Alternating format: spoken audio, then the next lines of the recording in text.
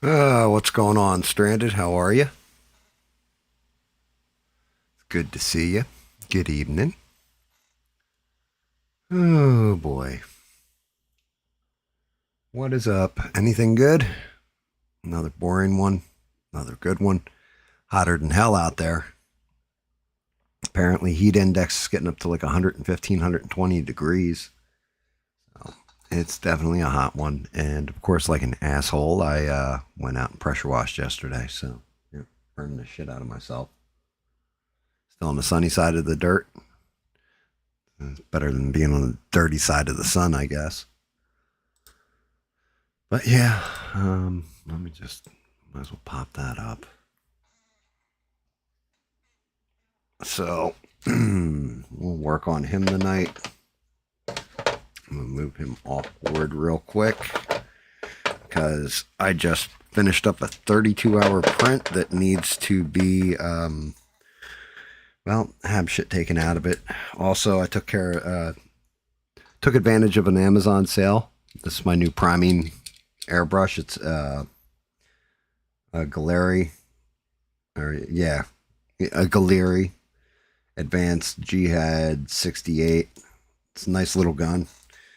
So when we prime shit, I'll be using that from now on. I actually got two nice airbrushes now. Yep, the heat dome hasn't gotten there. I'll tell you what, in South Kakalaki, it feels like the heat dome's been here for like a week now. And I know people are, like my wife even said to me, she was just like, yeah, your British friend must be dying over there because they can't have AC or whatever. I was like, yeah, he's whining about it. But when I looked it up, it was like 94 degrees. She's like, yeah, but you don't understand. That's hot as hell to them. I'm just like, yeah, he said the same thing to me, but I just like calling him a bitch anyway. Shout out to David. Um, yeah, so a couple things. I have the whole model done. Still got to get cured. This is going to be for the wife. Here is the base for it. Well, the bottom part of the base. And then his cape, which, I tell my wife, she sees me with the cape. She goes, what is it? I said, it's one for you. She goes, who is it? And I was like, well, I can't tell you because it's for you. And I was like, you can try guessing. She fucking took one guess and guessed exactly who it was. And I was just like, no, it's not them. Like, son of a bitch. But it's going to be Etrigan, the demon.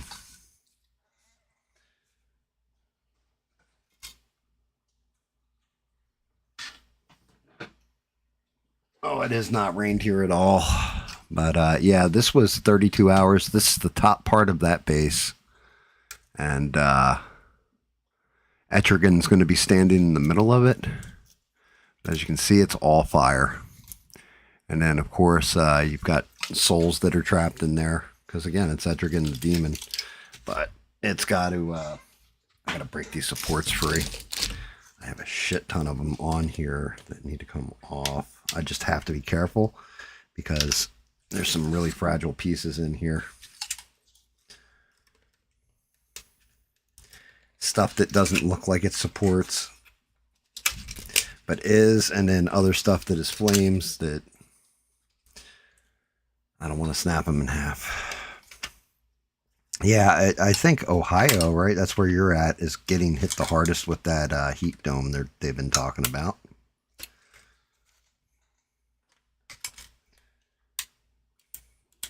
I mean, right now, I think the big news that, again, I'm going to say this again, it seems like a lot of the right wingers, unless they're Israel firsters, everybody's been trying to avoid it, talking about it. But what's going on in Iran? And to me, it's all just foolish. This is all foolish. Iran came out today and said they are actively going to be working on getting a nuclear weapon. So, yeah, we're definitely going to war. Like, no joke, full-born war. I don't think there's peace talks to get us out of it.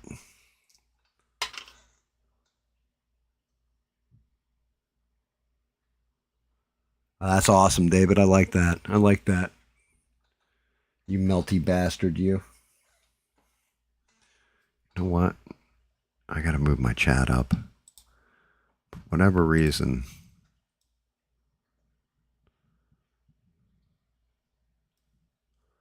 Chat is not aligned correctly. Now it is. Every time I move that shit around. Supergirl. I still haven't watched it because I refuse to watch it. But, you know, but I've watched enough reviews now where not only is everybody saying it pretty much sucks, but on top of Supergirl sucking ass, it would appear that on top of Supergirl sucking, it would appear that you saw everything in the trailer.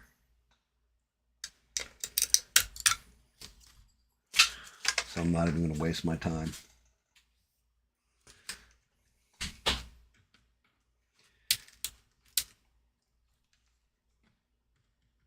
You know, everybody said the same thing. Lobo's in it for like 2.3 minutes or something total or some shit. So that was the only thing I wanted to see was Jason Momoa's Lobo. But apparently he doesn't really do anything in it, and he's kind of stupid, and you already saw everything he does in the trailers for the most part.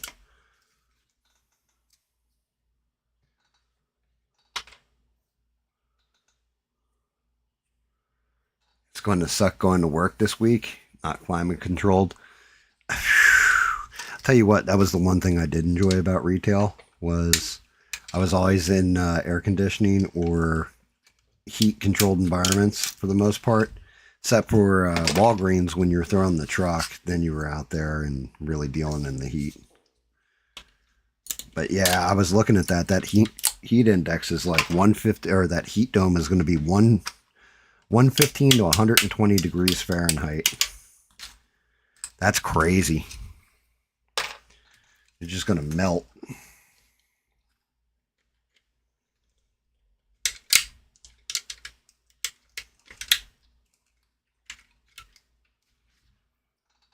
Definitely just going to melt with that. I'm actually shocked at how well this thing came out. So many little twists and turns in it. Oh, great. Now I got the asshole rednecks firing off some kind of shotgun, which is going to set my fucking dog off. It's okay, Poppy. Just asshole, sir. The wife got me this, too. Said it's me and my puppers. I was like, that's awesome.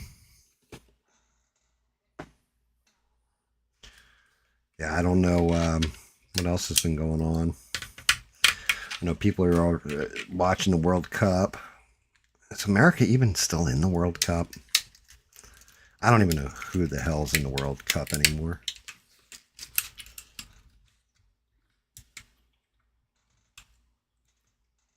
Completely changing Candor's story. I mean,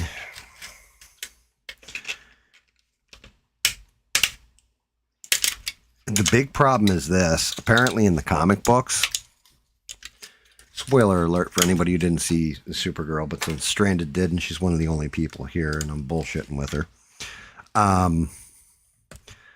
In the comic book, you know how she keeps telling a little girl in the movie, we don't kill, you don't kill them, don't kill them, you know, this, that, and the other thing.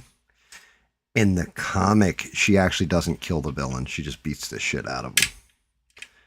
And he's not some kind of like tattooed, pierced up dude either. He's like just normal dude with a beard. So they didn't adapt. Apparently they took the comic book story and just completely took a shit on it. Like they didn't follow the source material. It was like loosely based on, you know what I mean? One of those kind of deals. Right, before I go seriously crazy here, let's see if I can't get these out, which these little supports are going to be a pain in the ass.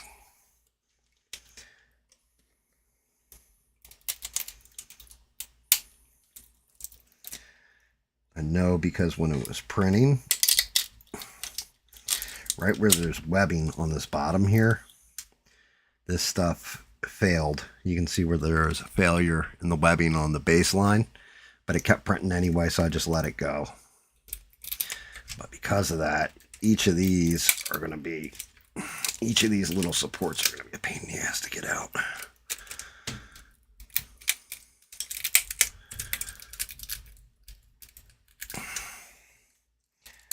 Wow. Yeah, that's going to be a bitch. And I don't want to, I got to be careful with the topography. Like I got little arms coming up, all that kind of stuff. And the flames, so got to be careful not to rip that stuff free.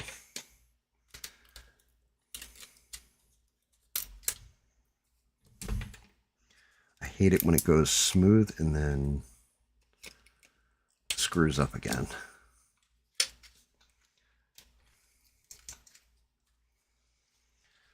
How I'm going to get that webbing off without busting it.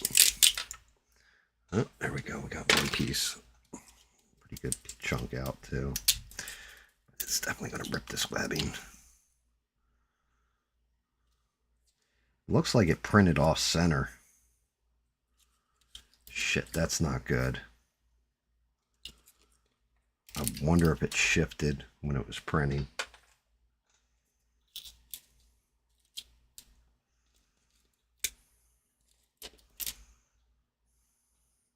So if you look in there, you can see right here it's nice and smooth. And over here, looks like where the support went. So it was supposed to support there and didn't. Like it moved. Which, again, it's going to be a pain in the ass. I'm hoping I don't have to reprint this fucking piece. Dear Lord. 32 hours. Yeah, she kept telling the girl it would mentally damage her or whatever. But that's just it. The moral, this is one of my problems. Right? Don't kill, it'll mentally damage you. And then she goes and kills like 100 people in front of her. I'm sure watching other people get eviscerated in front of you isn't going to mentally damage you. You know what I mean? And I don't know. The whole thing with Supergirl and like, I want to say it was the New 52.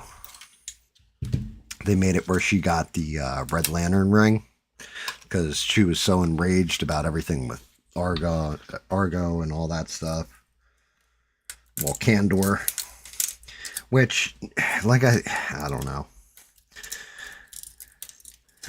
You had a couple different ways you could go about it, and you took, in my opinion, one of the dumbest routes, because what you could have done was set up Brainiac for the next Superman movie. You could have had it where her parents sent her off, and then, you know, like, as she's getting sent off, she sees Candor getting bottled, like put into a bottle.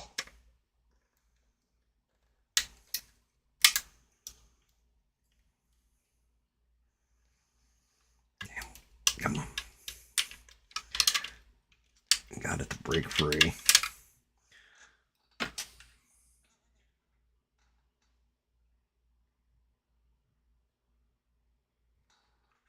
Oh my God.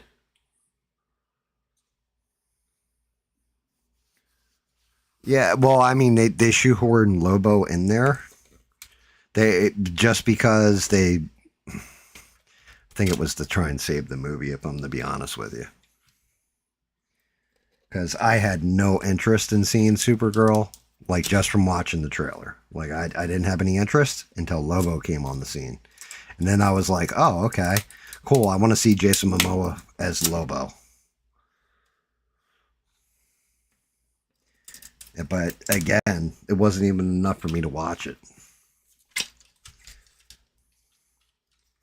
Because I felt it was going to be one way. And, you know, not the whole, oh, well, it's go woke, go broke and all this stuff. Like, people are making a big deal out of,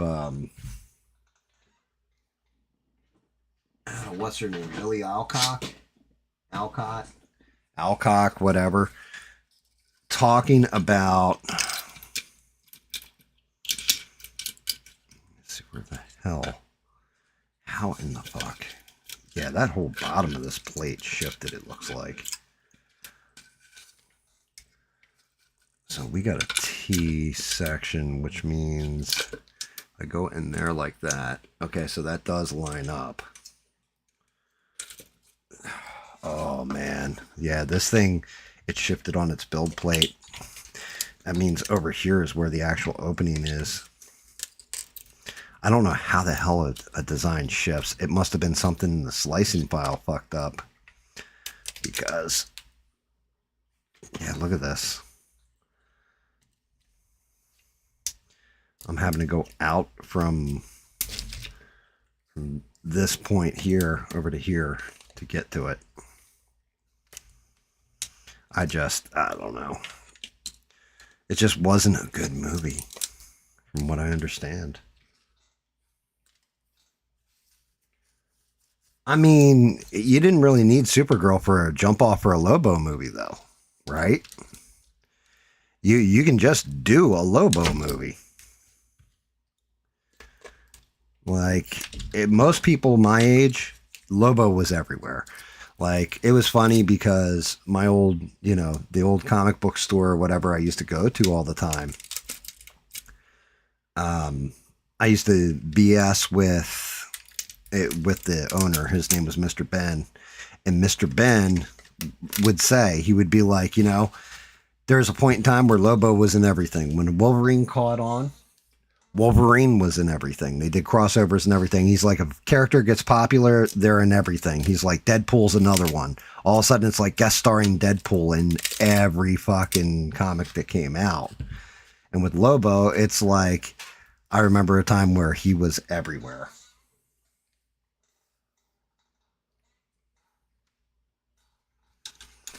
What's up? What's up, Mr. Rogue? But yeah, I don't know. It's disappointing, Not because I had such high hopes and Supergirl's my favorite fucking character or anything, but I don't want to see superhero movies die. And they look like they're starting to circle the drain where they're not going to get the investment or anything else. Like Lanterns, the Green Lantern show, Green Lantern. It was what got me reading comics again, was the Green Lantern run in the New 52. And if they mess up that show, I'm probably going to tap out on them.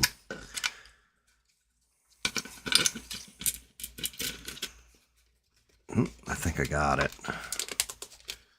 Oh. All right, so that's all got to get trimmed up on the outside and some of the interior as well.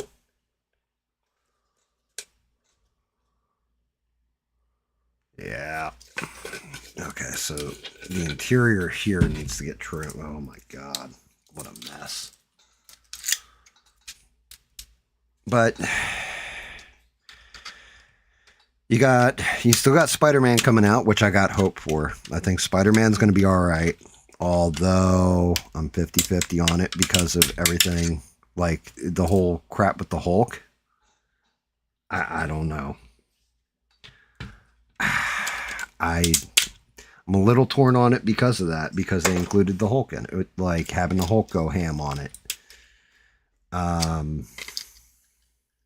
Avengers Doomsday, I'm real torn on that. I think people are going to be really upset with that one because of how many people are just going to immediate die. Like, you're going to get to see characters, you're going to be like, oh my God, look, it's,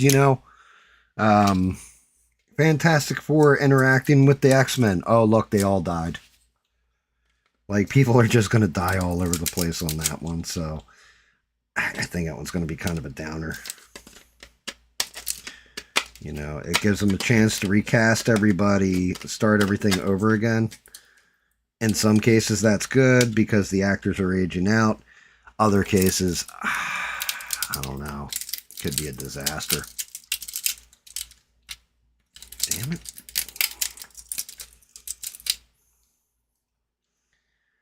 chewing up this wall here. I almost feel like I should reprint this damn thing, but I'm not going to. I'll be stubborn about it and see if I can't make it work. Feel like doing another 32-hour print on this.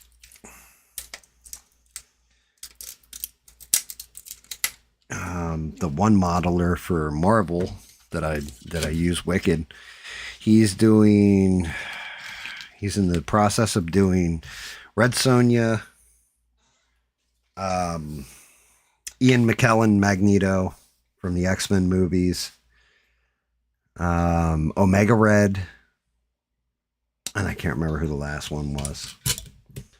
Oh, there we go. That's much better. We're getting there. We're getting there. Or am I still not fitting? Right here. I have to cut that down. And I got to get these off. Shit. Really blame Rogue for the failure of Marvel, though. He kept screaming about, you know, Star Wars is superior to comic books and all that. It's really all Rogue's fault. All these superhero movies are coming out and they're kind of lame.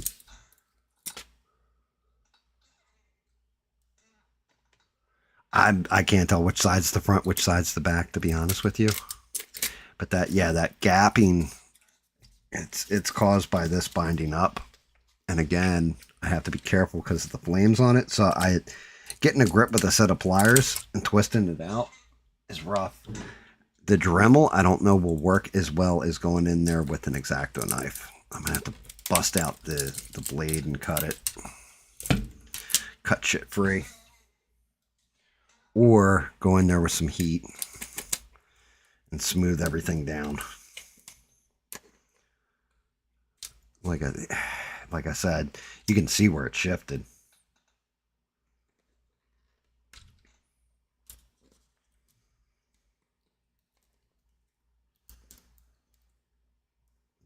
I had said this, so it looks like big shock here, but the quartering,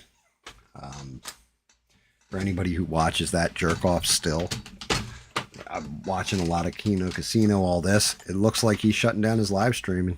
Like they beat him, basically. Like he's taking the L. Now, he may just be saying shit, talking shit, and then not tapping out. But he has lost so many fucking viewers since he flagged down that channel that I think that's it for him. I think he might actually be done. So that, to me, that's awesome. That's one more grifter off the board. I can't take the fucking grifters.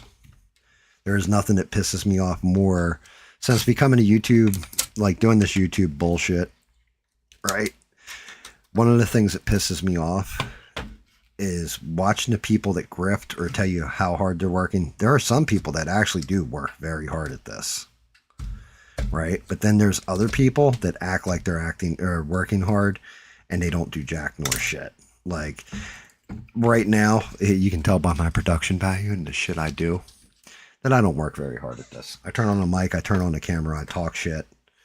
You know, we tell some jokes, make fun of Rogue's Christian religion, and move on with our day. You know, make fun of the fact David has two knobs and always says right. And you know, we just have one of them days. But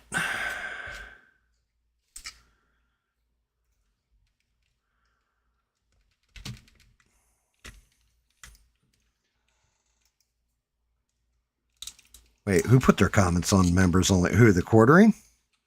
I mean, that doesn't shock me.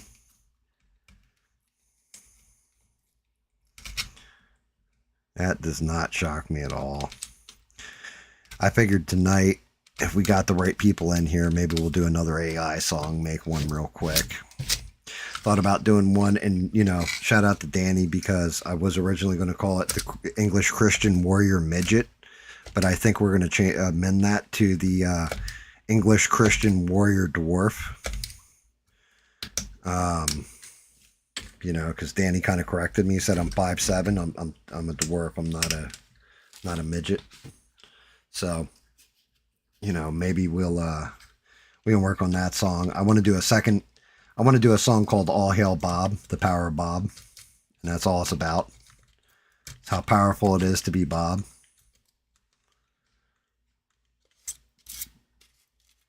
Yeah, quartering. Yeah.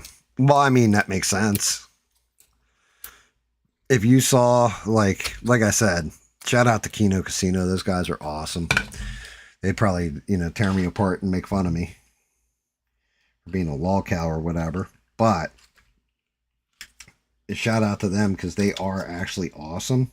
The way they present their show, their trolling, like if it's top tier trolling, all right, you know, I can deal with that.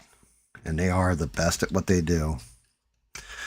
But they, you know, they show his comments and stuff, and some of the stuff people were saying to him, like people are fucking furious with him.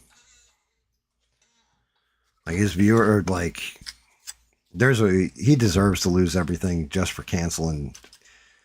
It's the one thing you don't do. If somebody's making their living off YouTube, hell, even if it's just side money, you don't take that away from them. People can have bad opinions. I got bad opinions.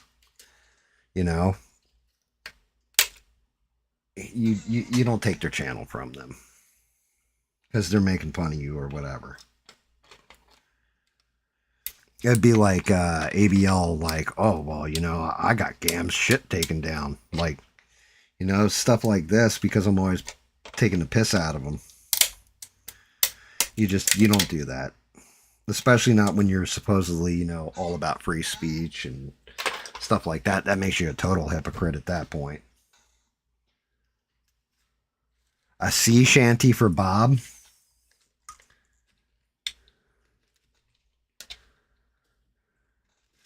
Jesus. I don't even know what I'd do for lyrics for that one.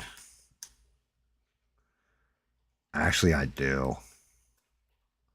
I kind of have an. You gave me you got the creativity flow in there for me there, Stranded. I mean, I do have kind of an idea.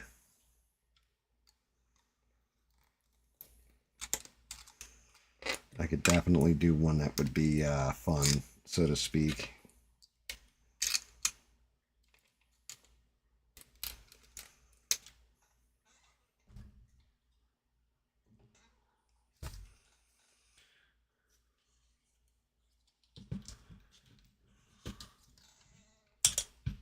Oh, goodness. All right, where am I hung up? That side's going in pretty good now. Still have, all right, I got to cut that out. I can't tell if that's from it hitting. I got to trim all this down.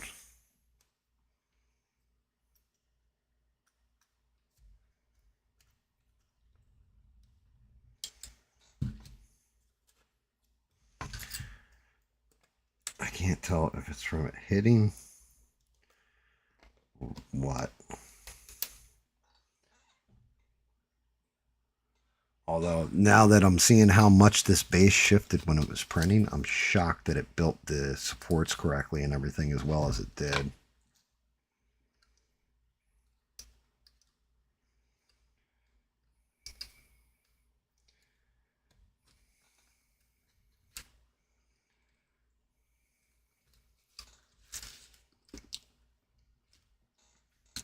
You know what? I got nippers in here somewhere. Where's my nippers? Those look like I have it in these tools.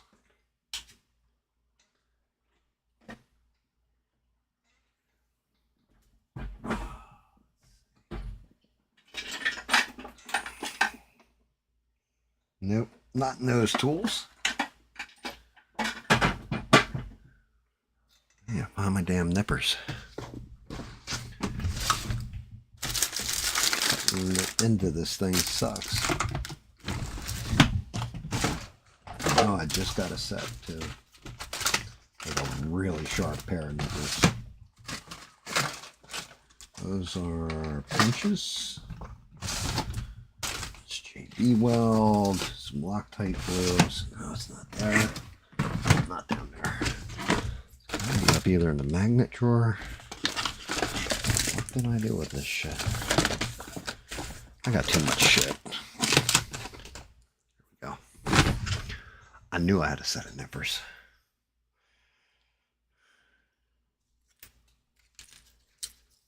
Well, I mean, it's going to have kicking nuts, but, you know, I think it would be called Crossing the Line. And it would be a sea shanty about Bob. And basically, like, Bob sucking the cherry out of the dude's belly button and stuff. We could do a whole thing about that.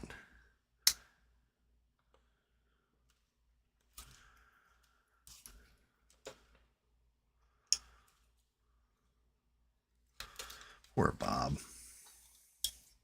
It's not his fault he may be gay. It's not his fault he likes to kick people's nuts.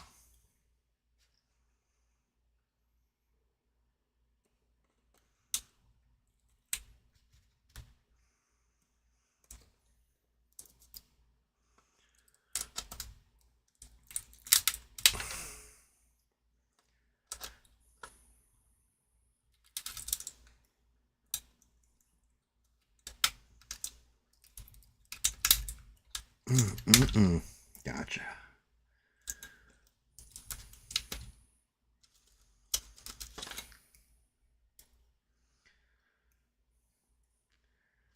This is not my good set of nippers either. I don't know where the new ones are.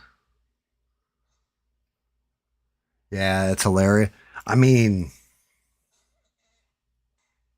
like I said, warrior Christian dwarf, English dwarf or whatever. That could be a fun one.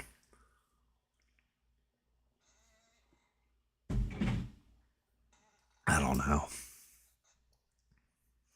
Depends on what kind of mood if we have enough people in here and what kind of mood everybody's in.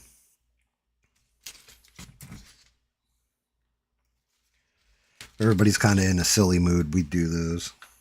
I mean, if it's just a quiet night, I'll put on Art Bell. Because the only thing that I've really watched going on is kind of like war coverage. Just hearing the different bullshit that's happening with it. And, peace deals and MOUs and all this kind of stuff. And then, but their ships being bombarded. Bahrain, they fucking hit the U.S. base there. Like, and they apparently hit that shit on Thursday, but didn't release it till Friday after the markets closed. The news that Iran had done that simply so they could manipulate the market. Like, it's just, I'm at that point where, trying to find a bright side in it all, and I have one. We end up going into a full-blown war with Iran, right? Let's say we get into a full-blown war. Well, we can't exactly send armaments off to Israel because we're going to kind of need those armaments. So if we're looking at it, Israel might want to be careful what they wish for because they just might get it. And next thing you know, we're not like, I don't know, filling up their Iron Dome and all that kind of stuff. Like all of a sudden it's like, sorry, Israel, you're kind of on your own. You are screwed. Sorry. Have a nice day. Oh, yeah, there we go. All right. It's messy. Especially here. These horns need to lock into place on the base. I might have to reprint this damn thing. Yeah. I'm thinking I'm going to have to reprint this big piece. I'm thinking 32 hours. I'm going to have to reslice it, reprint it, and all that because it doesn't line up. Like, if we look at it, that is definitely not lining up. What I may do is I may go into Blender. I may line all this stuff up, make it one solid piece, and then reprint it that way. It'll take 40 something hours if I do it, but that gapping is unacceptable.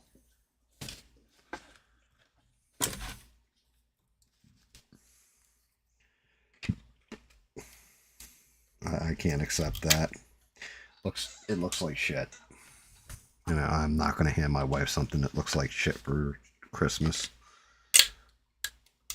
Which I'm going to have all kinds of stuff that's going to need doing.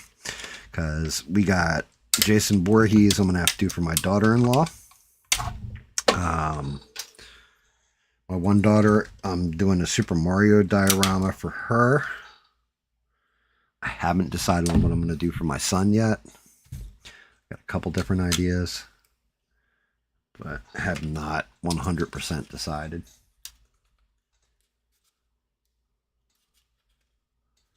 Well, here's the problem though. I agree with you. We could just be like, yeah, we're not sending you armaments anymore, right? The problem is this, that the war's already started. We're already in it. And we're trying to work it out like, oh, well, you know, we're working on peace deals and all this kind of stuff. It's kind of too late.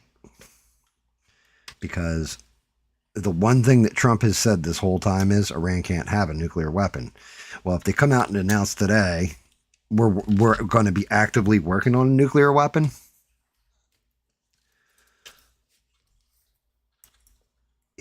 you can't, like, that's one of those red lines that you actually can't backtrack on. And we're talking about, like, I thought it was already bad, right? Like, the deal was kind of bad. We're giving them 300, you know, what was it, like $300 billion or something, and releasing frozen assets to them, and we're going to do this, we're going to do that, we're going to do the other thing with it. You know, all these things, possibly having the Strait of Hormuz shut down. The thing is, Iran now, one little thing happens, and they're firing on the tankers and everything else. If they have a nuke, then there's nothing to stop them from completely just controlling the global economy at that point. And you can't have that. Nobody can just, America can't, China can't, Russia can't, nobody can control that global economy. But Iran actually has an opportunity to, because they can just shut down the oil supply anytime they want. So that's going to become a massive, massive issue. And the only way out of it is basically like kinetic war. Now, if that's the case, do not be shocked. I'm going to say this outright. Maybe non-radioactive bombs because they don't want to damage the oil. But don't be shocked if we see nukes go off. Don't be shocked if you see a nuke hit Tehran.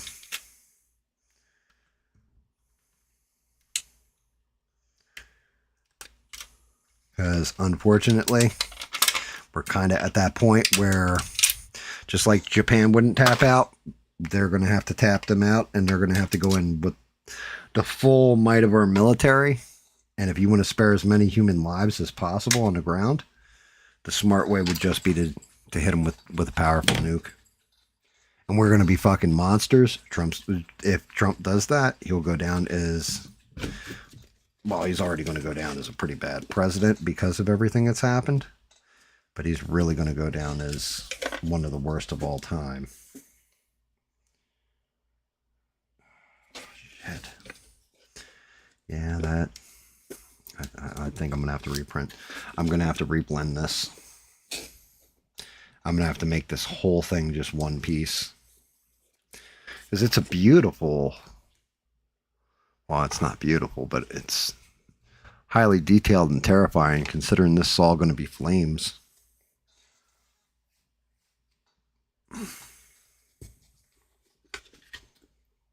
Damn.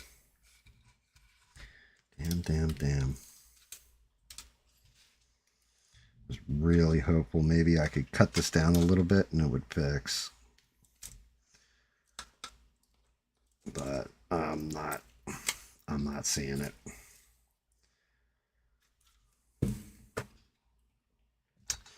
Yeah, I think we've tried to negotiate even when it's going to cost us. And to be honest with you, if a full blown word goes off, Trump already said it, and he wasn't wrong when he said this. It is going to be a global depression. Like, we are going to see a global depression, and it's not going to be good.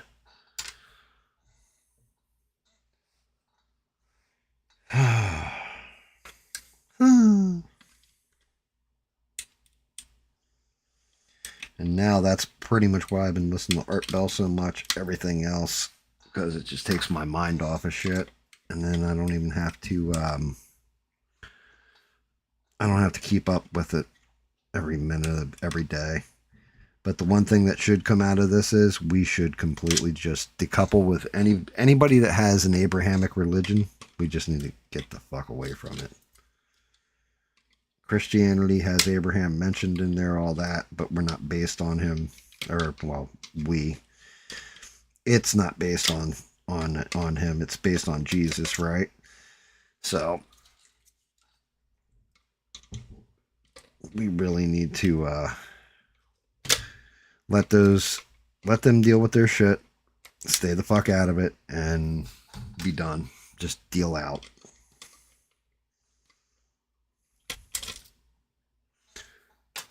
Which I wasn't a big fan of the peace deal, but it's better than what's coming now.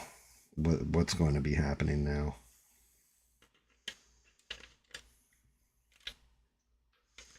Can't tell if that's a support or not. Let's see if I can't get this out of here too.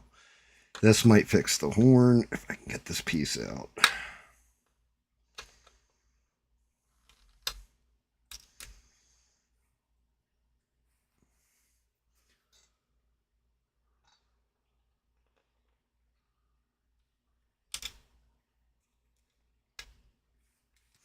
But yeah, the wife wanted to watch. She likes her creature features, so we watched one. It was called Hungry, and it was about a killer hippo in Louisiana, in the swamps of Louisiana.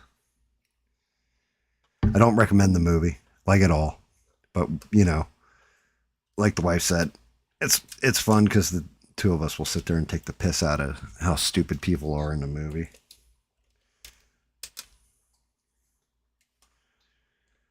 And it was just foolish. Like, the whole movie was foolish. It was fun, but it was foolish.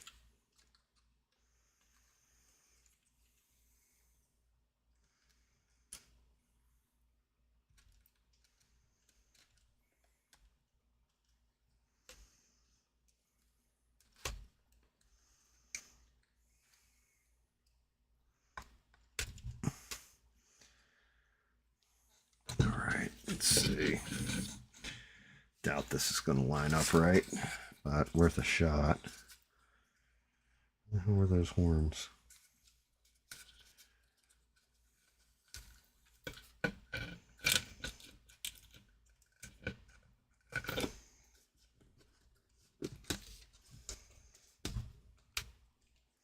Oh, so close. Oh, so close. Almost there.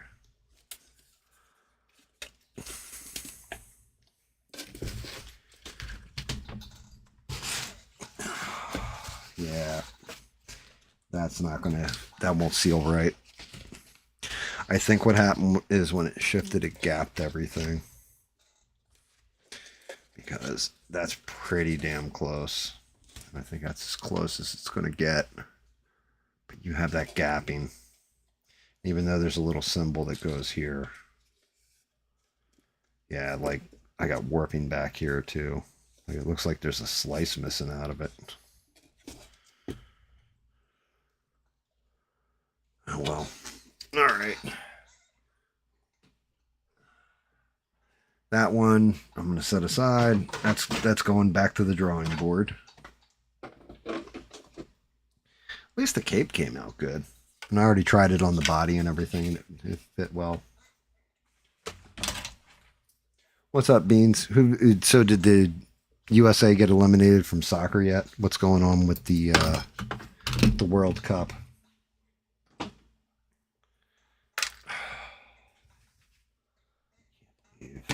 32 hours. It'd be 42 hours then if I had to put the bottom piece on too. Shit. Yeah, I don't know what's the heat. How's the heat down where you're at? Here it's ridiculous.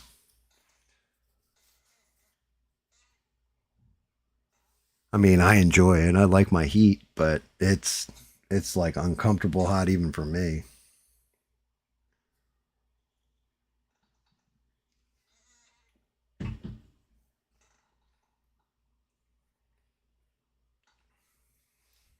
Let's take a look. Cane will be the last piece I do on him. The inlays there. Purple's going on the gloves, the masks. Still working on my greens. Wingtip shoes are pretty much done. Speaking of which.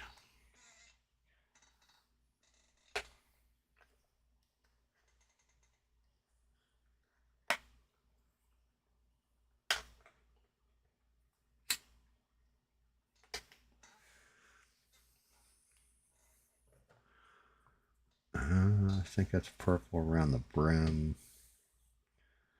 I know the glove's purple. God,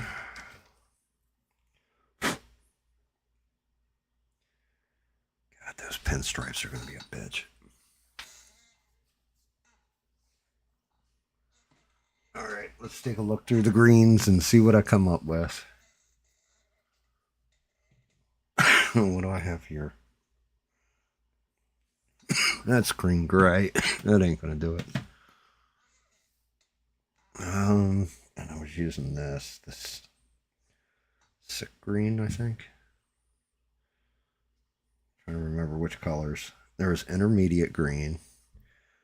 I used this camo olive green for the undershadowing.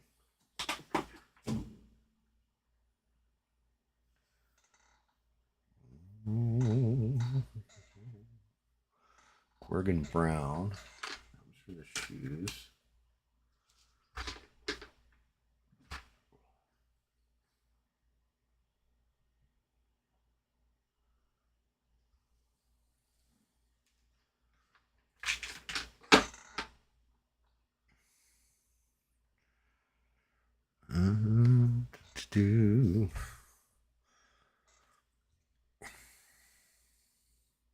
These are basically the same color.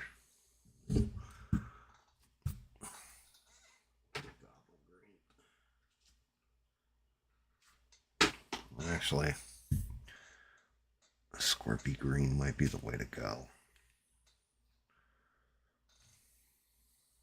No, I think I'm going to go downturn on the green.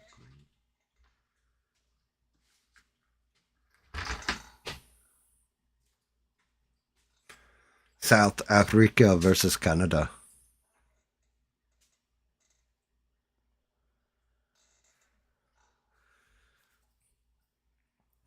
You know, I fucking hate that too. I hate heat index, right? It's only 94 degrees out, but it feels like 110. Then son of a bitch, it's 110. What are we talking about? Like, if it feels that hot, then it is that hot. I'll never understand. Alright, this is that goblin green. And I just want to see something. Let's try just a little bit of it.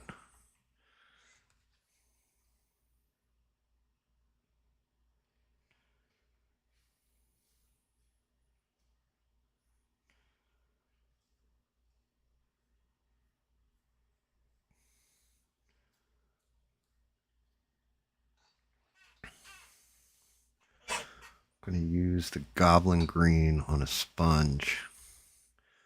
Going gentle. Really pull that out down his suit. Mainly in the shadow parts. Give it a little bit of a stepping contrast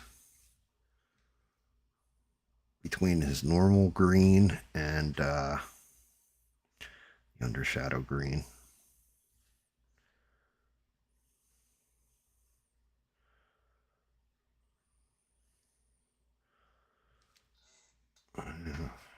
Yeah, we're getting a little bit there. I don't want to go too heavy with this shit. Let me see where this is on his arm. Not bad. Okay.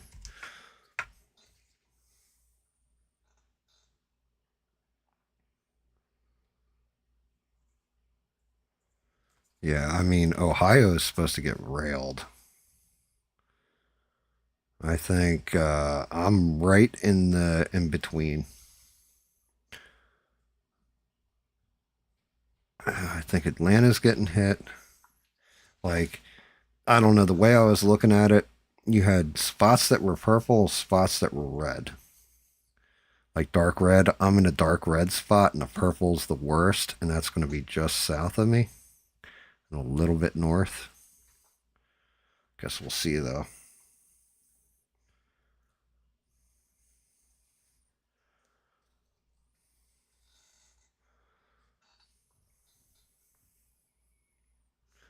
I don't even know if you guys can see any of the, like, I was picking up the contrast at all.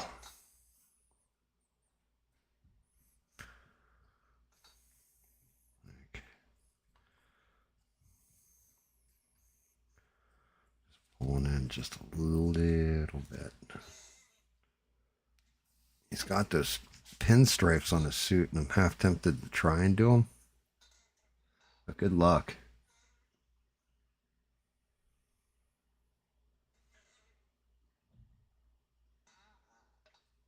Yeah, the heat's supposed to stay for a minute. I mean, we're in summer. What the fuck do you think's supposed to happen, though?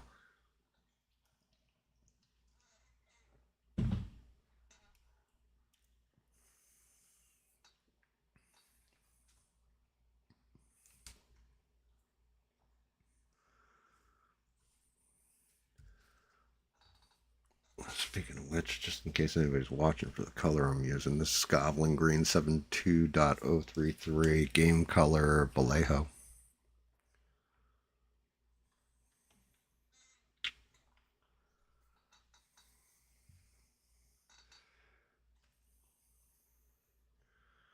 Yeah, we're in for some hot times. All right with it, though.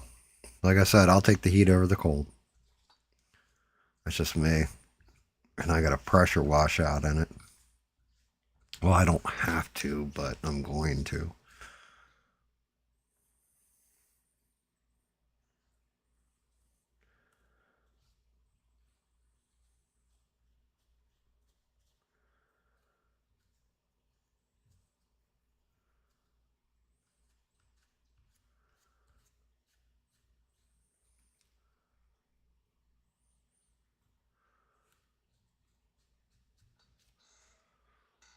I don't even know. Yeah, you guys can see it, I guess. I'm basically like kind of dirtying him up a little bit on his green so he's not as just monotone.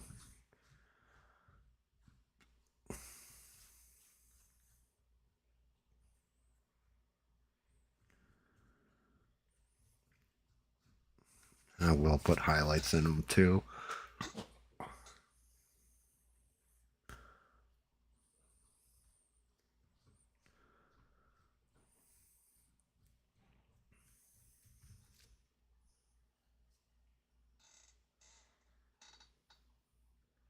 I mean, there's a ton of news to talk about, but none of it's any good, so I don't feel like talking about it. If that makes sense.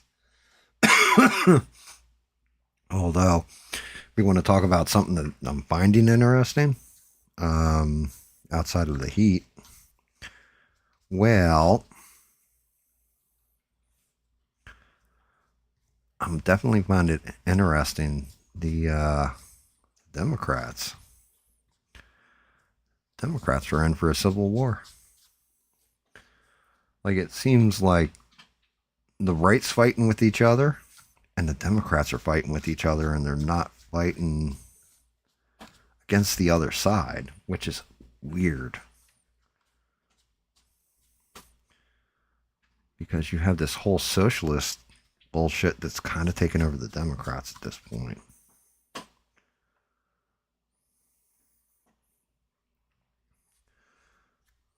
and it's really interesting to watch. Like even Bill Maher had JD Vance on his show, and he said to JD Vance, voting Republican isn't off the table now because of these guys. It's like, what? Like, that's how the fuck do you lose Bill Maher? He does not like the Socialist Democrats at all.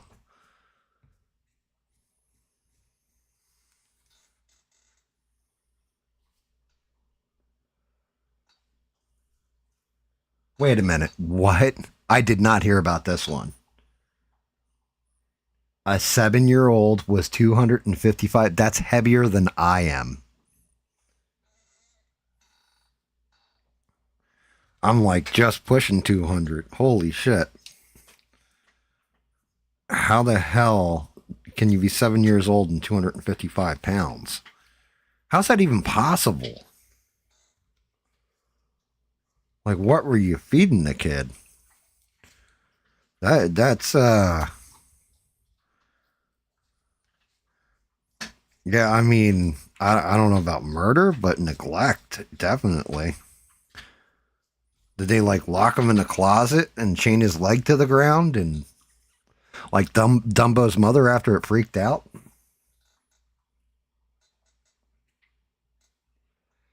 It just like chain him to in place, and was he born like abnormal? Like what the hell? How do you get to 255 at 7 years old? I don't think that's possible.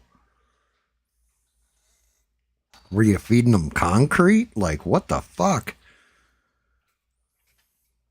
You know, I'm not all about weight shaming somebody, but that's child abuse.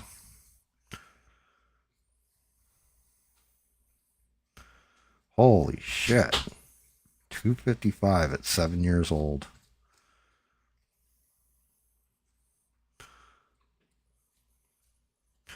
Was he like training to be a sumo wrestler in the future? Like what how does that work?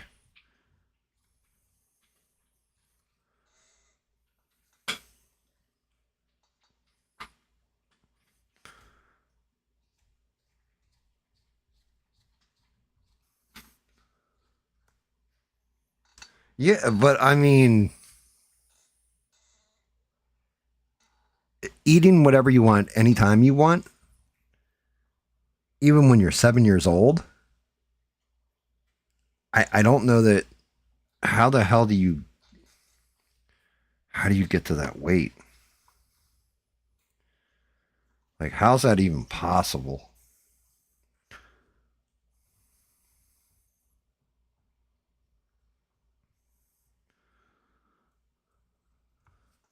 Like 255?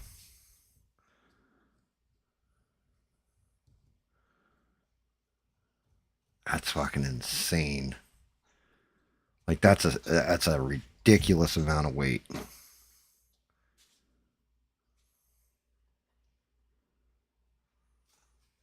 Well, I mean, at least they're good people like that. They took care of their dog, you know. Jesus. The thing I saw with dogs that was disturbing is actually California. There's apparently a dog rescue sanctuary that was supposed to be no kill, and the authorities are still digging. But they were supposed to have 700 dogs registered, and all 700 of them are missing on the books. And they've already uncovered like 117 dog bodies with bullet holes in their heads.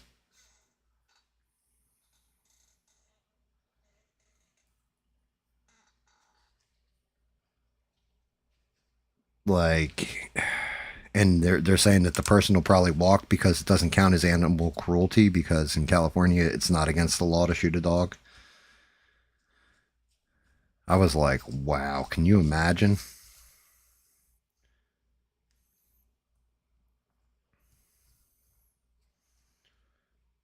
Somebody needs to put that freak down for, hurting animals like that.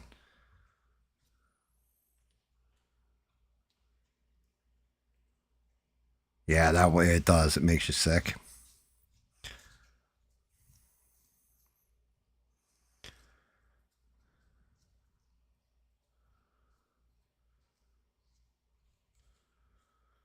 I mean, any kind of cruelty to children, animals, like you're fucked up. I'm still trying to figure out how a child gets to 255 pounds at 7 years old. Like how that's actually physically possible. It doesn't feel physically possible to me.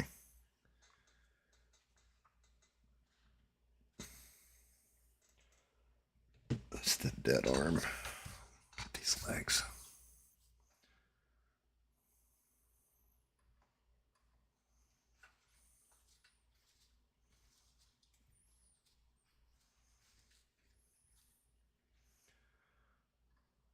That's again, that's just an insane amount of weight. Like fuck's sake. I ate like I had a hole in my throat, and I'd just put the food in my mouth, and it would fall out on the ground when I was a kid. And I never even approached 255 my entire life. Muscle or fat. So it's like, it's hard to even imagine.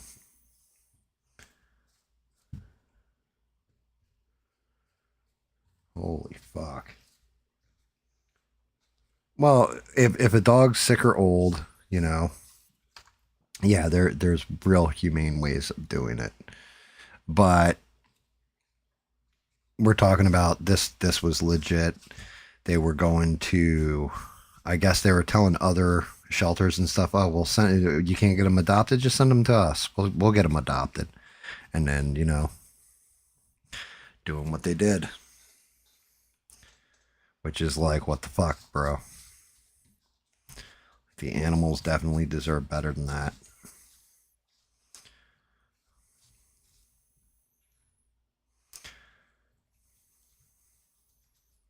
Kind of shit angers me all the time. I need a better sponge too. That one's working out.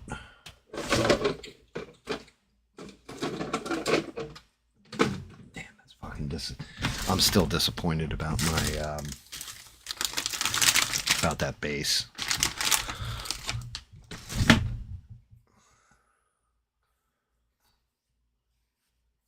I mean, I've seen obese kids, but we're talking about a 7-year-old that's 255. Like, there's obese and then there's fat as fuck. And that one qualifies as fat as fuck.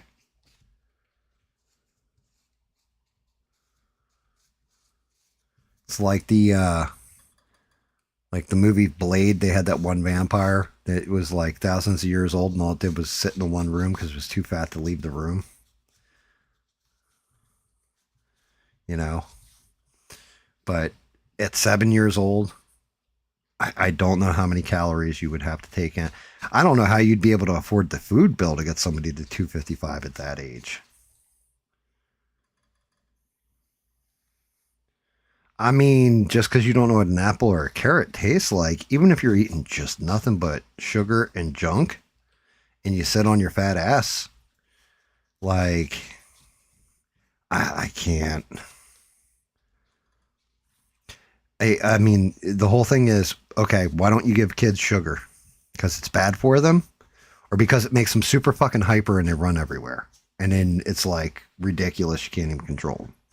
So you're telling me that this kid basically had to live off a sugar diet, pure sugar diet, and then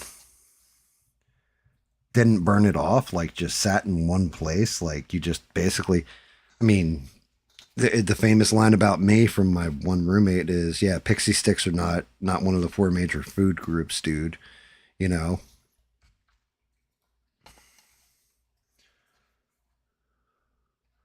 I think I'm gonna go in deep on this trim here.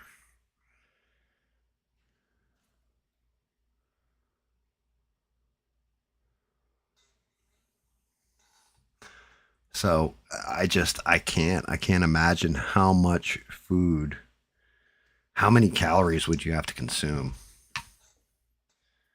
to hit that point. I'm gonna go over it again with the going back into it with intermediate green again. Vallejo model color 70.391.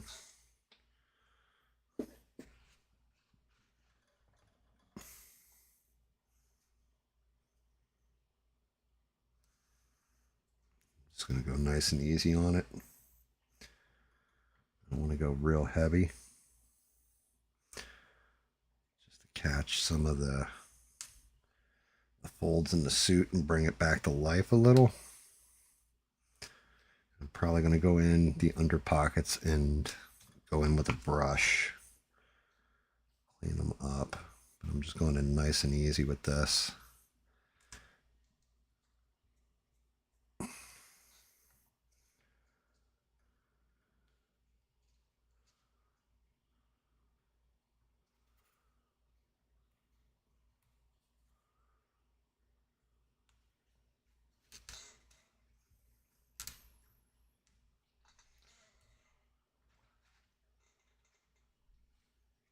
I mean, like, what if they tried to make him exercise and it made him have a heart attack, and that's why they're getting charged? Holy shit! Like,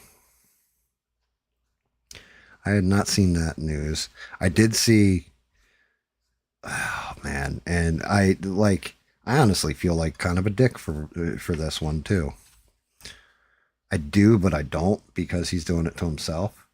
But Joe Biden gave some kind of speech at, I can't remember what it was called, some Democrat rally thing that they're doing. And Joe Biden can't like even talk. Like I even with the captioning on, the captioning couldn't even understand what Joe Biden was trying to say. And I was just like, man, he just like old age it's getting bad. It's getting real bad for him. Like anybody who's like, oh, you know, Trump, he's Trump's he's gone senile, he's old, all this stuff. If you put him next to Joe Biden, he looks like he's talking like 90 words a second. He just unreal. The night and day difference between the two of them. It was bad. I was like, my God. It's like if you ever thought Trump was the wrong call, then go just look at Biden. And well, we didn't see any signs of cognitive decline. Like, watch this dude try and speak. It was fucking bad. I mean,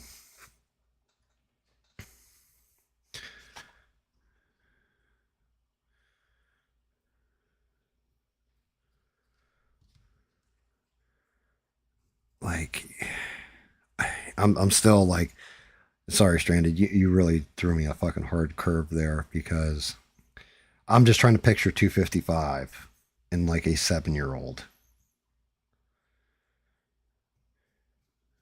I mean, is that like, I think that's before they go to school too. So wasn't like he went to school and everybody was like, oh shit, look how fucking fat you are. You big fatty boomba I don't even know what a boomba is, but that definitely was that kid.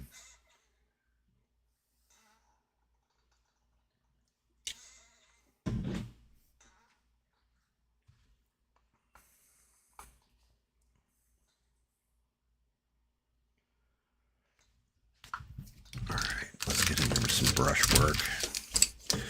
Definitely some spots that are funked. They're funky on this damn thing.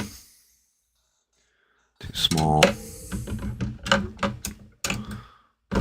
Where the fuck is my brush?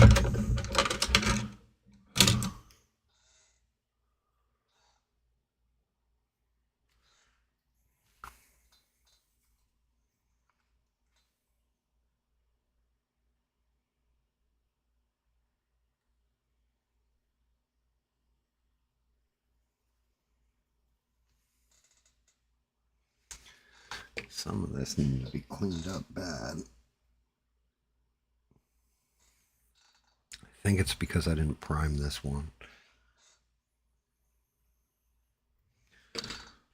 It's like the gray. Bedridden, unable to speak, and living in filth. I mean, at 255, at that age, you would have to be bedridden.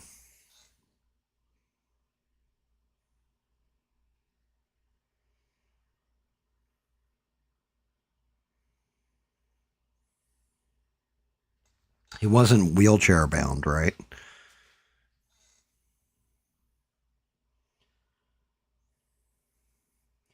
Like what I mean is it wasn't like he had like I don't know like his legs didn't work and he was always trapped in bed, that kind of thing. I mean, any which way you look at it, it's fucking child abuse.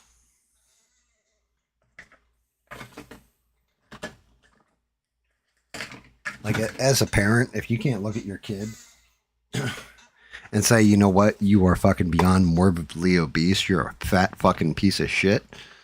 Get your ass out of bed now. And like get him doing some kind of exercise. You're abusing the shit out of your kid. And it was in Michigan this happened. I mean, I don't know. I don't know that state matters. But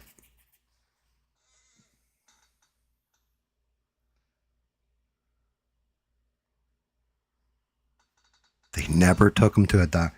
Wow. So they just like, did he have siblings? Did the kid have siblings or no? Like, did he have brothers and sisters or anything?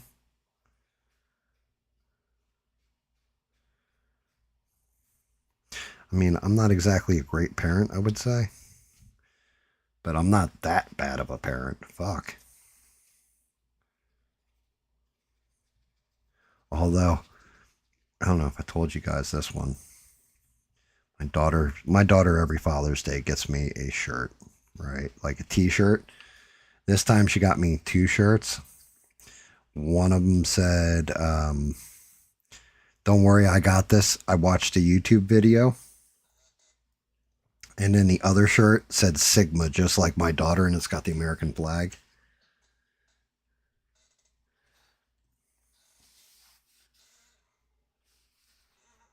Just letting you know it's in Michigan. If I want to look up the story, I definitely will. I'll look into it a little bit, but that's I'm guessing that's pretty much the bulk of the story right there. Parents let their kid just they it sounds like severe neglect. You know, children at that age should at least have all their shots. They should be in school. If not, and you're going to homeschool them, that's fine too. You know, nothing wrong with homeschooling your kids. But little things like, I don't know, hey, little Johnny's 7 years old and 120 pounds. Like, yeah, I think there might be a problem here.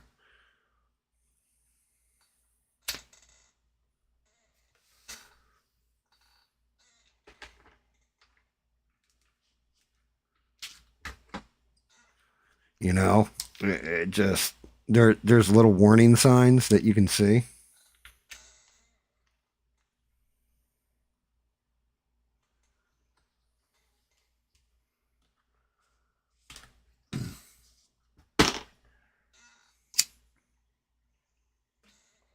That's like that one story. So, God, I'm going to fuck this whole story up. I don't know where it was in the world. I don't think it was USA, but it was somewhere in the world. And this girl disappeared, had left a note that she had found a boyfriend, and like had left a note that she ran off with her boyfriend basically, and all this other stuff. And then one day, like I think it's like 5 years later, all of a sudden this kid appears on the porch of the parents' house and is like, yeah, I'm your grandkid. And my mom, she just like abandoned me and all this kind of stuff, right? Like had this whole story. And it turned out what really happened, the dad had built a room in the cellar. And like I said, I'm kind of butchering the story because I vaguely remember when it happened. But he had built a room in the cellar, and he had taken the girl down there, like tricked her into it when she was like 16 years old, locked her in there, and then nightly would go down and, do things to her, and actually got her pregnant. And she had like 3 or 4 kids by her own dad and all that kind of stuff. But it was something like the granddaughter, what they thought was the granddaughter, got severely sick and they had to take her to the doctor. And when they ran the tests and everything on her blood and all that, they found out that it matched. It was like there was other genetic markers than just being like descended family. You know what I mean? It was like lateral family. Like, what the fuck?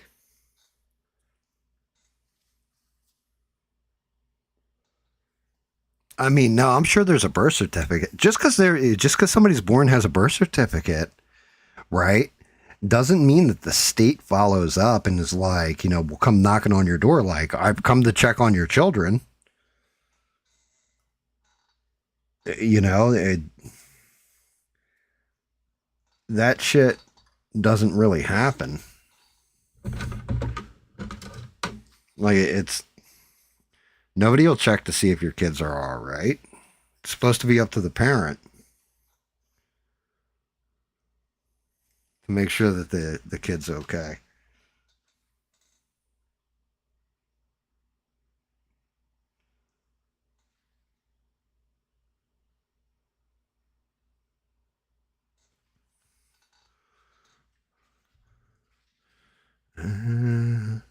Trying to decide if I like this green on here.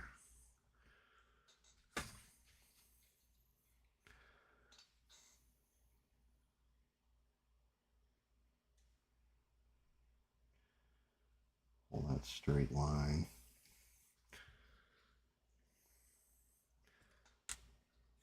May tone up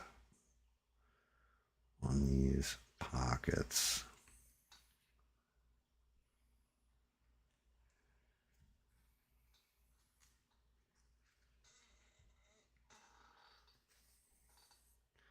I think it's a little too yellow. Kind of want, I don't want to go with my main green on it.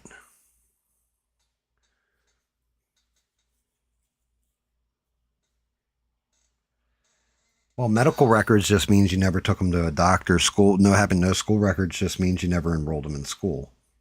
So you could pop out a kid technically, right? If the state were to check on you, say no, he's homeschooled.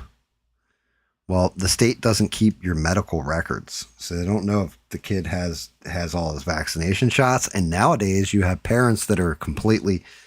So there's certain vaccines that have been in use for almost 100 years now, right? That you should get, that have been proven, clinical trials, everything else. Then you have generations of children born after they were implemented. There is no side effects, nothing like this, no birth defects and all that. And those vaccines are very good. They prevent major diseases. Then you have the more modern vaccines where they give you like a cocktail of all these different vaccines that can be harmful. The problem is people usually don't do the research to realize which ones are which, like which ones are questionable and which ones are necessary. So they go, well, I'm an anti-vaxxer. So I don't have a vaccination record because, I don't believe in giving my kid vaccines. That's how you get shit like a smallpox outbreak or, you know what I mean? A measles outbreak, what have you. Like chickenpox is one thing. Yeah, every kid, I had chickenpox when I was a kid. I think a lot of people did. Actually, everybody I know did. Because when one kid got chickenpox, basically you used it to give everybody else chickenpox, and then everybody was done with it because you're immune to it after that, right?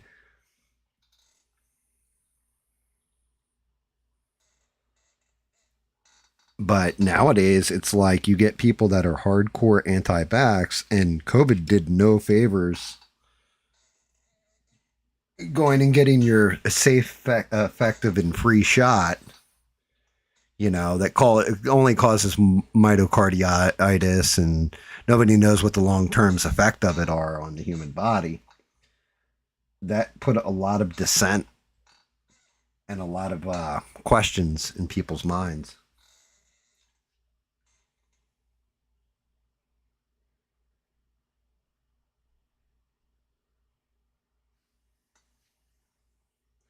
Like, am I actually doing the right thing?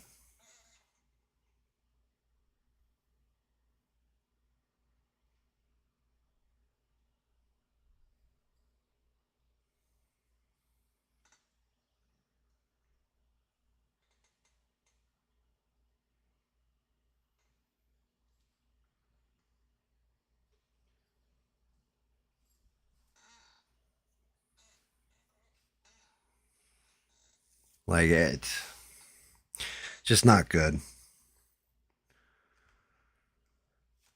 Shouldn't have to worry about that shit, but the medical community, like, I love the fact that Tulsi Gabbard came out and told the truth about Fauci, released all the emails with him, blah, blah, blah. The only problem to me is that's a too little too late, because he's already passed the statute of prosecutable, and on top of it, he, uh, he basically like just got away with all of it. He's also got the presidential pardon from President Fucknuts, so you know Fauci's not going to get charged with anything other than his name's now besmirched. But anybody that was paying attention knew this is pretty much what happened. It was exactly what everybody guessed. It just was confirmation. But I love how they put all that stuff out after the fact. Like, after he's not prosecutable anymore, after your statute of limitations and all that. Okay, now we're going to put out this.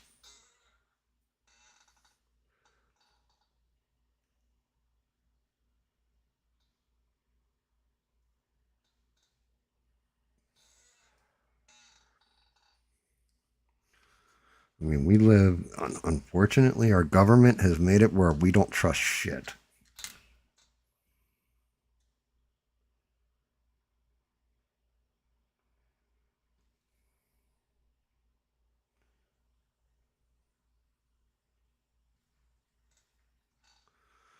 And I can't really blame parents for like questioning things.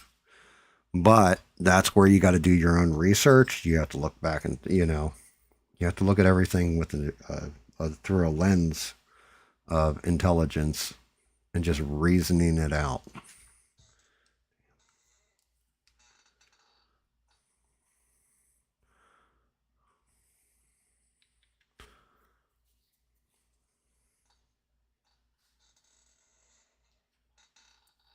But I'll tell you this much: if I had ever even come close to getting that fucking fat as a kid, my mom would have whooped me with a belt till she would have whooped the fat off me.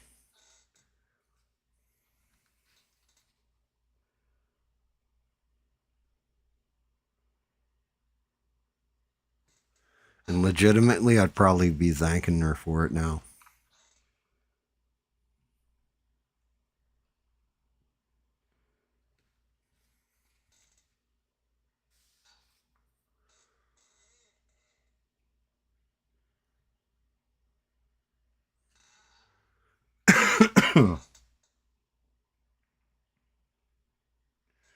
Yeah, he got nailed out with the whole AIDS. Well, what's even crazier about that? And I got in an argument. I got in an argument with somebody over this. This dude, like, RFK writes a book on the guy. Now, being the kind of world we live in, where everybody gets real Jesus, sues people real fast. I don't know why I couldn't say litigious. I still can't say it. But everybody wants to sue everybody, right? That RFK puts out this book, and completely goes into detail about all this fucked up shit Fauci does. And he never sues him for slander or libel because he put it in writing, so it'd be libel. But, nothing.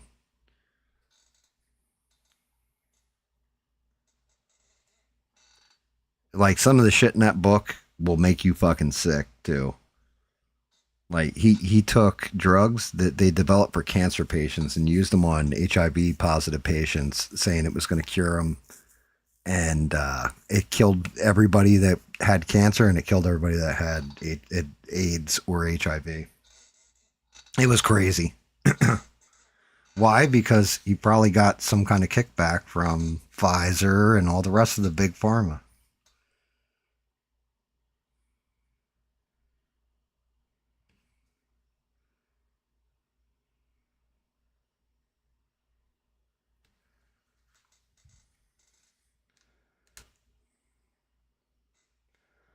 I am going to keep this.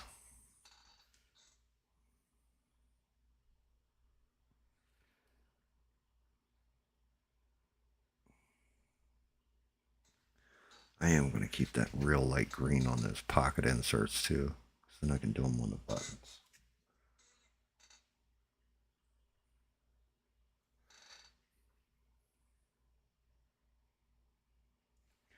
I mean, even if there's parts that are exaggerated, right, in the book, the big problem with that Stranded is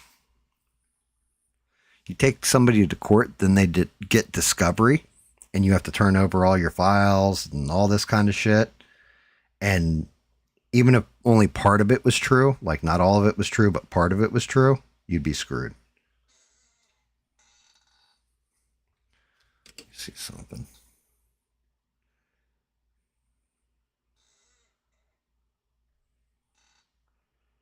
Ooh, that's actually going to be skin there. Does have a strap on his arm, but yeah, that's skin. That's all going black.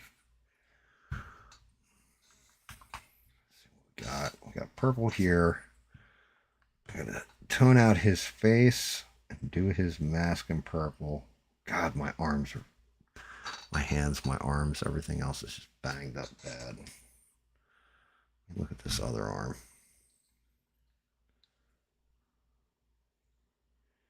Okay, so that's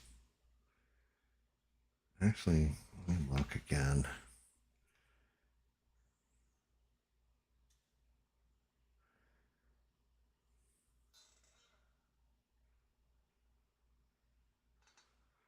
Okay, because he has these leather bands on. This is actually the shirt, and then this right here is actually glove.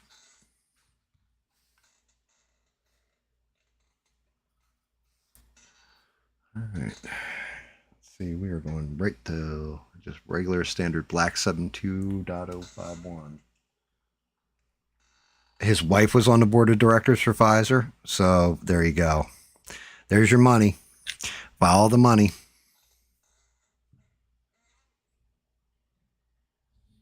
Fauci lied, people died, and his wife made money.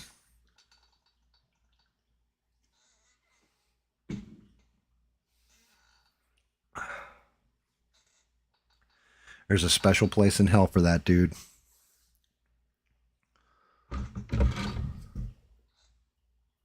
And hopefully the devil comes to claim his prize sooner rather than later.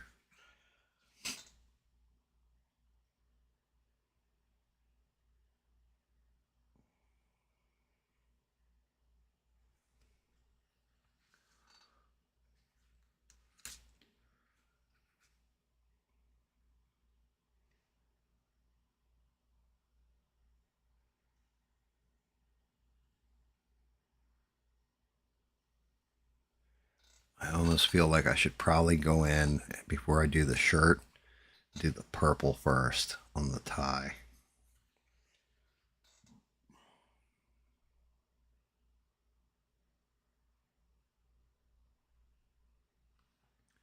So if I blow out the purple while I'm painting, then I can always just cover it up with the black, like without a problem.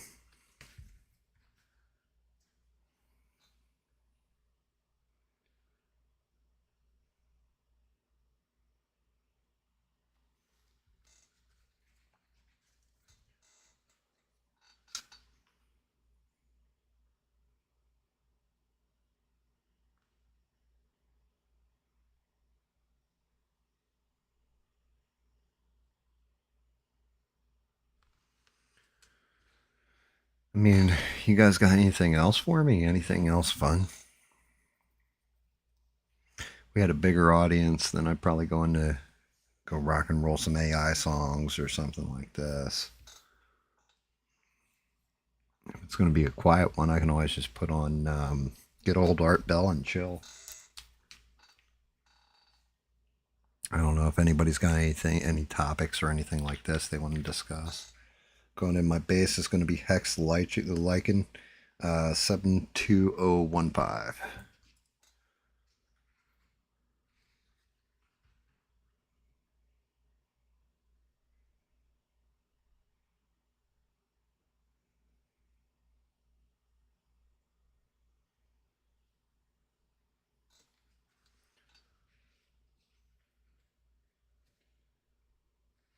I haven't made any songs yet. I honestly, I have fun when I have everybody. I figure that's a fun activity for all of us to do. You know, just doing them by myself, kind of feel like a dick. I started to do one about Smurf, another one. But I always think it's more fun when I have everybody's input when I'm doing it. You know, if we wanted to do one about Bob again or Smurf or whatever, it's like, oh yeah, well, you know, let's do one about David having two knobs and always saying right and being British and gay and stuff like this. It's more fun when I get input from you guys. Like the ABL song, I never would have come up with the lines that I did, but you guys were like, oh yeah, you got to talk about the always eating just salmon and rice and water with lemon, drinking water, nothing but water with lemon. You know, stuff like this.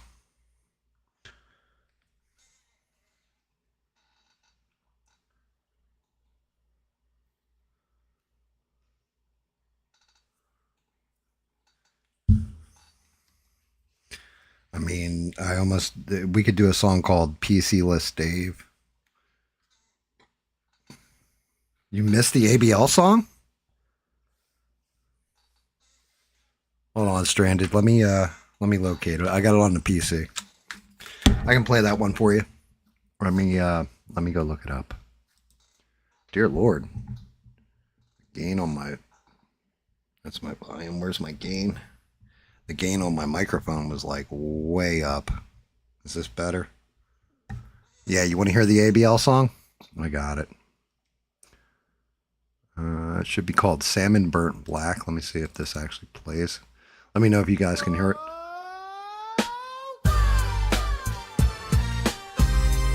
Can you hear this?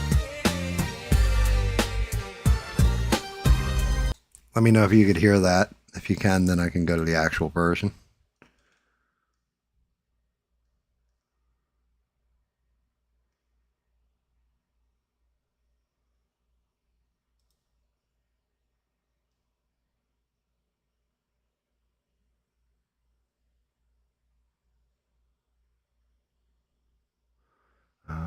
Let me see. I can just do it this way, Stranded, I think. Might make it louder, too.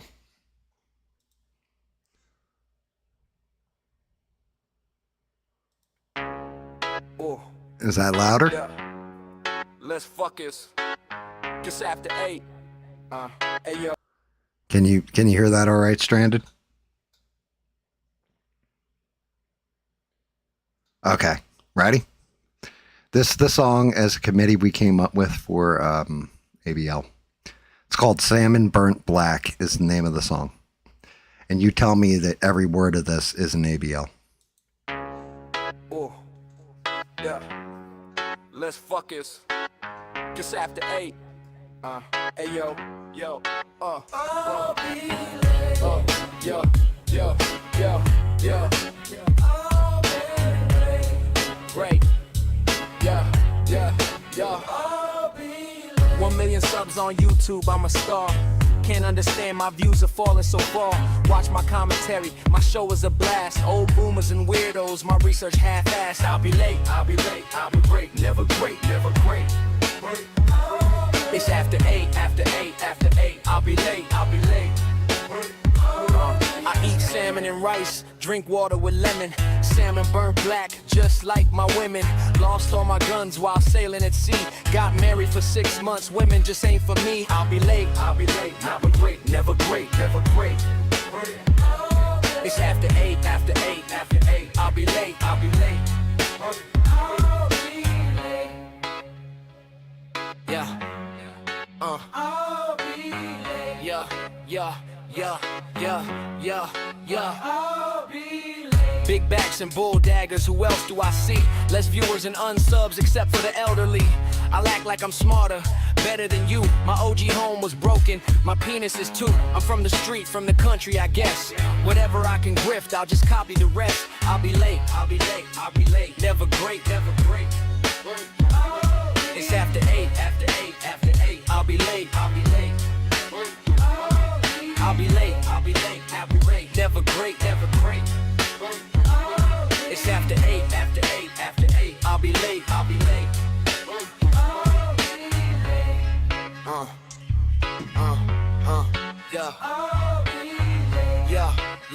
Yeah. Yep. So wait a minute. So you didn't hear the Bob song either, Stranded? Did you hear the Bob song that we did for Bob?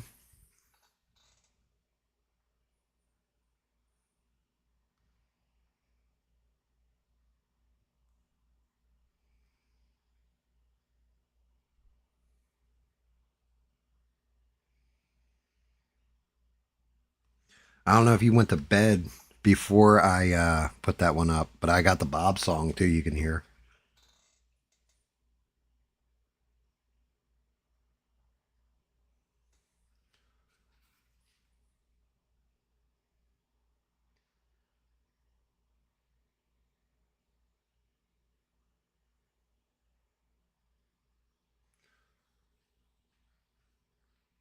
Yeah, the Bob song, this is the best of the Bob song. The All Hail Bob.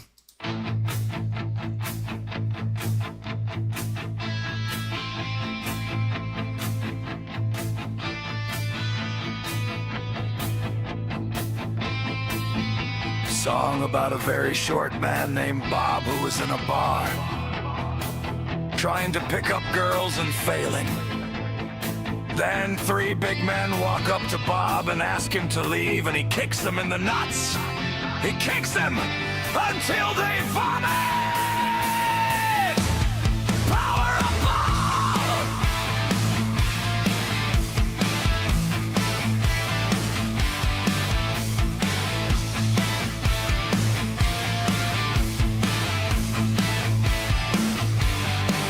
The 3 men then threw Bob, who was sitting in a bar stool, through the front window.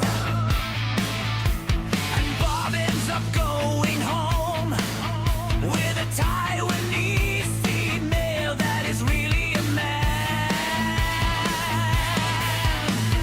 Bob is drunk and he doesn't care, so he goes in the wrong end anyway.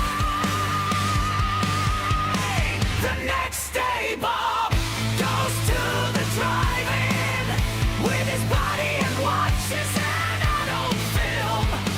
He ends up joining the Navy, becomes a fireman that handles hose. He fills up his commanding officer's office with sewage because he cut into the wrong pipe. Bob really loves the wrong pipe.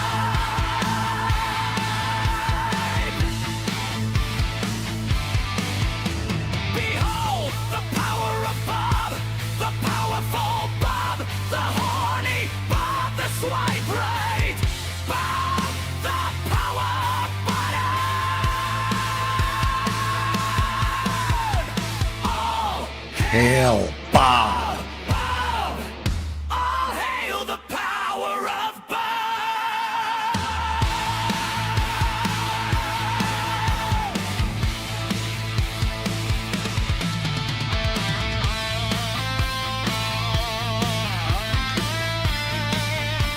You gotta love it.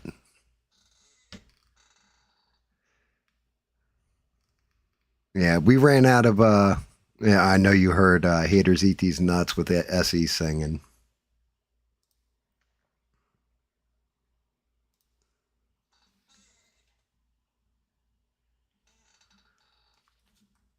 Well, that was just it. I was thinking about doing another ABL song, and that's what it was going to be called, was Blame the White Man. I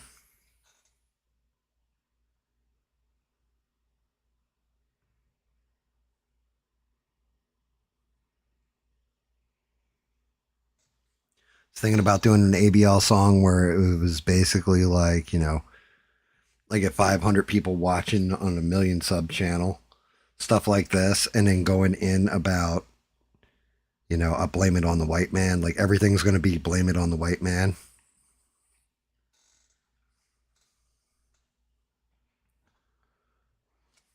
But like I said, I like doing that stuff, like the power of Bob or whatever. It's fine to just make the songs and have fun with them. It's a lot more fun making the songs with everybody inputting on it.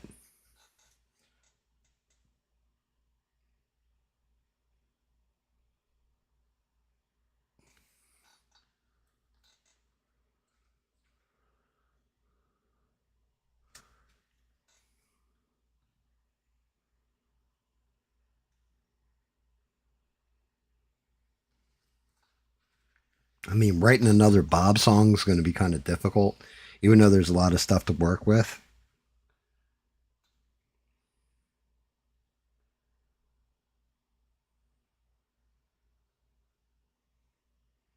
Just the power of Bob.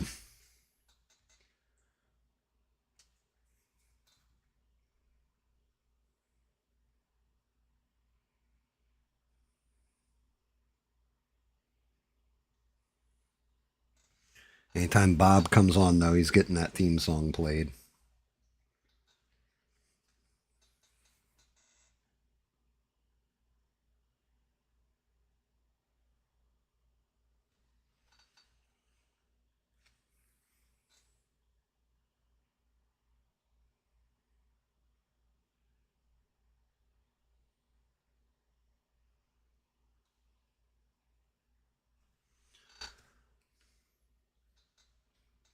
White man and Nigerian prince. No, I mean,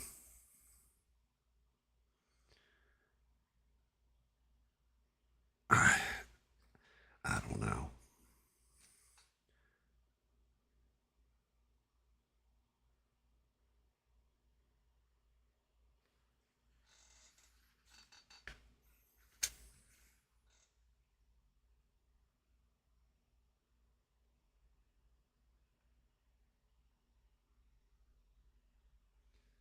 Like I said, writing one about the Christian warrior dwarf could be fun.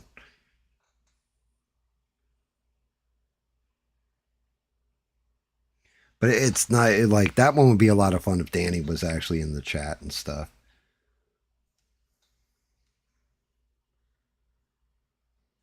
Yeah, exactly. Bob's gonna come in like it's WWE, like, you know, like do do do do. John Cena sucks. Instead, it's all hail Bob.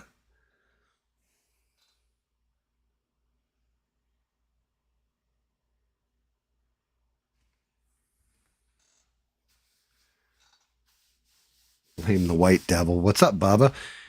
The wife was just asking about you the other day. She's like, "Have you talked to Bubs lately?" I was like, "Nah." But I did see the post with you. Jerry had put up a post on Facebook with you, and like you, I was like, "Wait, is that old dude that he's shooting stick against? Is that fucking Randy or Rudy?" And he's like, "Yeah." I'm like, "Holy shit, bro! We've all gotten old." I remember when Rudy, the guy you were hanging out with, was like 16, 15.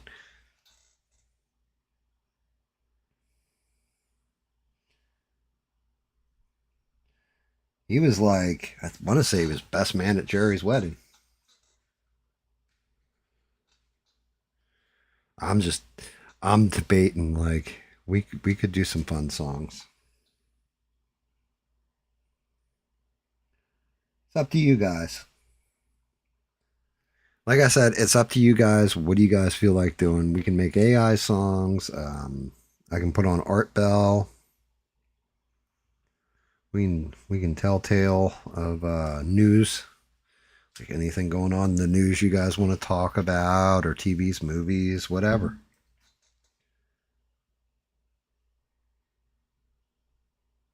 I'm up for everything, anything tonight, as long as I'm getting the Riddler hammered out.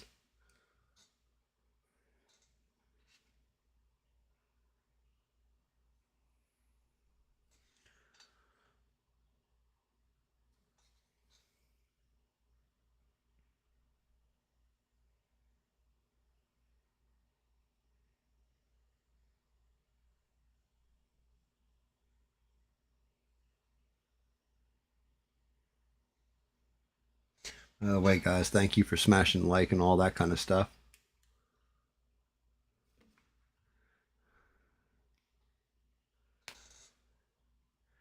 Oh, you know what? Should we do a song about David and Danny, boss?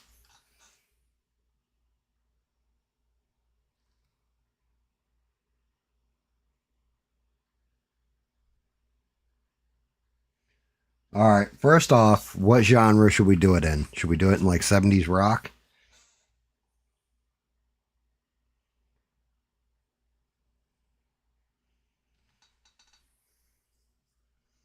Yeah, you know what?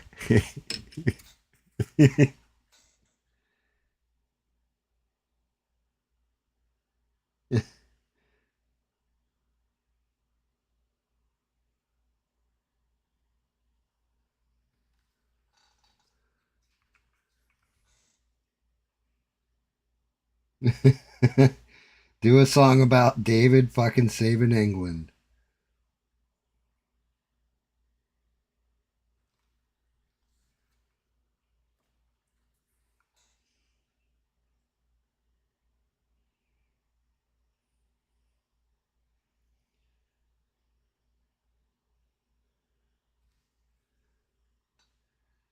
'Alright, I've already got in my brain. I already have what the hook to the song is.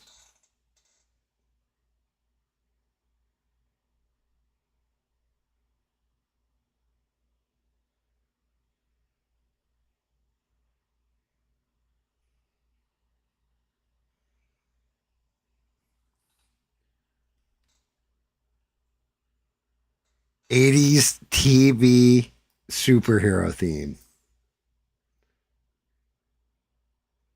Hip hop. I don't know if I'd go hip hop with it. David and Danny do not elicit hip hop vibes from me.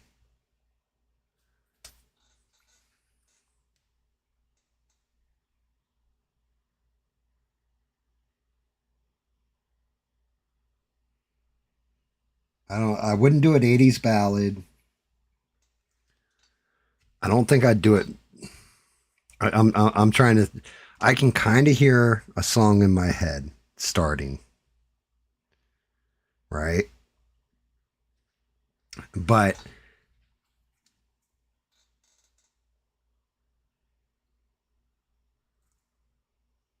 I gotta think about it.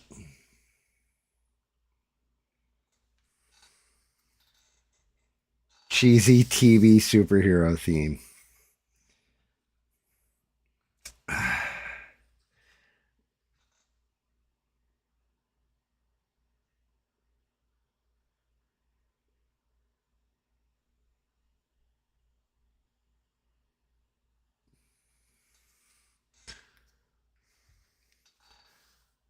All right, let's pull up the site. Guys, got to get the creative juices flowing in me. I'm thinking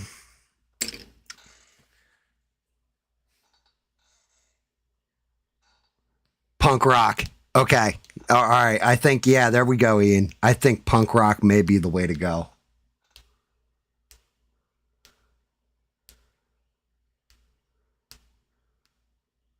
I actually like that. I like that idea, Beans. Him being Danny being a knight.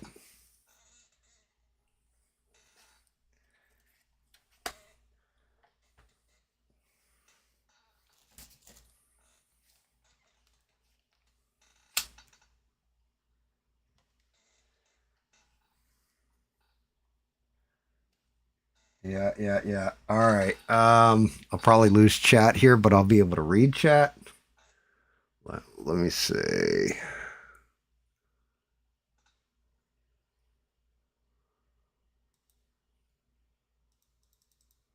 Oh, if this thing actually lets me, I'm gonna have to open up a different window.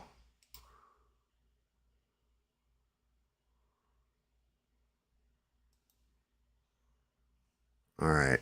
Hopefully this doesn't fuck up my chat too bad.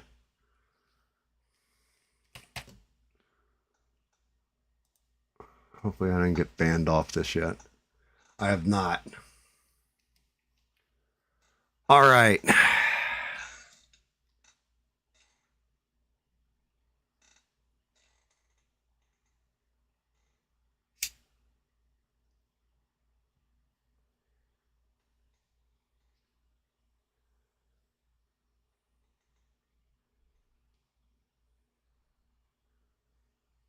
Oh, I'm definitely not going to add in your tag.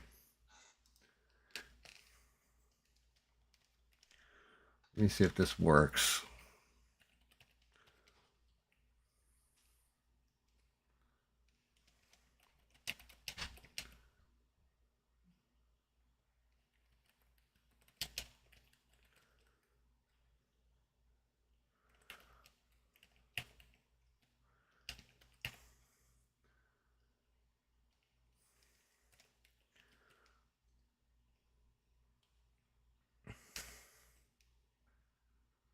Uh,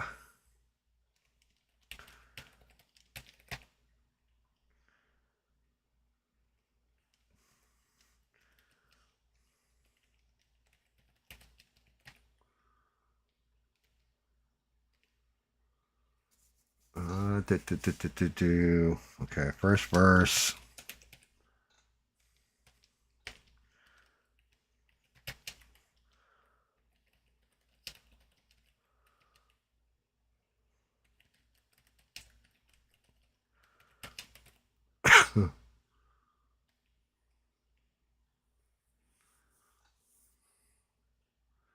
I got to be careful too. Like David said, the thing is, they will nail you for words that you use.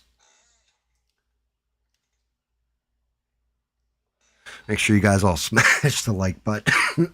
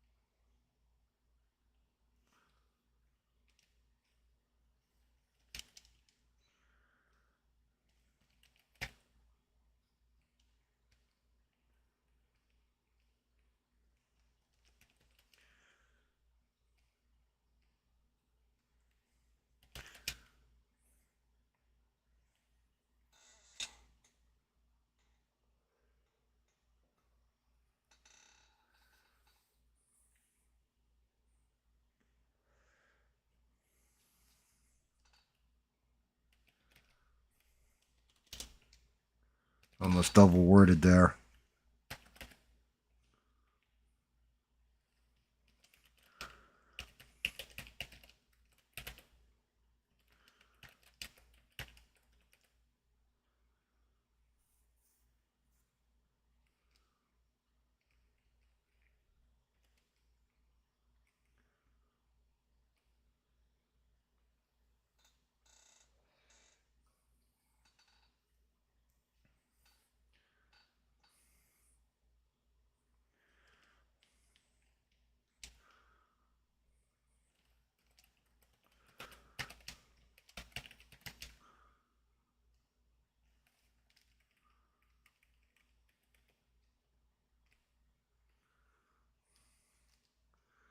All right, I'm almost done the first verse here.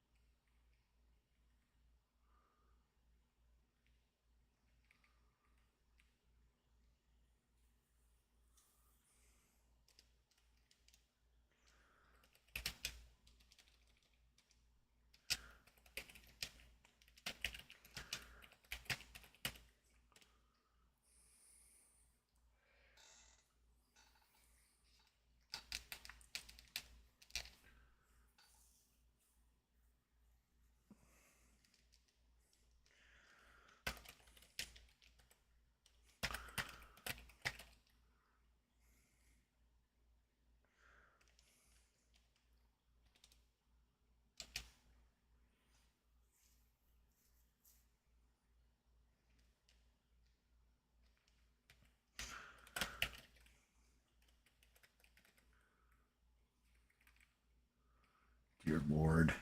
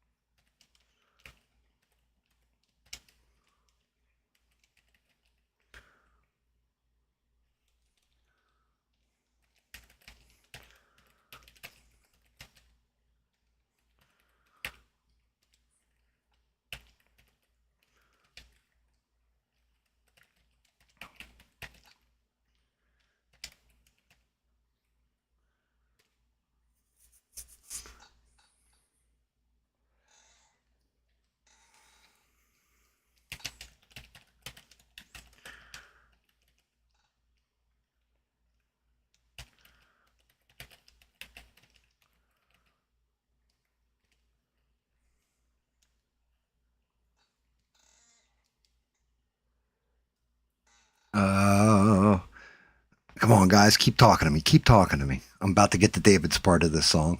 I just did Danny's.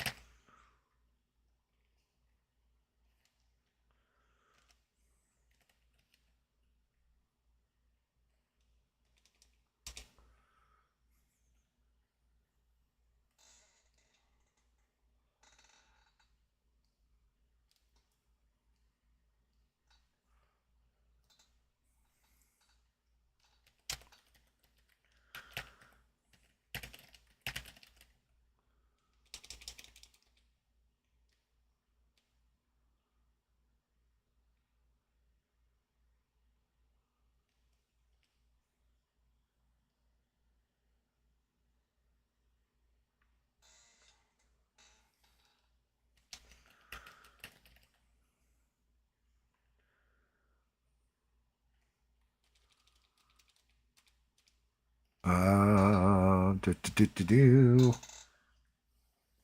I'm working on the chorus and like kind of stuck a little bit. Also got to stop with the spelling mistakes.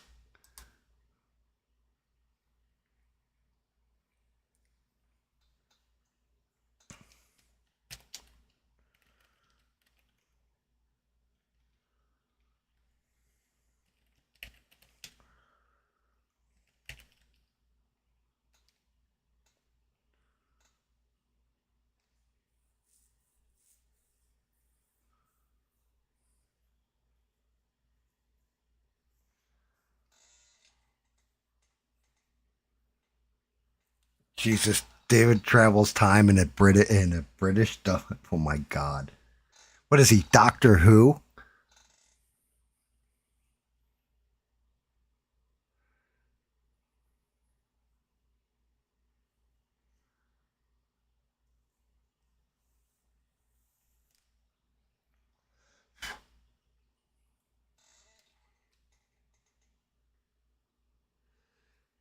Dear Lord. I know exactly what I'm doing with David. It's not going to have something to do with time travel. It's just different stories that I've heard from him.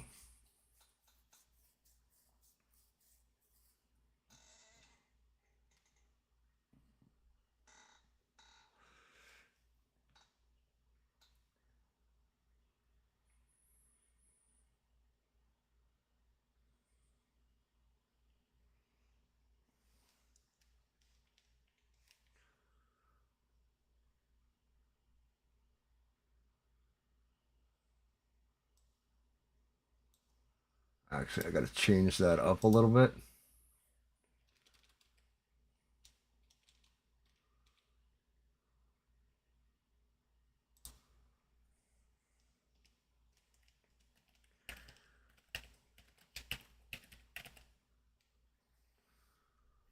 All right. Okay, next verse is David's verse. Let's see. David's verse.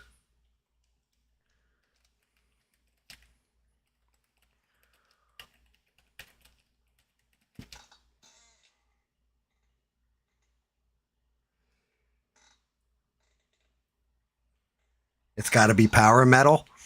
I'm going to try it in punk and then I'll try it in power metal.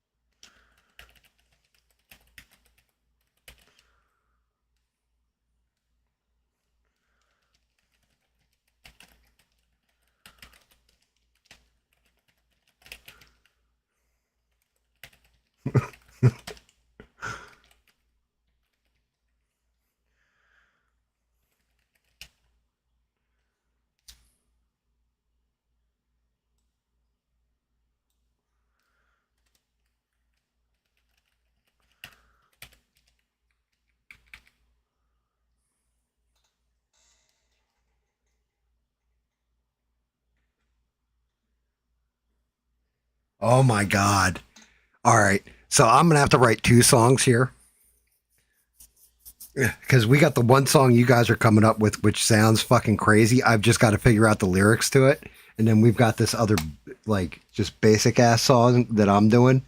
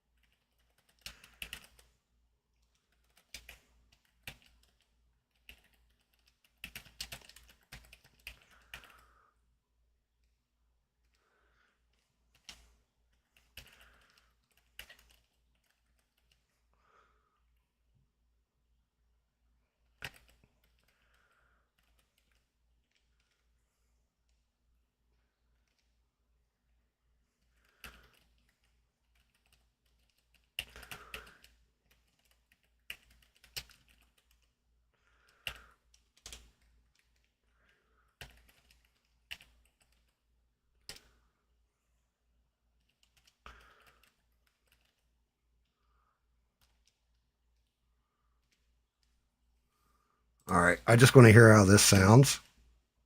What did we say? Punk, the first one. And then David wants. It's creating now.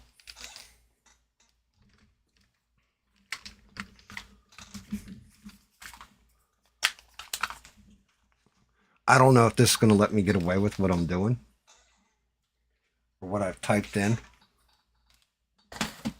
We're going to find out.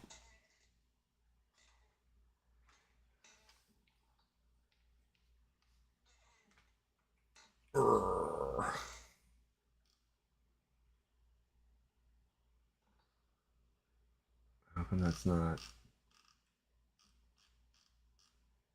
Oh, wait. Here we go. Let's try. This is a story about two manly men, two young men, two English men. Daddy walked his dog in the park one day. His Bible swung down low. Over there stood a Muslim man. Daddy said, "Some Jesus is my bro." The Muslim raged and ranted. Daddy with the fight that Daddy granted. The Christian prince and warrior dwarf was unleashed. Daddy beat it like a beast, screaming, "God bless the Queen, bless the Union Jack. I smite your ass, I send you back. This is my land, you don't belong." David complained online about the cooking next door. Johnny retorted, "I love those people, I hope they bring more." David told Johnny, "You're just a runt. No wonder your mom calls you a soft cunt." Johnny runs off and cries. David laughs until he almost dies and sings, "God bless the Queen, bless the Union Jack. I smite your ass, I send you back. This is my land, you don't belong."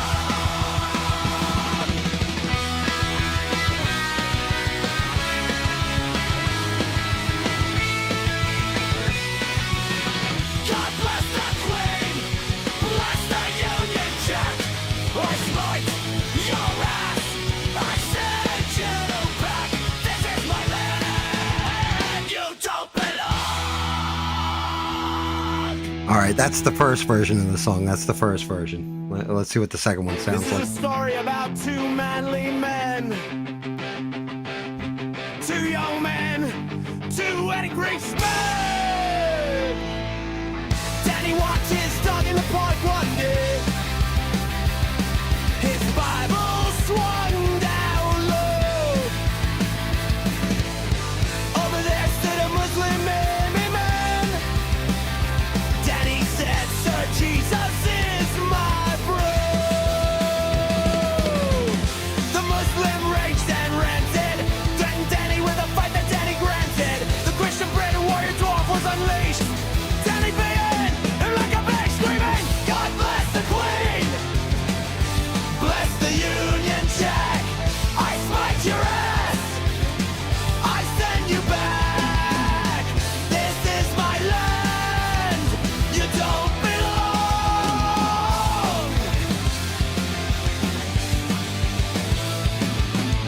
David complained online about the cooking next door. Johnny retorted, "I love those people, I hope they bring more." David told Johnny, "You're just a runt. No wonder your mom calls you a soft cunt." Johnny runs off and cries.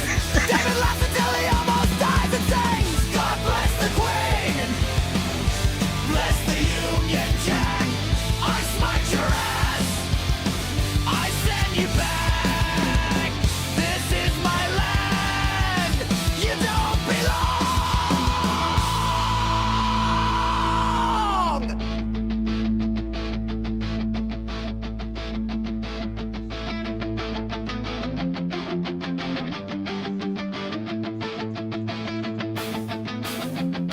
Oh, yeah.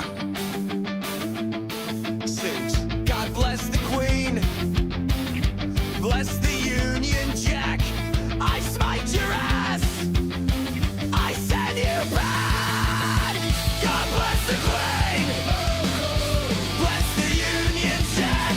I smite your ass, I send you back. This is my land, you don't belong. God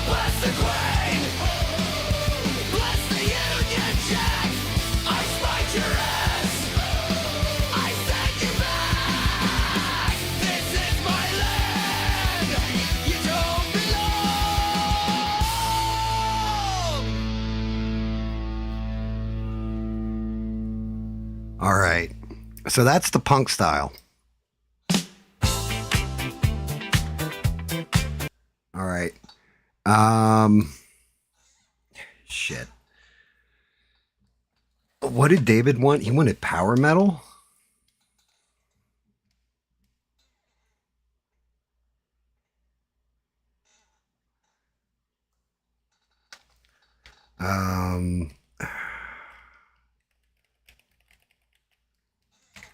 Maybe if we went, I'm looking up genres here.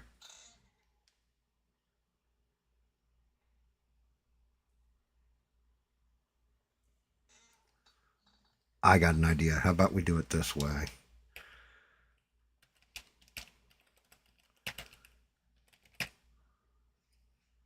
Oh, if I could actually spell.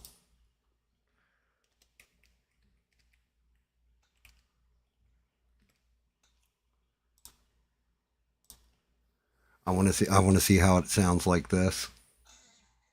David's still in the chat.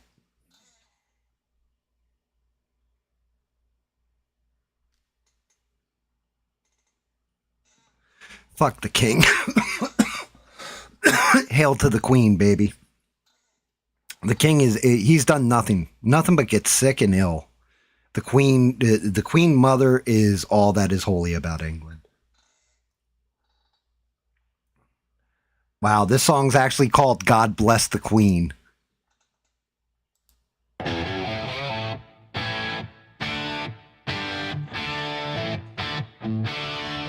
This is a story about two manly men, two young men, two Englishmen.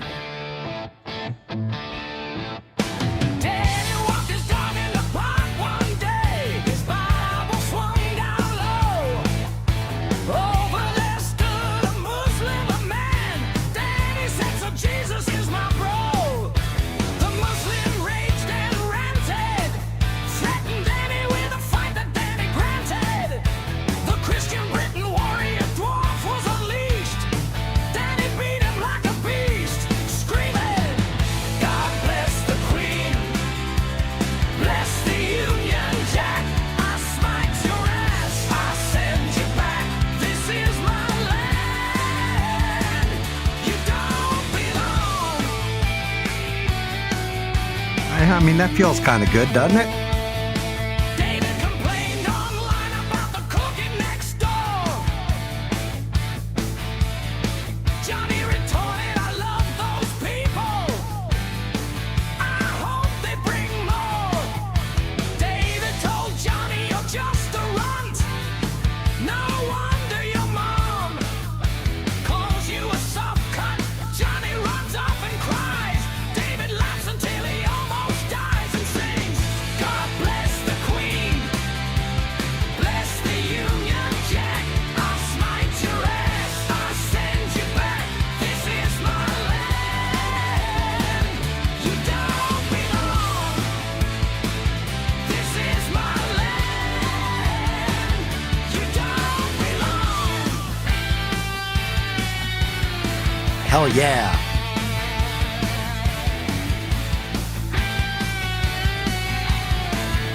Well, we still got another one.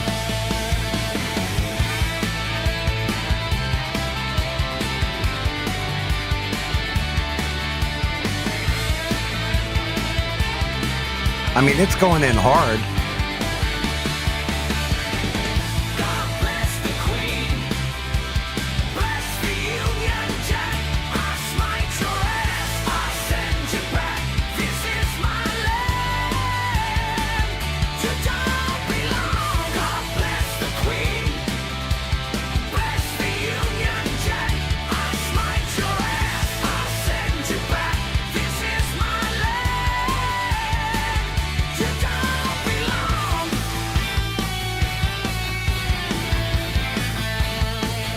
You don't belong.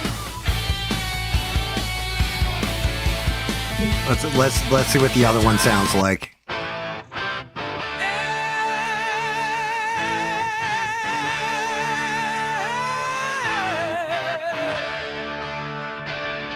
This is a story about two manly men, two young men, two apex men.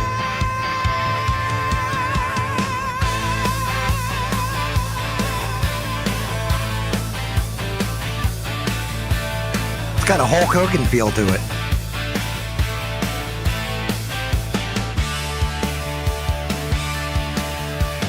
Danny walked his dog in the park one day. His Bible swung down low. Over there stood a Muslim man. Danny said, "So Jesus is my bro."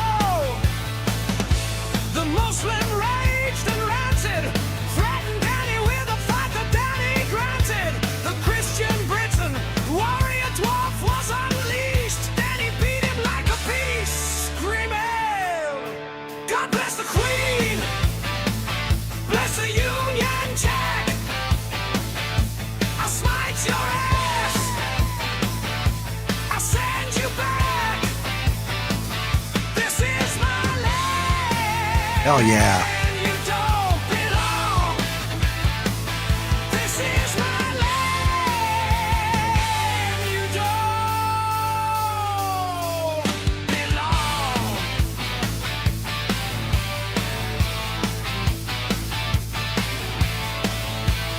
Dun, dun, dun, dun, dun, dun. Here comes David's part. David complained online about the cooking next door. Johnny retorted, "I love those people. I hope they bring more." David told Johnny, "You're just a runt. No wonder your mom calls you a soft cunt." Johnny runs off and cries. David laughs until he almost dies and sings, "God bless the Queen." I mean, what do we think, guys? Which one? I'll smite your ass. I'll send you back. This is my land. You don't belong. This is my land. You don't. You like number 3? This one's got like that AC/DC feel to it. I'm gonna try.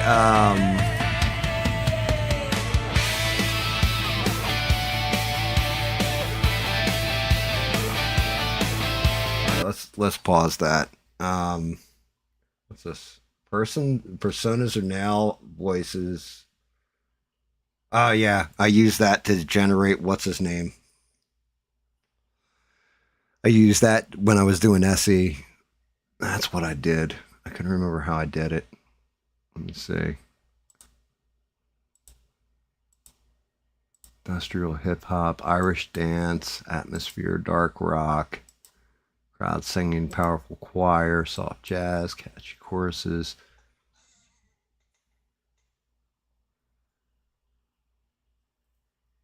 Number 3, you guys are saying? Number 3 is the winner there. I like the first one because it sounds like Dropkick Murphys. That's the only reason why, but Beans is right. You can barely understand the lyrics. But still, yeah. Let me see if I can do this.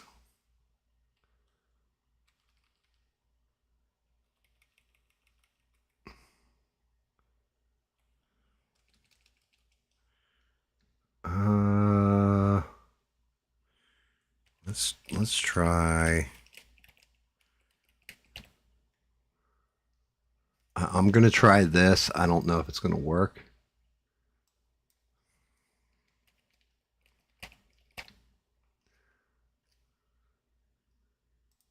I'm gonna see if it's gonna tell me. This might actually work. All right, this might be the last run of these.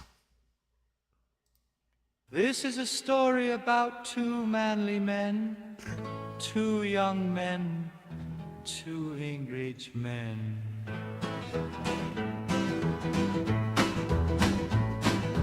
Danny walked his dog in the park one day. his Bible swung down low. Over there stood a Muslim man. Danny said, Sir Jesus is my bro. The Muslim raged and ranted, threatened Danny with a fight that Danny granted. The Christian Britain warrior dwarf was unleashed. Danny beat him like a beast, screaming, God bless the Queen, bless the Duran Jack. I smacked your ass, I send you back. This is my land, you don't belong. David complained online about the cooking next door. Johnny retorted, I love those people, I hope they bring more.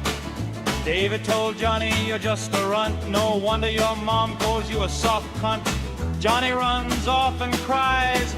David laughs until he almost dies and sings, God bless the Queen, bless the Union Jack. I smite your ass, I send you back. This is my land, you don't belong.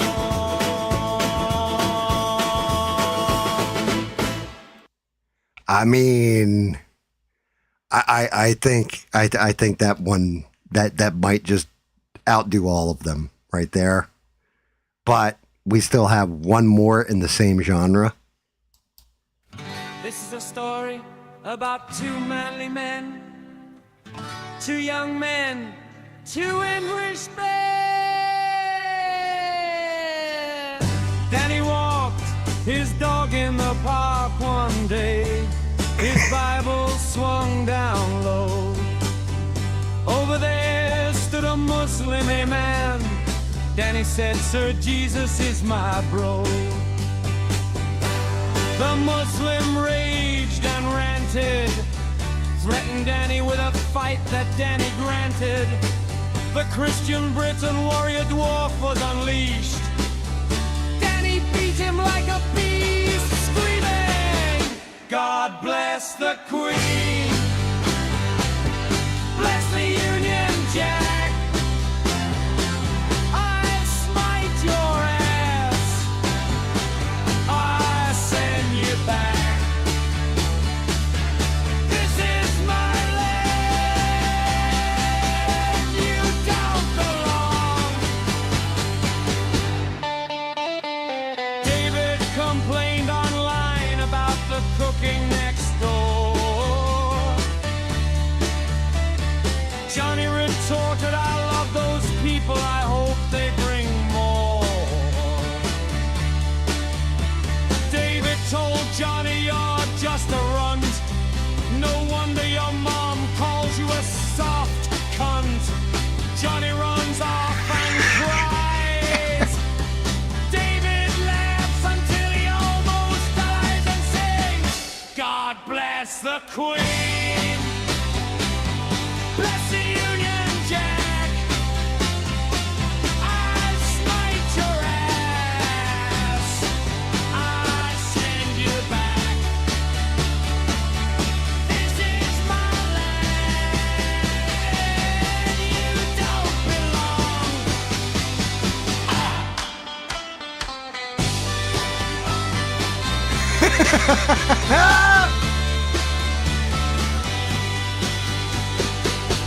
God bless The Queen! God bless the Union Jack! I smite your ass, I send you back. This is my land, you don't belong.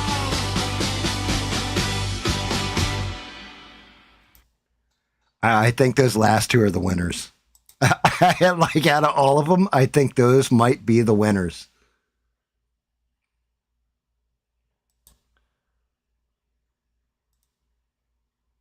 I think those might be the winners. Okay, I got them all downloaded, like all 2, 4, 6 songs, 6 versions of the song. I'll upload them on Discord so everybody has them, and then you guys can you guys can choose which one. We'll tag Danny in it so he knows. The last one is fantastic. It sounds almost like a Bob Dylan song with a British person singing. It does. I don't know. All right, so we covered Danny and David. Yes, the last 2 are the best. In my opinion, those last 2 were perfect, which is what I was going for with because I put in 70s British rock for the middle 2, and I figured it would do like the Who or something to this extent, and it didn't.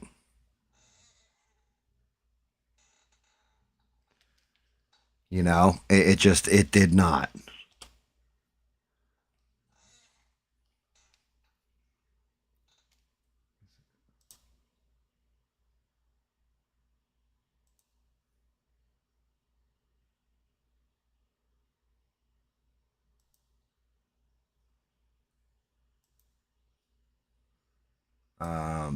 Okay. Yeah, get some Rest Stranded. The Shag Pistols. I mean, what did you like, David? Did you hear all the different versions, brother? Which one did you like?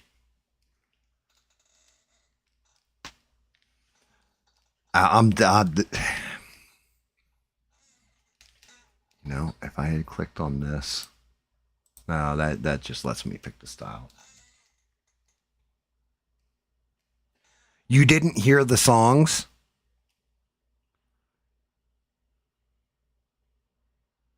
Do you have the volume up now, David, where you can hear the songs?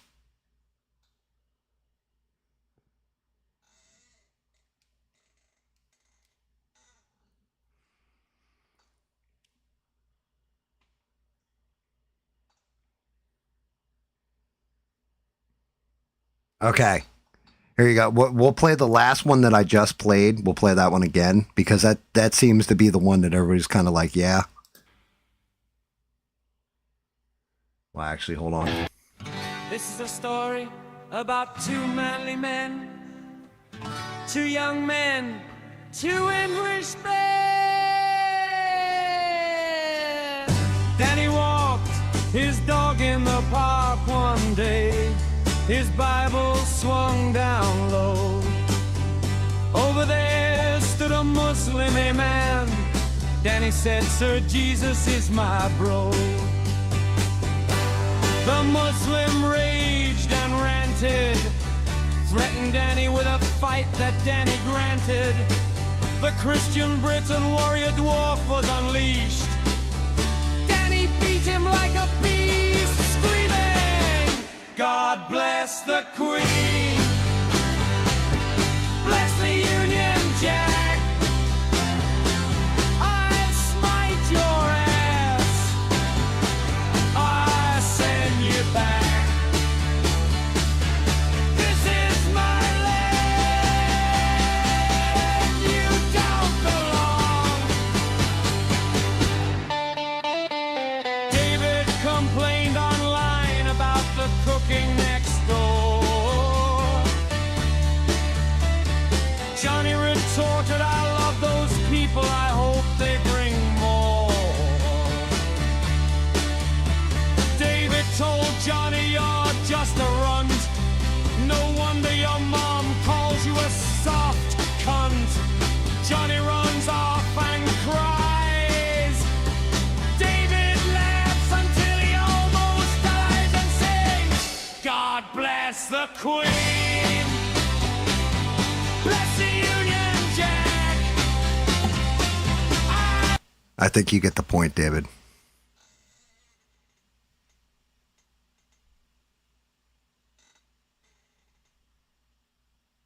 I did, in fact, hate the cooking. Don't send that file. Man, he ain't gonna listen to it. All right.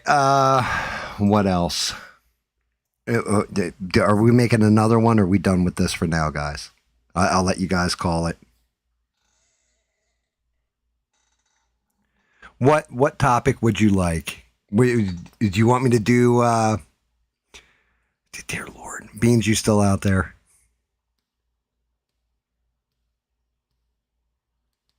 You want another?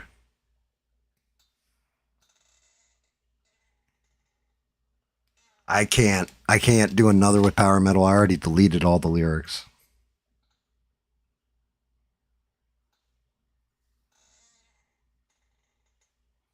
You want one with the time travel? Well, that's what I was going to get to. Should I do the other one where it's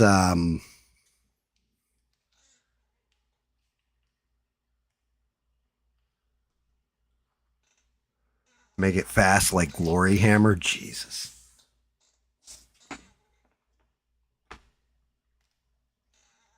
Let's see.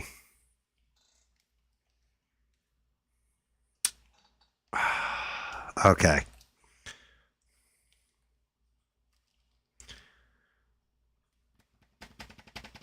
I'm breaking it all down in my head. I'm trying to digest everything in the brain to throw out there.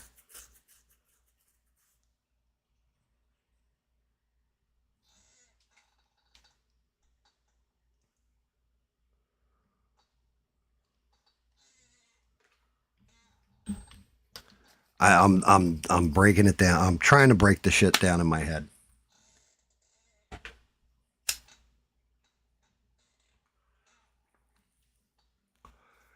All right, so David's going to be a time traveling tech geek, right? But the whole thing is, and Danny's going to be what? An English Knight Crusader? Is that what we're going with here?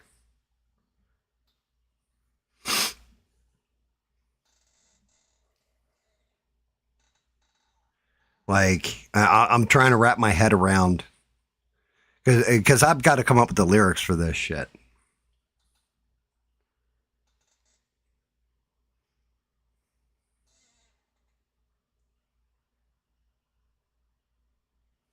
Okay, so you're on a double-decker bus that is a time travel machine. Danny's going to be an English Knight Crusader, right?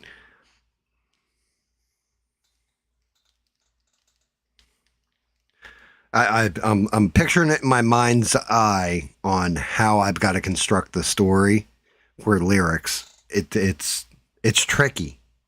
It's a lot trickier than you'd think it would be.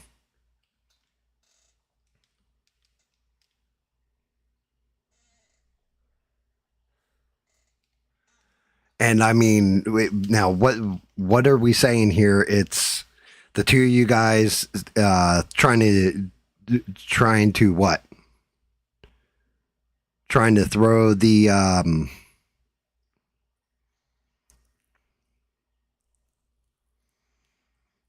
see, like I'm like trying to piece it together in my brain, because it's like hitting verses and then hitting choruses.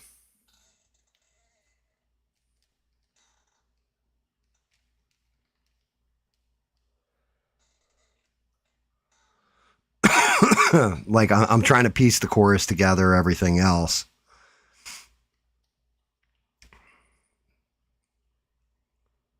And maybe it's my fault because I'm actually trying to write the lyrics instead of just letting the machine do it. You know what I mean?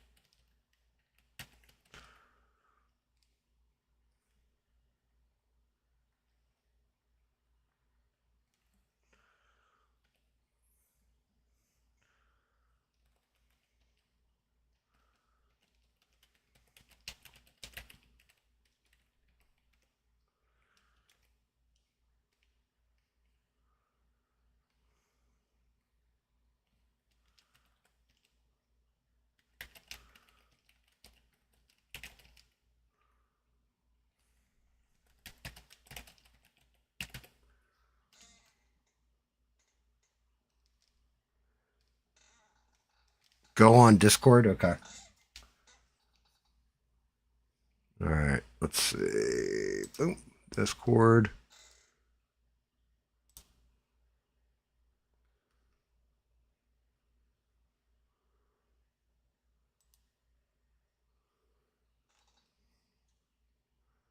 All right. I'm in Discord chat.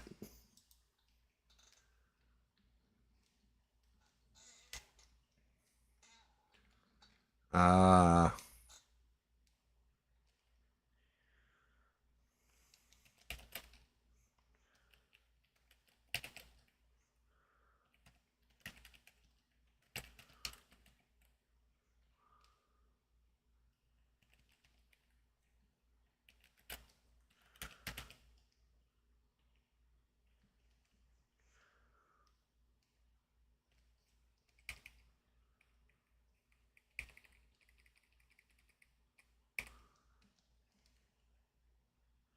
Oh, hello there.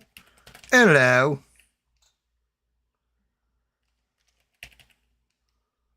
Right then. All right. Some lyrics. Hold on. Trying to write Danny's part here. I was about to say stop writing. I've made it. Well, we can run both. Shit. Yeah, you got your part written? I've got the whole song written. I kind of used AI, but I gave it an extremely descriptive lay down of what I want. Oh, Jesus, man. Is it just about you or is it about both you and Danny? Me and Danny. Okay. I haven't exactly read it either. I'm not going to lie. I've just gave it a very large prompt, about 4 paragraphs long.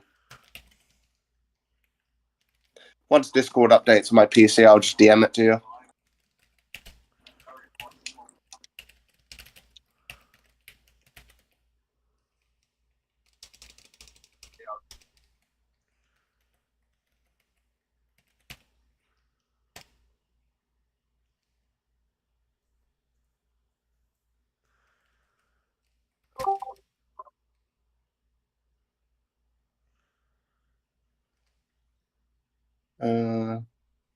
Where is it?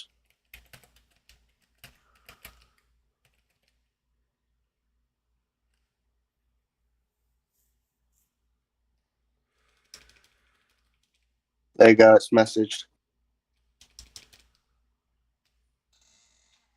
All right, let me look. See what you got, David. Don't even read it. Just tap it in and Not. Dun, dun, dun.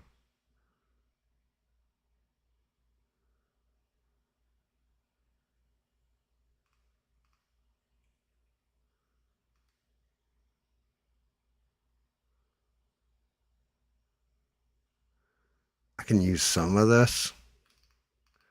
That's way too use long. all of this. Dude, that's fucking way too long. How much shorter do you need it? I don't know, but this like cross sword shit being added in here and stuff is not helping. All right, hold on. I'll put it right Yeah, in. no, I got it. I'm doing the cut and paste right now.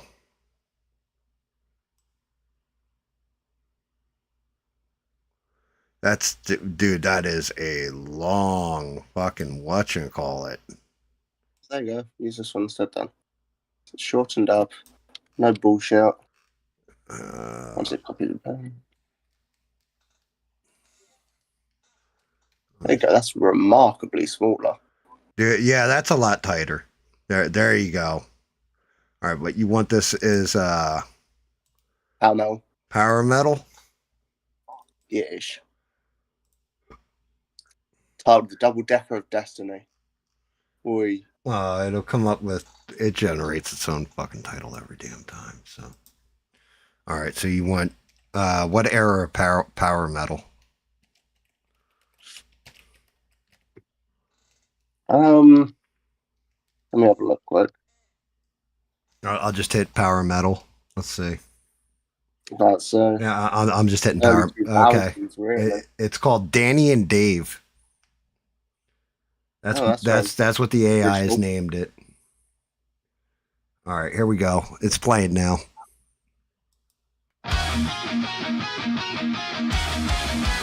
Actually, it sounds like fucking Dragon Force.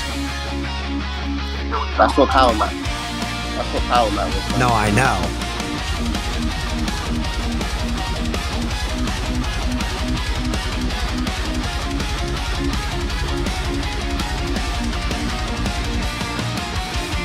From the fog of Britain, two warriors arise, not on horses, but a double-decker bus through time. Danny and Dave heard the ancients call. A portal open, the ages would fall. They drove through the storm with fire in their eyes. Two heroes of Britain beneath ancient skies. Danny and Dave ride into the storm. Double-decker warriors, battle is born. Through time they travel, darkness they face, bringing the light to a forgotten place.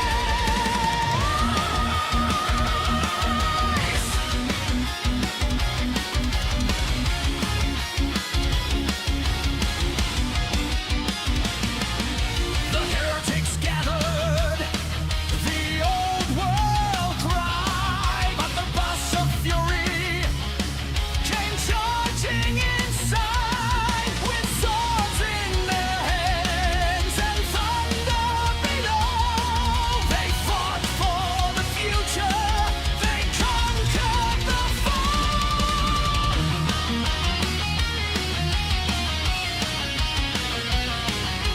It's about to get into the solo here.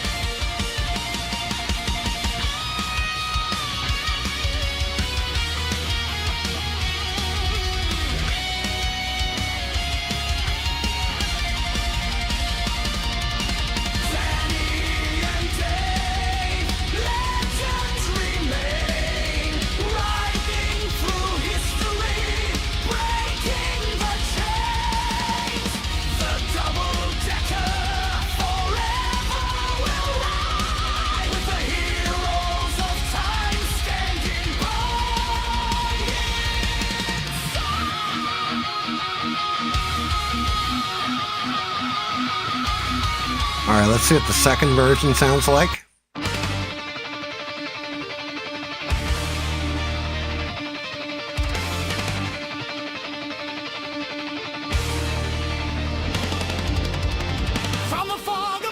Is the second version the long one you put in?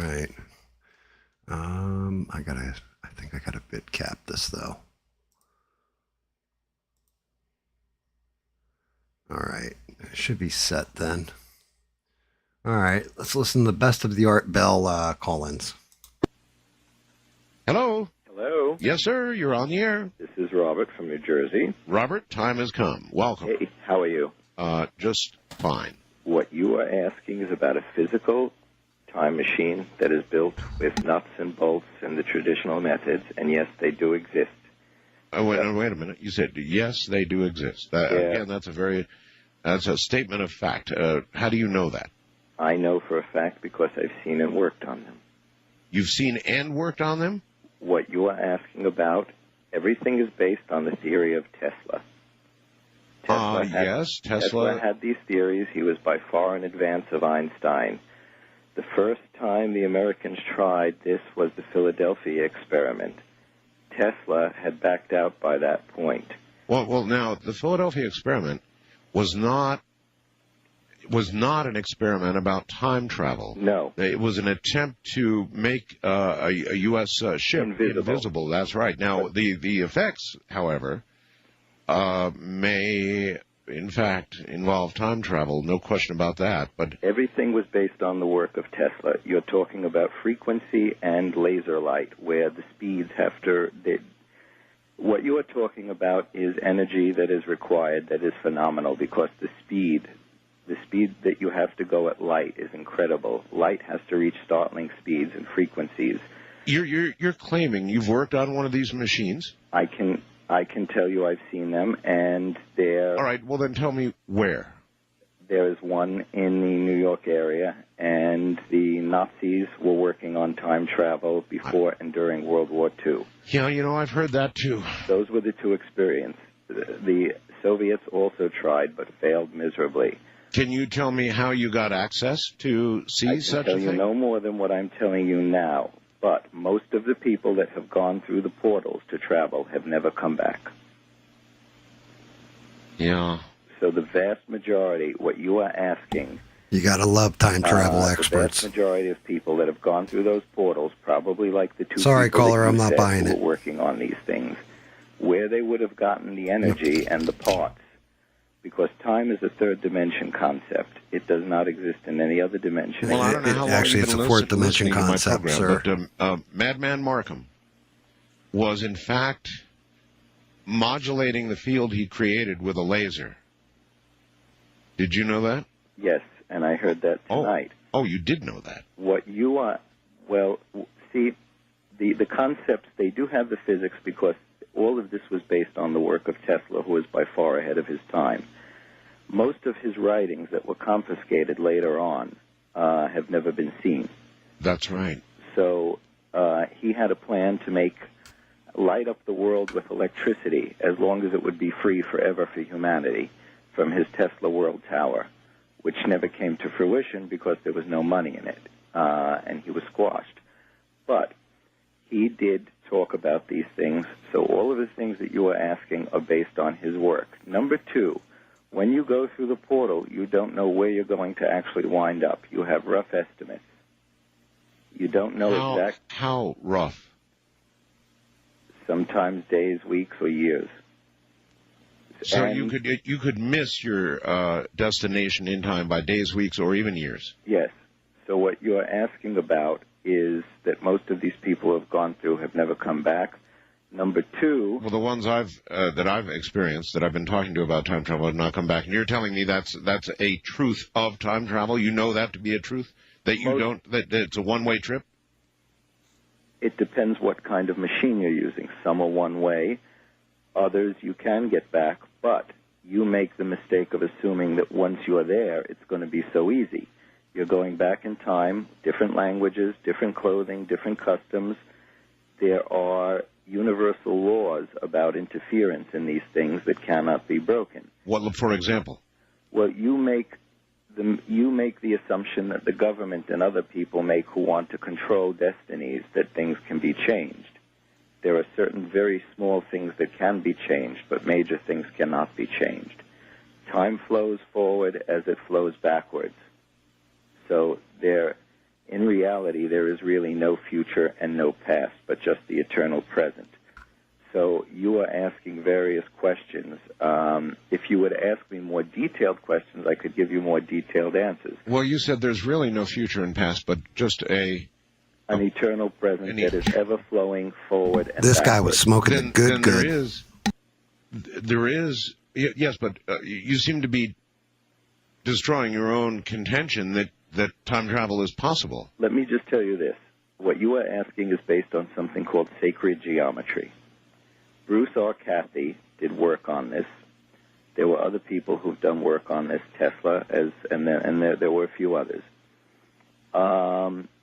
You can travel back 2,500,000 years in time before you hit a time wall. You can travel up to 2012, and you cannot go beyond that. There's another wall at 2012? The end of the Mayan calendar, yes.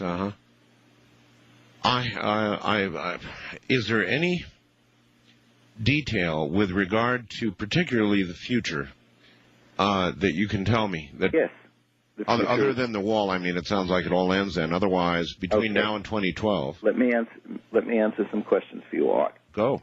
You go back to 2,500,000 years ago. That is the end of Lemuria.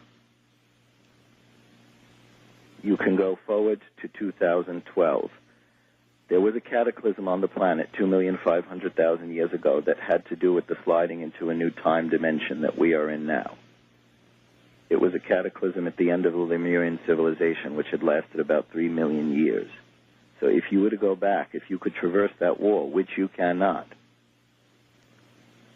it's a different race. It's actually a different type of time and a different type of dimension. Is it another cataclysm at 2012? Do we know anything of the nature? 2012 is a positive date. Krishna gave that date, Buddha gave that date, and Christ gave that date. The Mayan calendar gives the date because we're going into fourth dimension. There is no What's more going time on, in fourth Reb? Dimension. It will be what Krishna talked about, the end of Kali Yuga. Pause and on probably this. the Christians regard as the Lord coming back. I'll hit pause on this there, Christians all Reb. getting sucked up like it. Yeah, you missed. We messed around, wrote another AI song.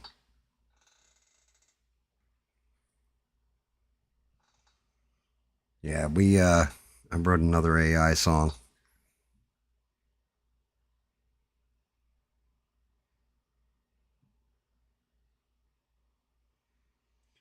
Actually, a couple of them, but they were all the same subject. It was Danny and David, and about them trying to take back their land in England. What's going on? Anything good to talk about? Any good news or anything? I talked about the war a little bit. We talked about like the fat kid dying, like his parents being neglectful of him. That kind of boring shit. I didn't even touch on the earthquake in Venezuela or anything. It's a fucking earthquake. Yelling about the damn heat and all that, but everybody kind of clammed up, stopped talking after we did the Suno segment.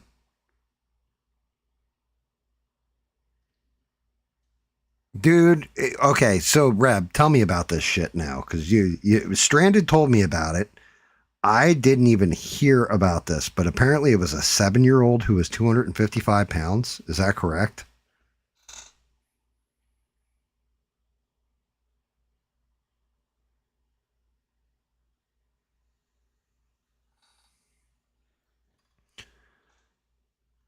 Like, I don't even know how that's possible. I really don't know how that's even fucking possible, to be honest with you. Even at my max weight, I think I've hit 213, 215 or something like that. And that was like my max weight. 75 pounds in 6 months. Holy fuck. Like, what did they feed him?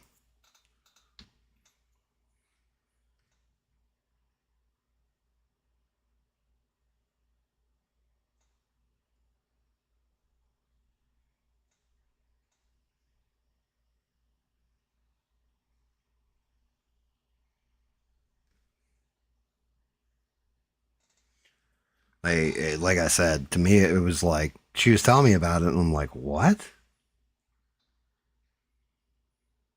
Living four to a bed and had four dogs and a 900 square foot house. Holy shit.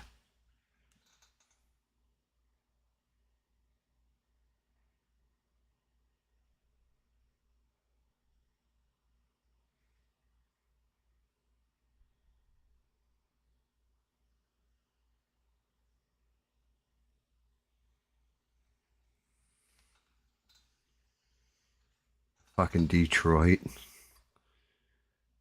Yeah, Stranded said the same thing. Michigan, I was like, it doesn't really matter to me what state, but I'm still just like, how? Like how does a kid get to that magnitude? You know what I mean? It's 7.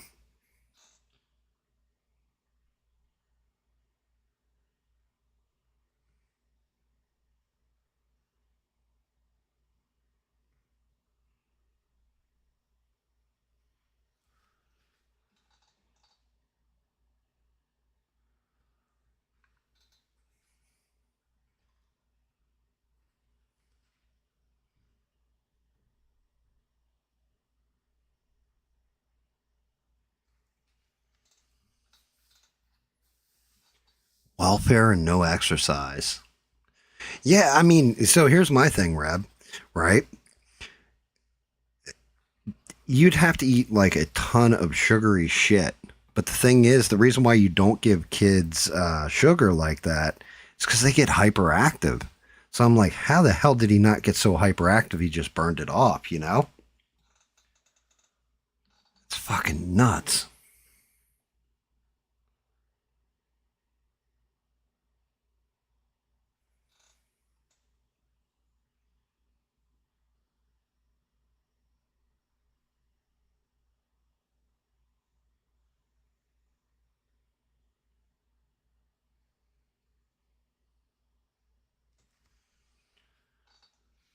Like that's just flat out ridiculous. Well, I mean, I guess so. When the coroner cut him open, I heard he bled turkey gravy all over the place. Like it wasn't even normal blood.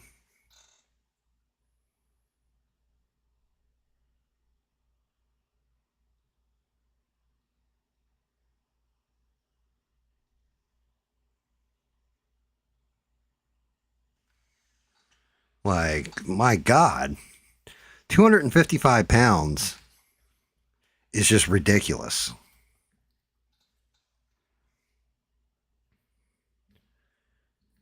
I mean, I get like he wasn't in school, stuff like this. That's one thing, but that's, whew, that's fucking huge. Like, the kid had kept going by the time he was like 16, he would have been like 800 pounds. I just couldn't understand. I'm like, were they training him to be a sumo wrestler? Like, what the fuck? Fucked up part is sumo wrestlers, as big as they are, a lot of them are very healthy because they just eat massive quantities of rice.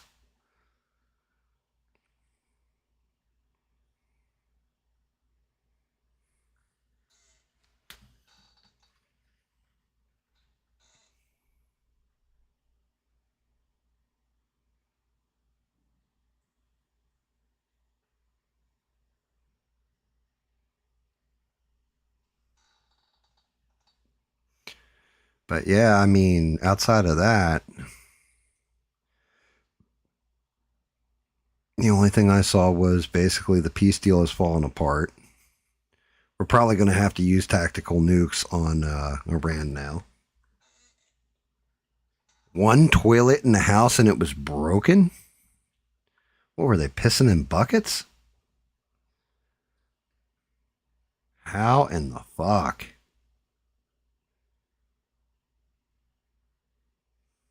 I mean, clearly the kid was too fat to get up out of bed and go outside, so. But still, 7 years old, 255 pounds. That's enormous.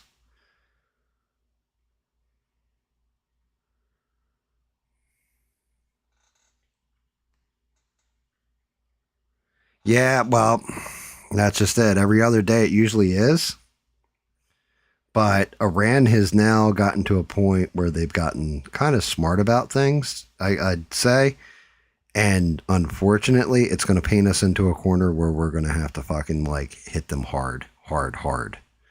Like, regardless if Trump doesn't want to, cause all these casualties, he's going to have to. Because he fucked up and got into this spot where now they've realized that they've come out and flat out said we are developing a nuclear weapon. Like we're now going to start researching towards a nuclear weapon. So it's like the fact that they're slamming down the straits with just some drones. If they get a nuke, they'll be able to close the strait at will. And nobody's going to be able to say boo to a goose over it, because then they'll just, well, we're just going to nuke you then.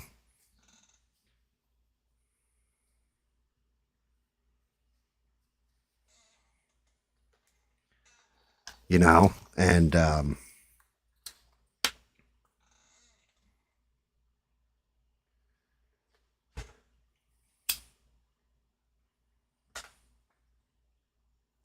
just a whole lot of not fucking good. But I also look at it like I hated the MOU, but I was like, yep, you fucked up. So now this is what we have to surrender because you have fucked up. But now it's like if somebody wants to, it's something my boss taught me back in the day. This is a true story. I'm working in the restaurant and all that. Well, restaurant, it's bar, a dive bar too on top of it.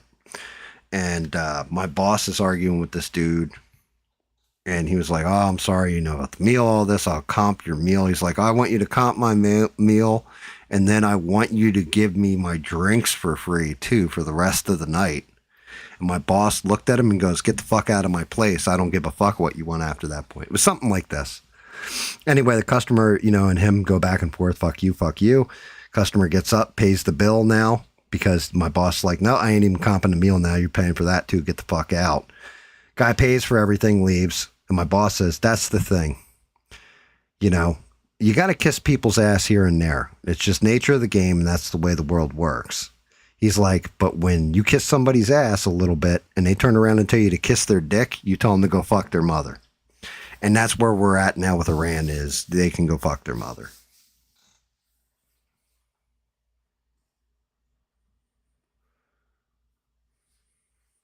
She's talking about the World Cup. And the fact that Canada just took out South Africa is fucking ridiculous.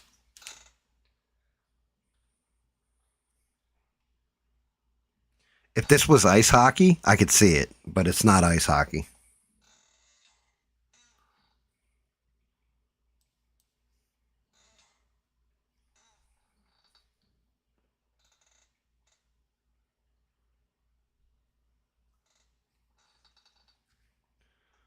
Yeah, I mean, that's just it, Rebel. We're Americans. We don't even pay attention to the fucking World Cup. It's never been. Soccer is something that young kids, young boys play when they're like in grade school and shit. Over here, but over in other countries, it's like their main sport.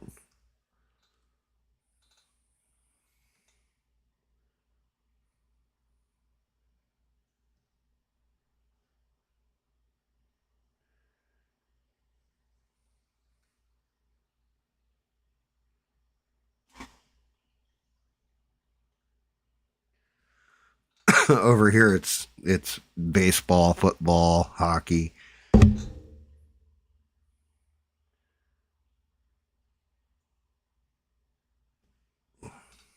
Basketball, but around the world it's usually soccer.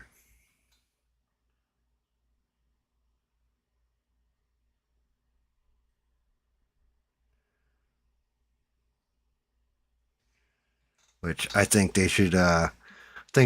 Soccer should be known as football, and in American football, we should just call that pigskin. That's what that game should be called.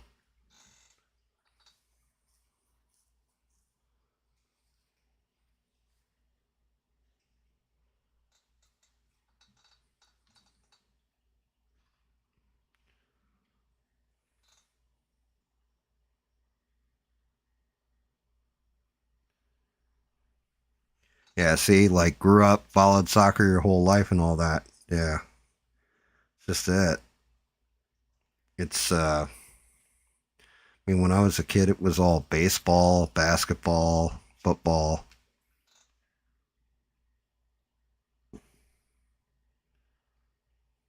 Actually hockey too. But then again I grew up just outside Philly, so you know what I mean? If you weren't a Phillies fan, an Eagles fan, or a Flyers fan, you were in trouble. Well, Sixers were problematic, to say the least. Although they did have Dr. J, and that he was pretty fucking badass for his time. He was actually pretty cool.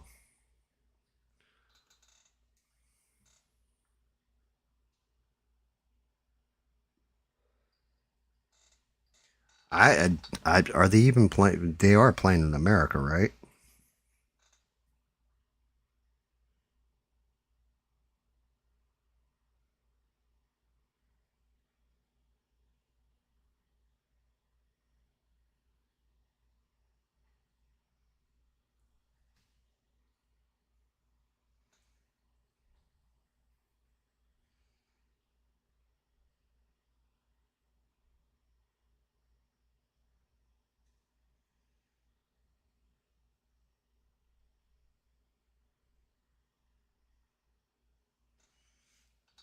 The only match worth watching in the World Cup is if America plays Iran.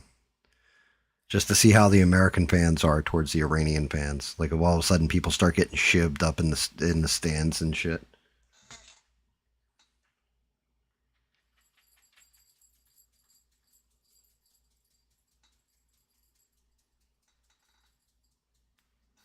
Yeah, I heard that. I saw something where they were like, I don't know if they were at like Bucky's or something, and people were freaking the fuck out about America. But I just like I shake my head like you do realize Americans are being on their best behavior. You guys aren't playing in like the ghetto of some city and walking through it, you know, like you're playing someplace with a field. It's probably sunny and a lot of security around you.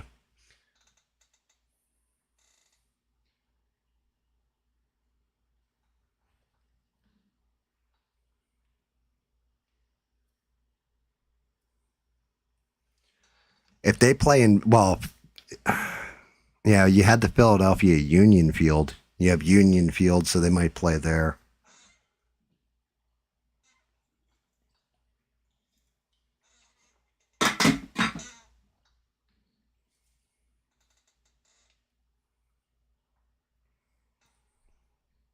I could see that. I don't know how well that's going to go, but I could definitely see it. Iran's already out of the World Cup? How?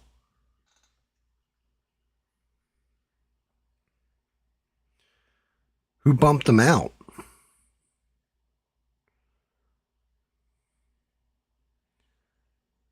That that's fucking crazy. I know they had made exceptions so that the players could come over and play.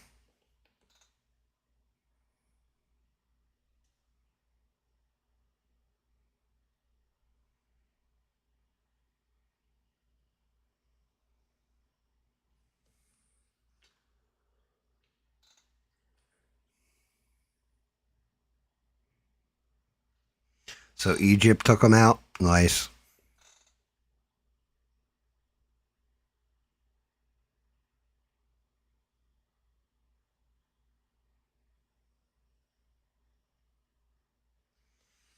Egypt was just like, yes, let me show you. We're going to do this play on the field. We call it the Tomb of Khufu. Welcome to the Great Pyramid of Giza. That was one of their plays.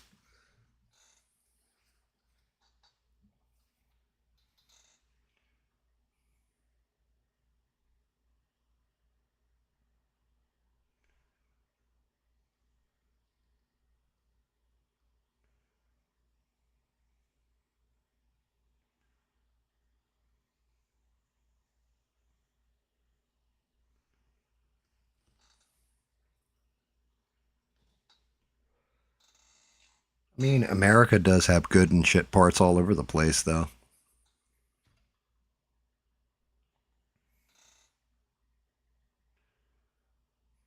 If they're anywhere in New Jersey, though, it's all like, unless it's southern Jersey, it's definitely going to be like a shithole.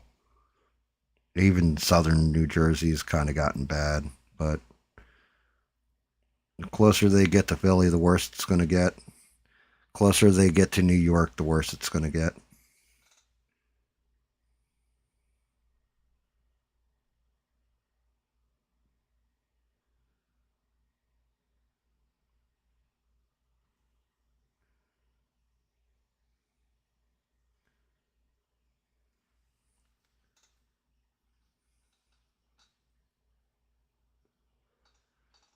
Out of the country in the press conference. LA to Tijuana. I mean, what were they supposed to do? Fly?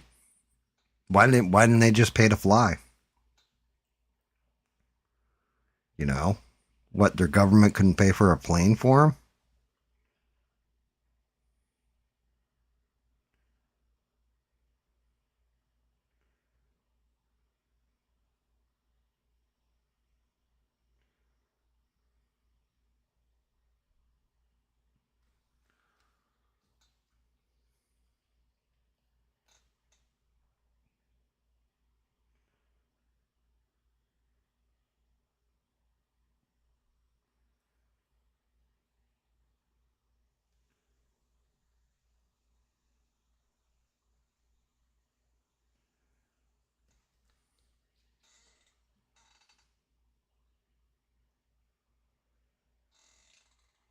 Oh, they're all traveling to bases.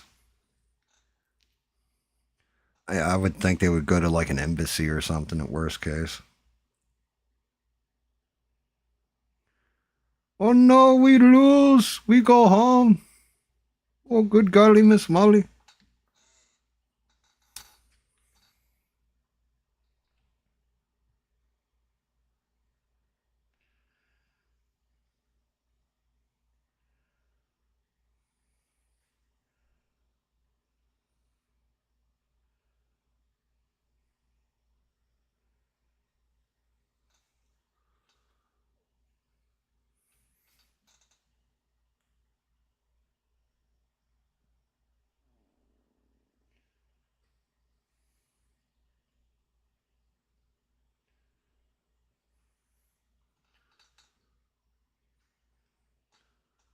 Good Lord.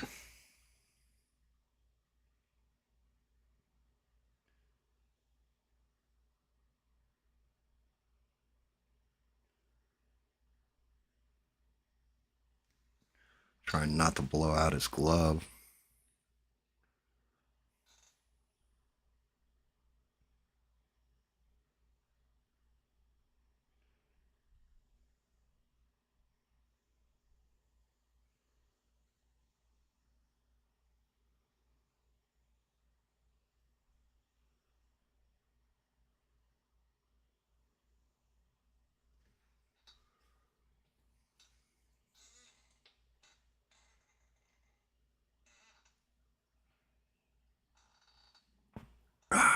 I'm definitely going back into that tie with gold too. I don't like the black. The black on purple.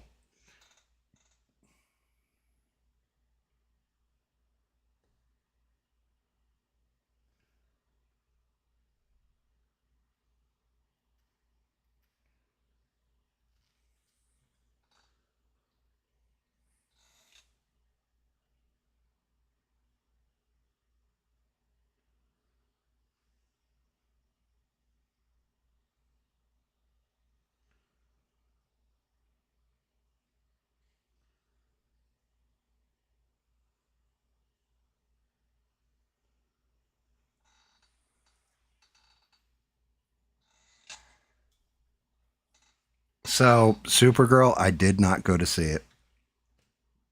And I haven't seen it the normal way I see my movies. I have skipped watching it. I watched too many reviews of it that all said the same thing. And every one of them broke down the plot line, all that kind of stuff. And they went into the trailers. They're like, if you want to see the movie, just watch the trailers, but you got to put them in this order. And once you know that, you go watch the trailer, you're like, oh.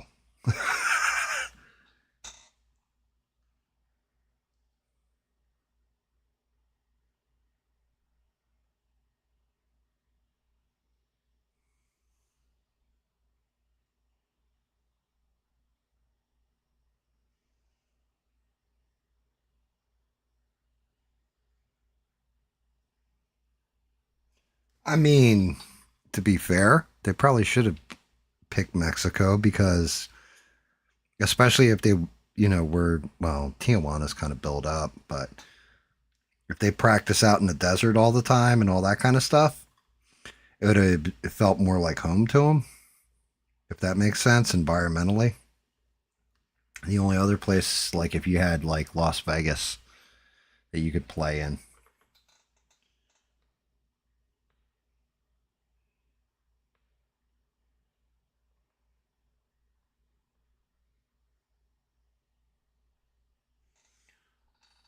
But yeah, Reb, Supergirl, not only did the reviews just like do it in for me, but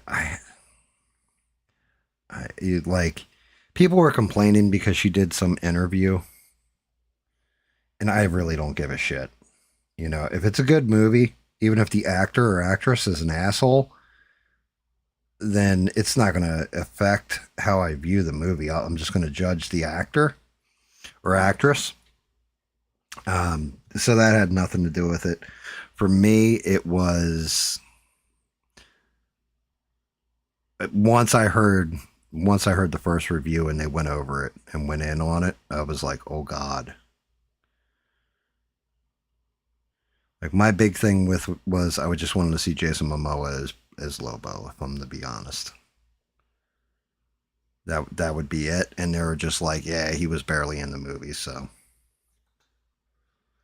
And normally I don't judge shit without seeing it first, but in this case, if they're saying it's basically all the good action parts and everything are in the trailer, then why am I even going to bother?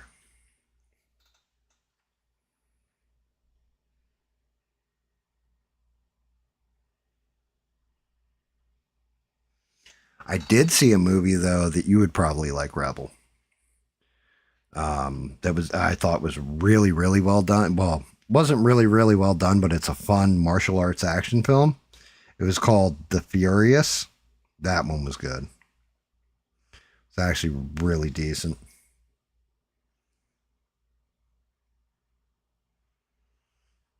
But it was kind of like if you ever saw The Raid Redemption or. Yeah, actually, The Raid Redemption is the best way of describing it. Debbie Does Dallas. Dude, that's some 1970s like shag carpet porn.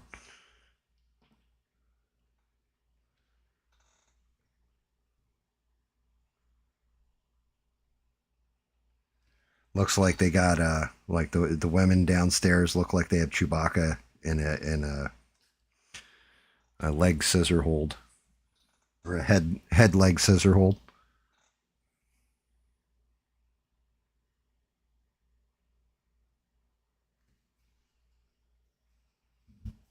Probably starring Ron Jeremy and shit.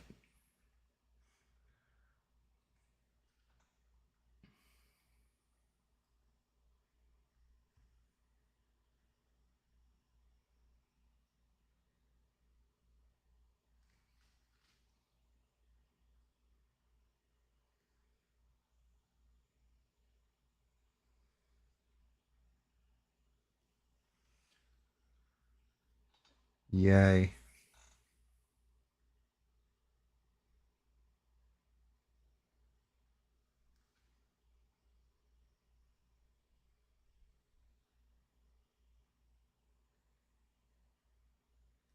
But yeah, unfortunately, I'm going to say the next movie I'll probably, unless there's like little indie, small minor titles that come out, the next main movie I'll see is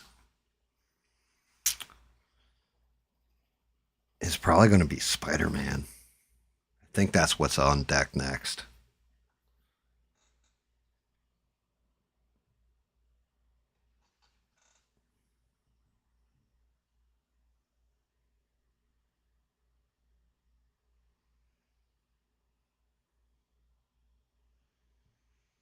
I'm actually kind of curious to see how they do Spidey, if they do it justice or not.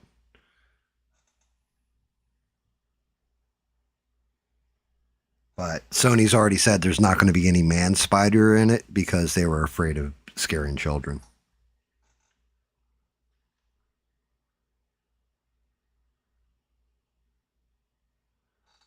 I have no idea who that is either. I know there was an old one named Sasha Grey, I think her name is, and she became like a school teacher.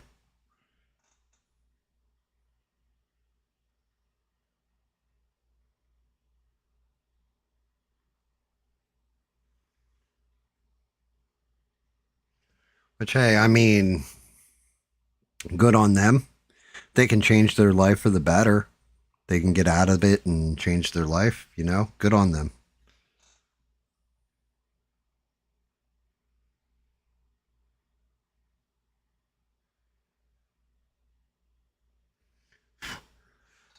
Like, I mean, you don't have to let one bad life choice define you for the rest of it, you know? Spidey Noir, I watched the whole thing. It was awesome.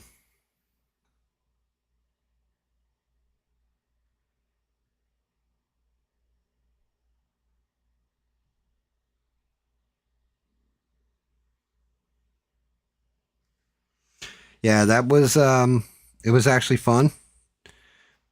It was crazy. It was fun, entertaining.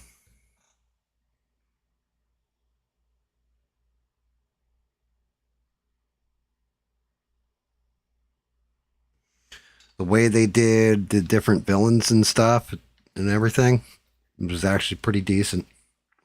I was surprised. Amazon, you know, I mean, we're talking about the same people that give you, like, I mean, granted. So Amazon is either hit or miss usually, and it was a hit. I felt they nailed it.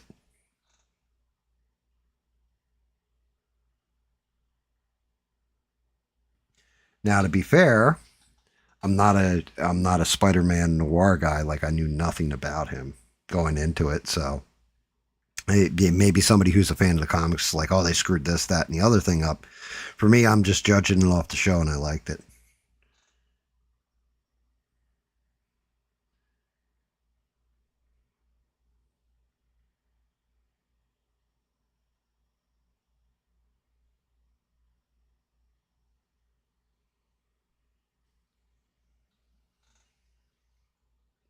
Lucky Strike? I don't know what Lucky Strike is.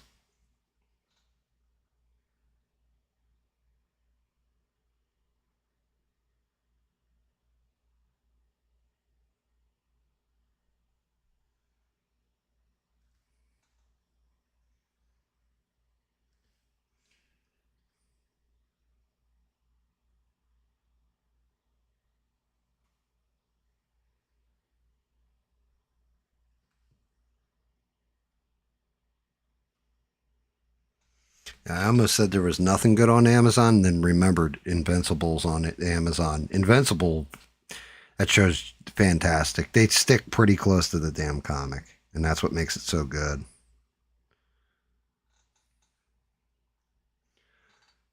Do not, you know what? Thank you for bringing that up. I forgot. I did watch The Death of Robin Hood, or tried to watch The Death of Robin Hood. I fucking hated it.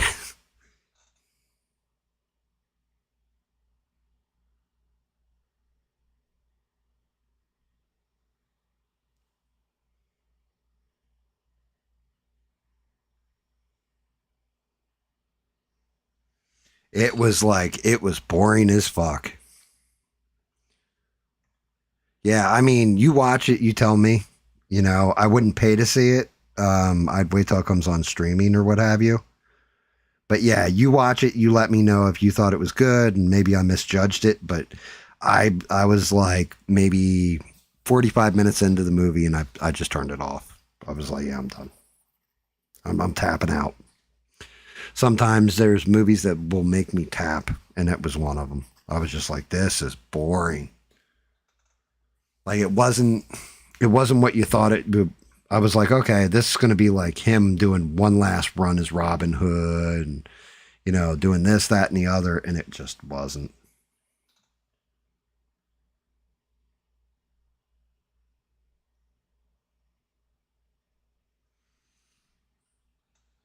Yeah. I mean, you know, if I won't tell you to not see something, like I'll try and tell you like, hey, you know, like Supergirl, I'll tell people like save their money.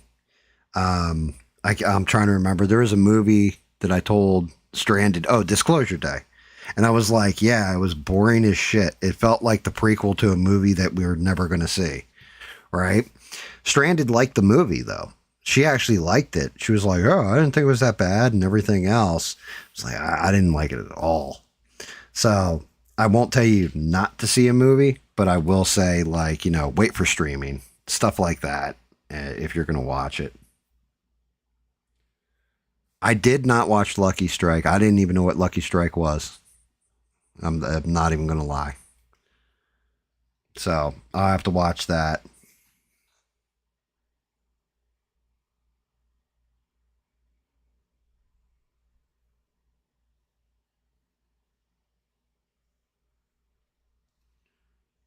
Damn, a little bit too much there. Got a couple little blowouts. I got to hit his tie again with a little purple. But yeah, I watched one that was called Hungry, and it was about a hippo, and it's like a creature feed, and it was not good. But the wife wanted to see it, so we watched that the other day, and it was dumb.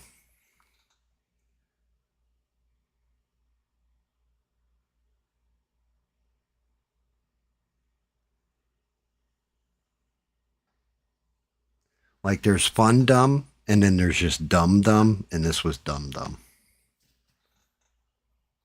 Like there's one part in the movie where everybody can pretty much escape and get away, and instead they decide they're going to fight this hippo with no weapons, basically, like with one trank gun. You're like, what am I seeing? Like it's fucking dumb.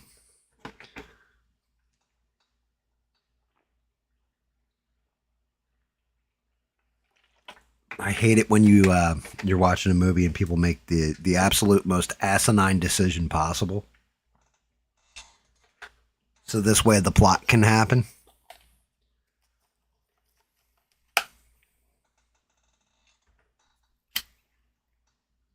Come to think of it, I think that's one of the reasons why I like the original Nightmare on Elm Street so much. I didn't even think about this before. But in the original Nightmare on Elm Street, they're getting the shit beat out of them all over the place every time they fall asleep, right? And then Nancy, the main character, the final girl or whatever, goes and like reads a survival manual, sets up all these traps all throughout the house and everything, and then pulls Freddy Krueger into, from the dream world into reality and just like kicks the shit out of him with everything. Like she completely goes full Home Alone on him at the end of that movie. I think that's why I like Nightmare on Elm Street, the first one, so much. That's what makes it so good. It's because the character didn't just make like a stupid decision. She's like, nope, I ain't putting up with your shit. I'm kicking your ass. Let's see. So this gets attached like this. Yep. Okay. But yeah, I have not seen like Lucky Strike. There's another one I almost watched and didn't. It's called Pressure, and that's a war movie about D-Day and like a storm coming. They got to land on a beach, or I guess they're landing on Normandy. There's like one dude who's all about the weather, and the other guy's just general. It's got what's his name? Brendan Fraser in it, I want to say, is one of the generals. They're like kind of in a stalemate over the whole thing.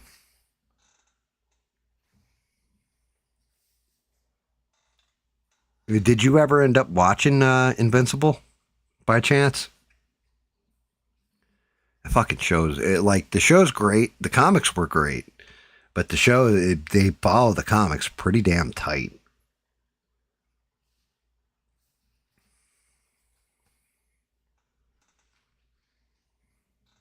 Want to go into the face painting yet?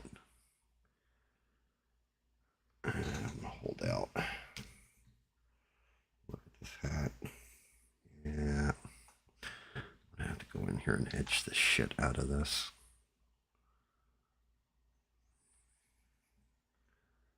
Ooh. Oh shit. Wrong fucking brush. You get Invincible's on Amazon Prime, not Netflix.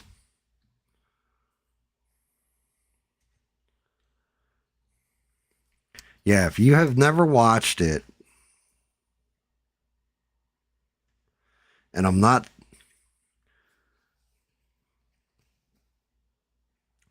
spoiling anything here because it happens at the end of the first episode, Reb. Right? At the end of the first episode, it's basically like the Justice League. You got one dude who's like a fish who's supposed to be like Aquaman. You got, the chick who's supposed to be Wonder Woman. You got one guy named the Immortal who's supposed to be like Wolverine. And then of course you have a guy who's a speedster who's like the Flash, right? And it's just like they always do this with the archetype now. It's like Justice League, right? It's supposed to be like a Justice League. And then you have a guy named Omni-Man. Well, at the very end of the first episode, all of them they get called to basically like their version of the Hall of Justice. And they're like, yeah, you get a call here, you get a call there. One guy's like Batman, right? And they're like, yo, what's the emergency? What's going on? And everybody's like, I don't know. Who called us all together? And then Omni-Man comes in and lands and like punches one of them. And they're like, what the fuck? And Omni-Man's like Superman. And they all go and attack him. And he when I say he kills everybody, he kills everybody. And then like it's a mystery basically on who killed these guys, But it's Omni-Man and everybody else because Omni-Man gets beat up pretty good during the fight. And yeah, it's one of those things where you should watch it if you've never seen it, because it just goes from there, and that's the end of the first episode. And I think they're on season 3 or 4 now. But yeah, it's really, really good. Like there's a point in time where, what if Superman was evil was a question. Nobody ever did movies or anything like this on it. And the comic books for this were one of the first ones to address what would happen if you had Superman go evil.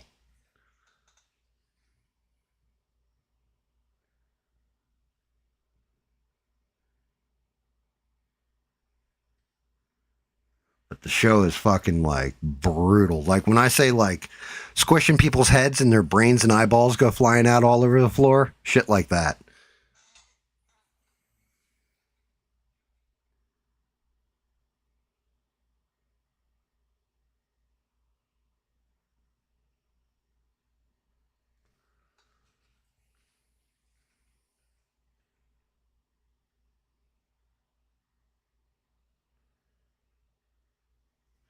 Like it gets brutal. Like people get fucked up on that show. And it's a cartoon.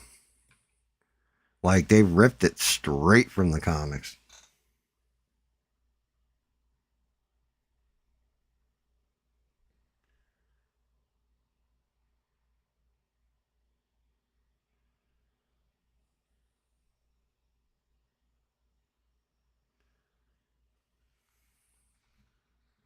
But I mean, it's weird because Hollywood is in this weird spot. We are actually getting some good stuff out there. You know, it's not all just crap. Like there's actually some good stuff coming out here and there. They're few and far between, but it's better than it was.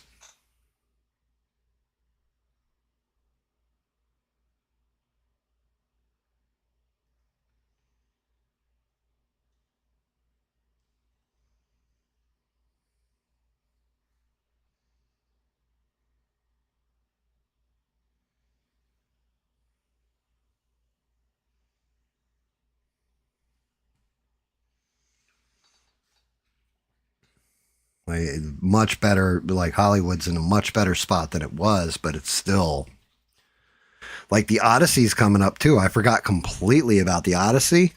I'm going to end up watching it, but I do not have high hopes for it. When you got giants running around with armor on them, that makes like little to no sense. I,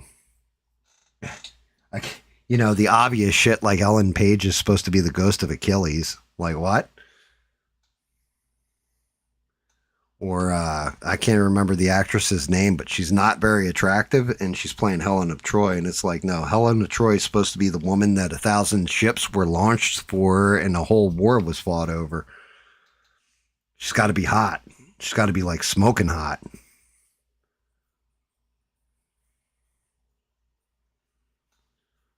And you did not pick the right person for this role, sir.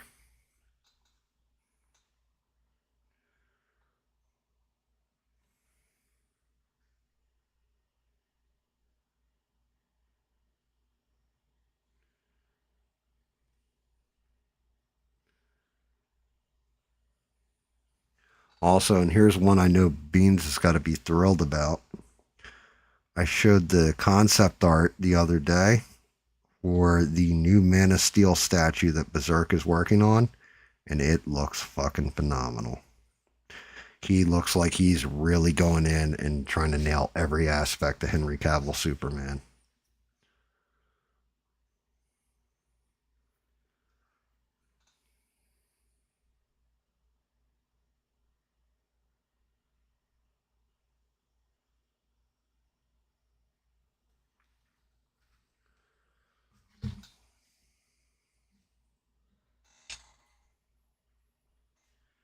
Yeah, I don't know, man. When it comes to Hollywood, like I said, you do have shit coming out here and there. Also, Godzilla minus zero, I think, is coming out too. I don't know when that's coming out, but I'm actually really looking forward to it because Godzilla minus one it was the best movie to come out the year it came out, in my opinion. It was just, I've never seen a Godzilla movie where I gave a shit about the human beings, and they made me actually care about the characters in that movie.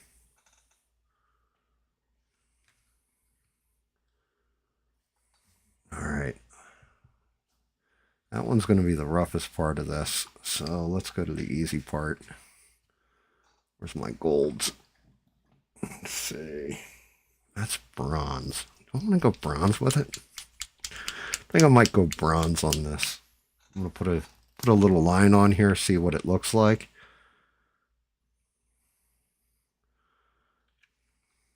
And that is bronze 7998. We're going to try that. Let's see what this looks like on here. Mix up that paint a little more. Didn't really mix that well coming out. Yeah, I think bronze definitely looks like it looks goldish, but darker. I'm digging it. I think we're gonna go bronze on this thing.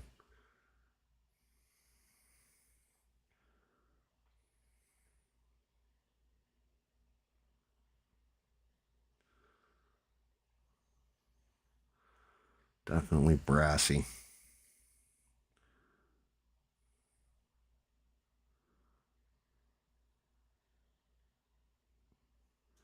Might actually go to a bigger brush on this too.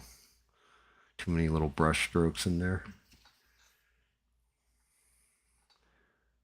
Oh, there's another one, and I went to show the trailer on it, and they shut down the stream. It's called The End of Elk Street, The End of some kind of street. I can't remember what it is, but it's basically like this one block in like this little suburban neighborhood, and they end up teleported basically into a world of dinosaurs, and the dinosaurs are like legit just ripping people apart. The end of something, and I'm there for it. Like it actually looked like it's gonna be fun. Oh, this should work.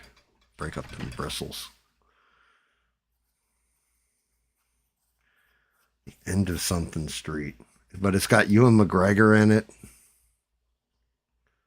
and chick who played Catwoman. I can never remember her name. Anne Hathaway, I think it is. That actually looked decent.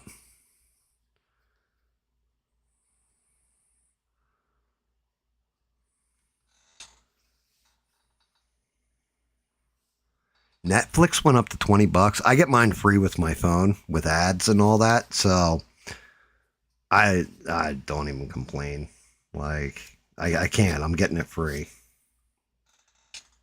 And in Crunchyroll, David actually, thank you, David, for Crunchyroll.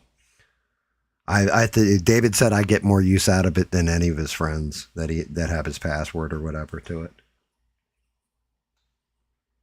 But Crunchyroll, I'm just like, if I didn't have David's, I'd have to get my own because I love my Crunchyroll.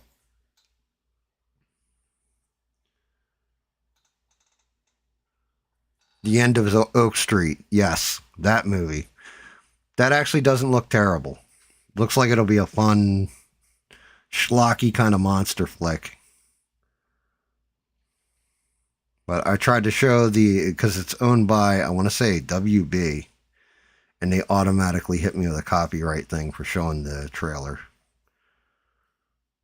Like I have to do some shit where I have to get on some omit list so I can watch different people's trailers, movie trailers, and comment on them.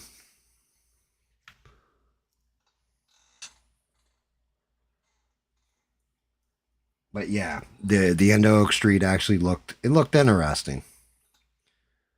You know, my wife cracks me up. It's like Hollywood's not good anymore. I'll be like, yeah, there's a couple here that are decent and blah blah blah.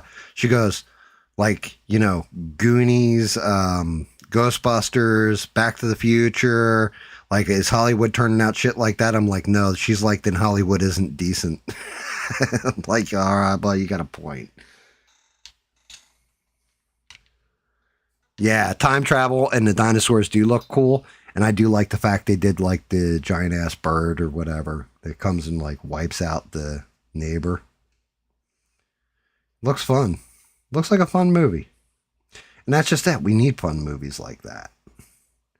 Not everything's got to be a serious take on dramatic life of, you know, lesbians that have entered into a pottery class and found love together and shit.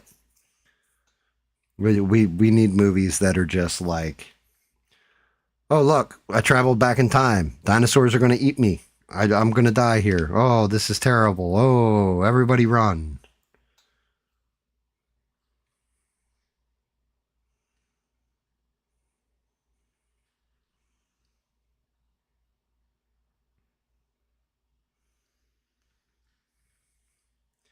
Yeah, I mean, that's just it. The whole woke thing to me, woke in Hollywood outside of the ones that are trying to win Academy Awards, woke is kind of fucking dead.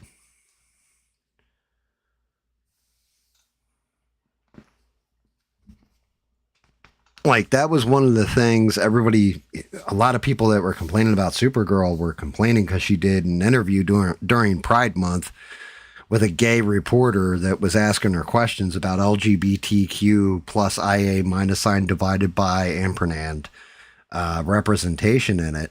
And I was just like, what did you want the guy to ask her? Like, he's clearly like, this man has more balls bounce off him than a soccer field, you know? Like, what kind of question did you think you were going to get from that reporter? So how's a star supposed to answer? Well, I don't like gay people. Like, you know, like what the fuck? And I mean, even what she said, Millie Alcott Cock or whatever her name is, had said, she goes, yeah, I think Supergirl might go both ways. She, you know, the way she played the character, I could believe it. So I don't know. None of that influenced my decision about Supergirl.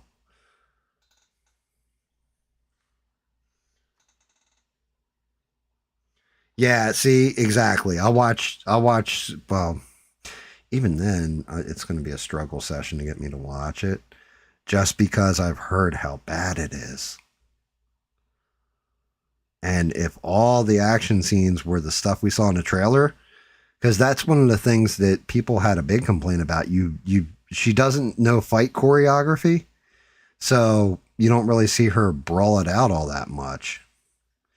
Like laser people maybe with her eyes and like punch people real hard, but no crazy like John Wick martial arts type shit. So I don't know. To me, that's kind of boring. You know, I think if you take a superhero role, something like that, then number one, your ass needs to hit the gym.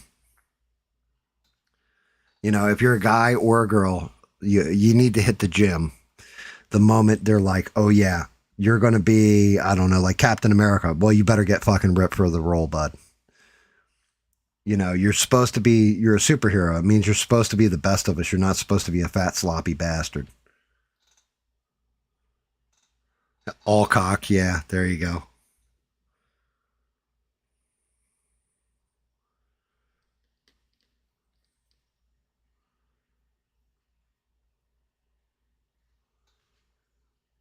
Just,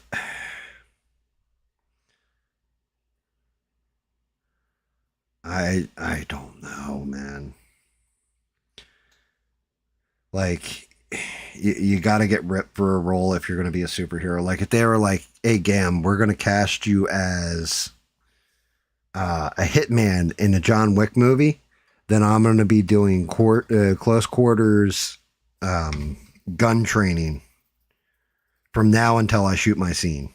And I mean like 6 hours a day practice. And I'm going to be working the fuck out every day just to look diesel on screen, you know?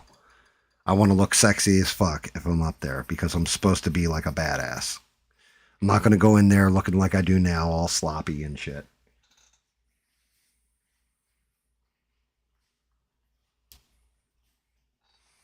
Wow. Yeah, well, the world, like I said, the World Cup is, for some people, it's like, it's one of the biggest fucking things. It really is. I just never got into it.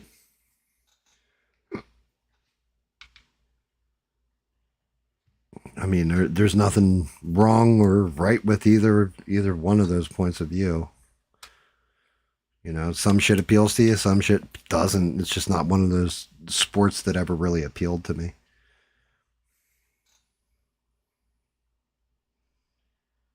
I think I've said this before. I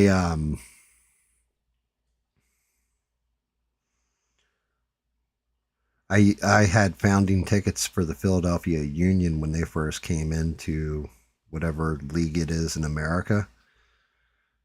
And I used to I got those tickets so I could hang out with my buddies and get hammered.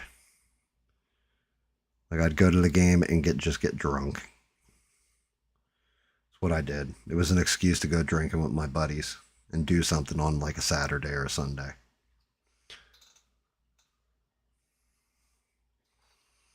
But yeah, I know there's plenty of people out there losing their shit over the World Cup. You know what nobody's talking about though? Like at all? 4th of July.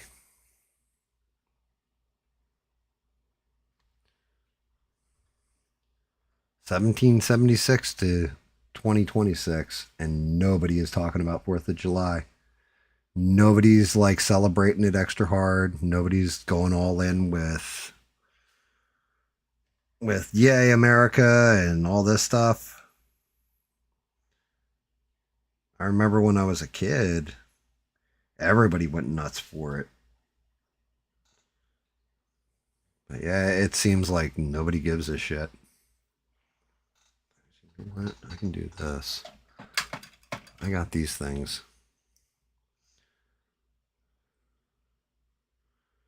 I can actually do this. Let me see if I can get the alligator clip on his little grip here. Maybe on his thumb.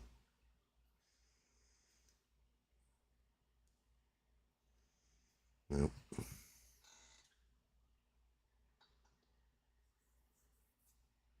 Well, I mean, yeah, but it's one of the host places too, right? So if you got money coming in, oh, you're talking about for 4th of July.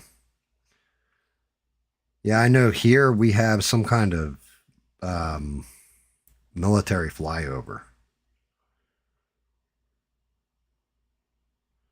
Like it's going to run down the coastline of South Carolina.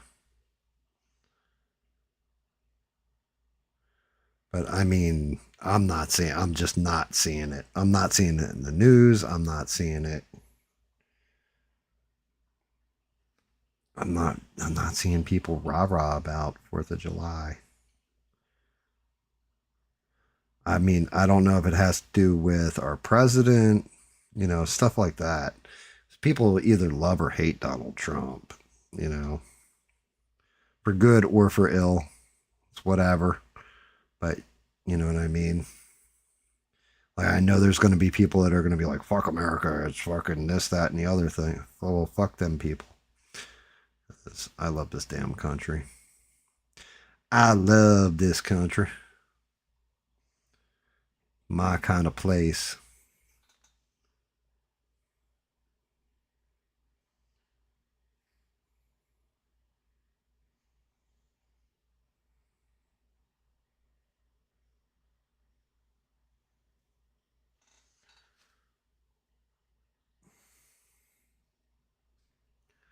So weird holding on to this damn thing.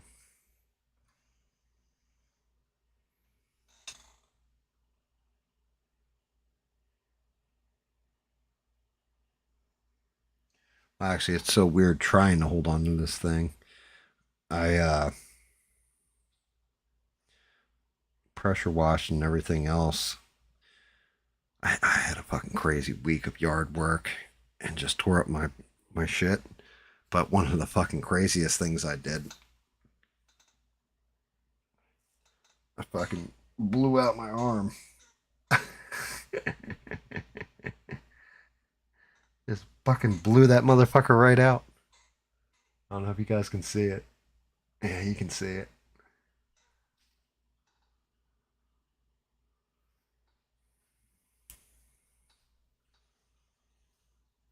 Yeah, Trump's not a pedophile.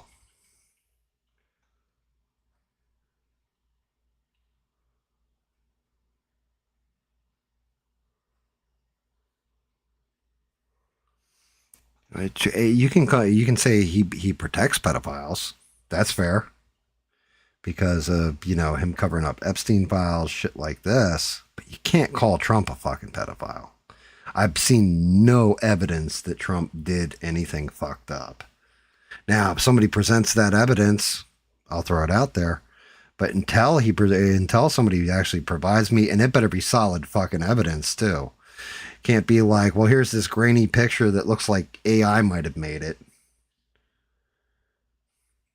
But yeah, it's I don't like that. I don't like people being accused of something they didn't do, especially when it comes to shit like that.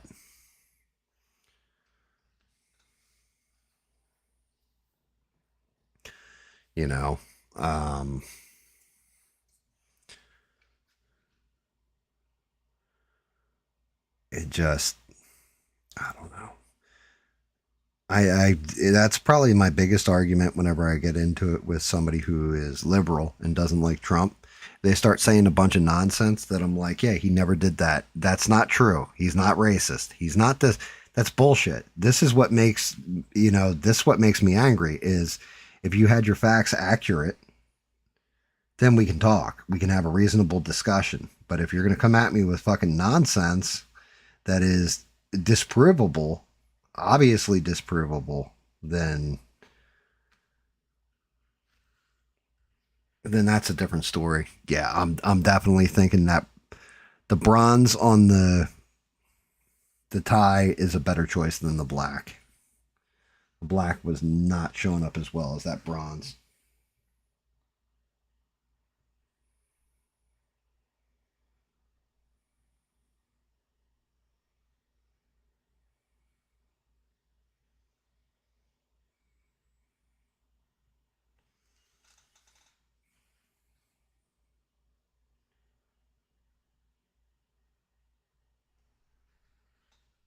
Yeah, I definitely, I think that, take a look. Bring them in and bring them out. Bring them in, bring them out, bring them out, bring them out, bring them out, bring them in. Real tight. And then, yep. I think that's a much better question mark on the tie that way. Damn gam what? Did I say something fucked up? Or are you talking about my arm? Yeah, I fucked my arm up.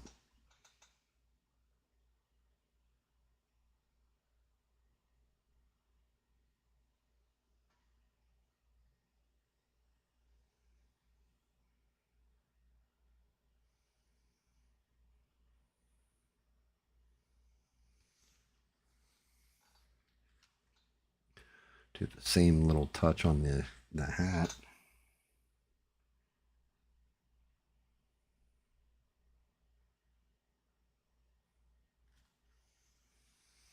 Yeah, that definitely makes it pop.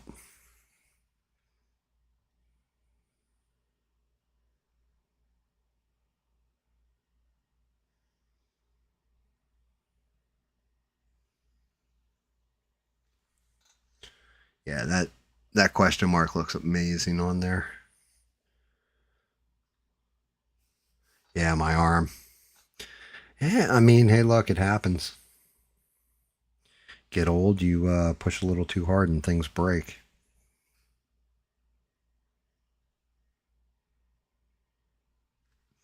And then you know what you do after they break? You keep going.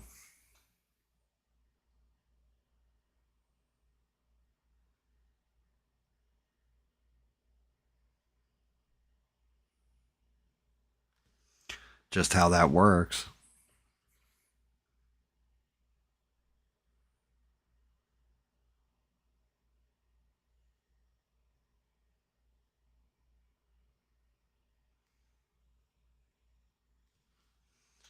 Hell yeah.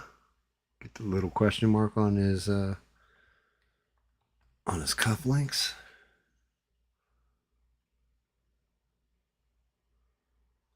Have a good week.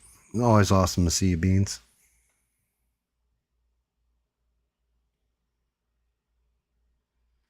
And I hope your World Cup plays out the way you want it to.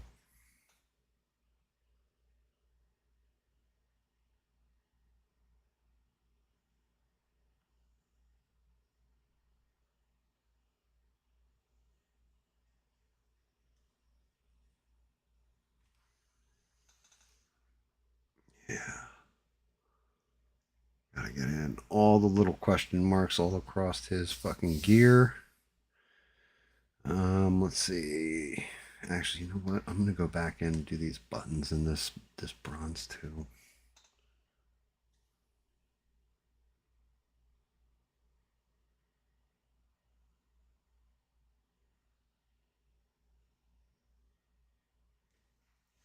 Now I'm looking at how it comes across. It's across neat.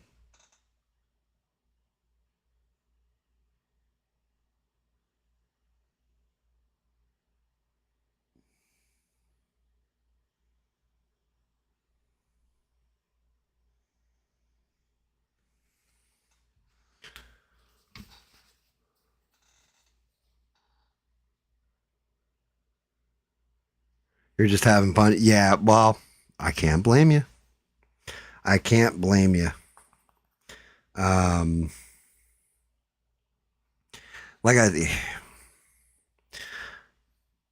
if you were into scary movies, I'd tell you to check out Obsession.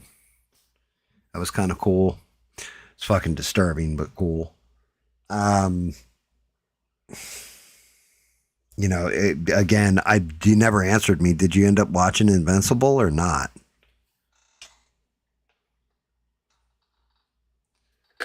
Because if you do, that's something for you to watch. That no politics there, none of that fucking bullshit. Like, here's a spoiler for free on Invincible. The girlfriend he has in the first season, who you will hate, is gone in the second season. So.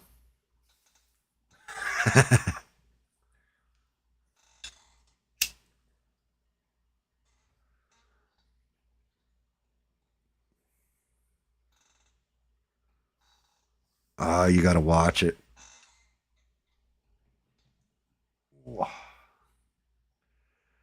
Yep, watch it, watch it, watch it. That's good.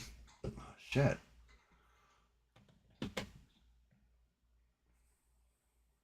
Flat Earth. Where the fuck is my leather brown? I know I have leather brown in here. That's khaki. That's desert yellow. That's khaki. One's a model, one's the other one. That's earth brown. I know I've got leather. Is that leather brown? Yeah, here it is.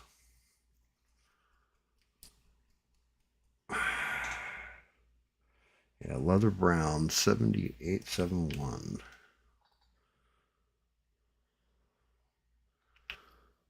Forgot I used it on his shoes.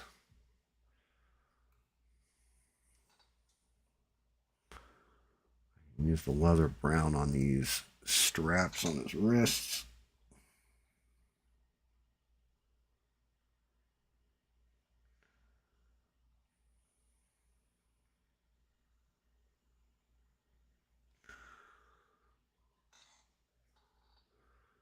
Which is weird.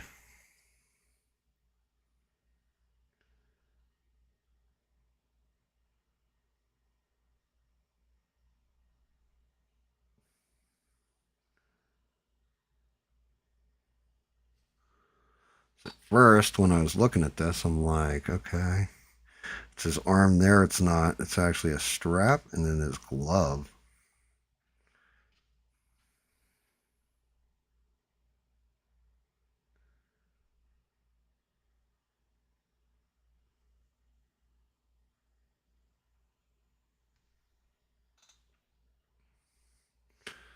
All right, let's see.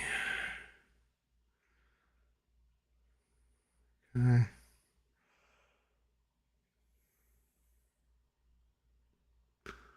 Yep. Strap's going to attach there. Should actually probably do this.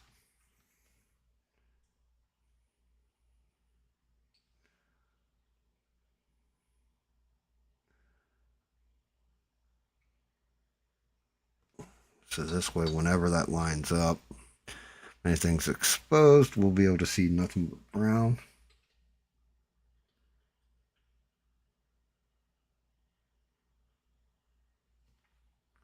What else is going on, Reb? Anything good? Anything crazy? Or just same old, same old?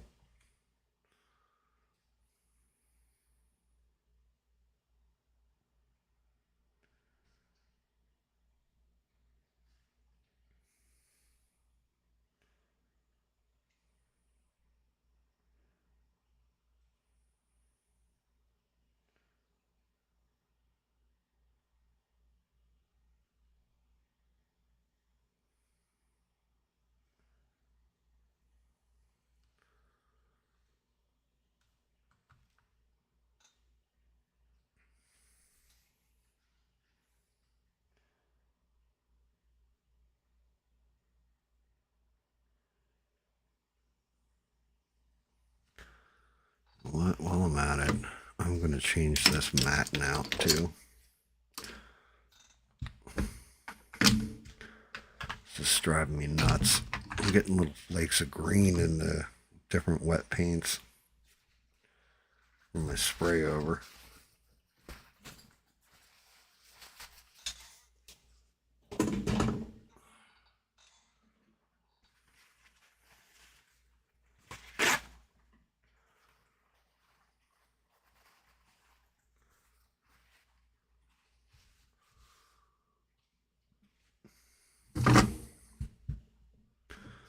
Wait, I'm not flaking as much.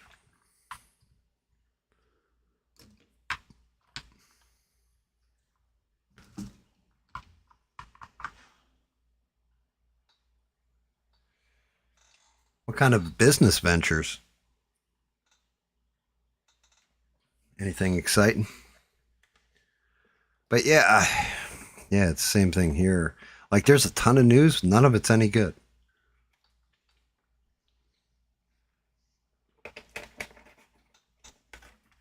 You know, I'd love to hop on here and be like, good news, everybody. They figured out 0 point energy. Good news, everybody. We figured out how to travel faster through space-time. Good news, everybody. They just figured out the national debt. Said I got to come on here and be like, yeah. Yeah.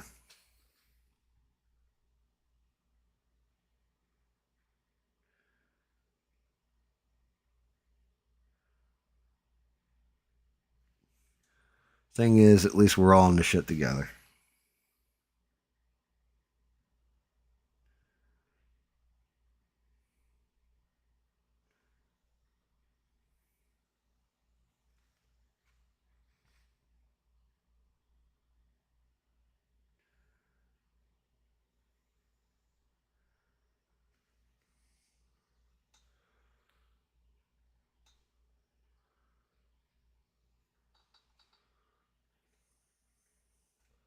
Mobile paint repair. I mean, what are you repairing? Like, what kind of, like, buildings, cars? Like, what kind of repair? What kind of paint repair? So I know you're learning welding, which is a brilliant skill that I would be terrible at.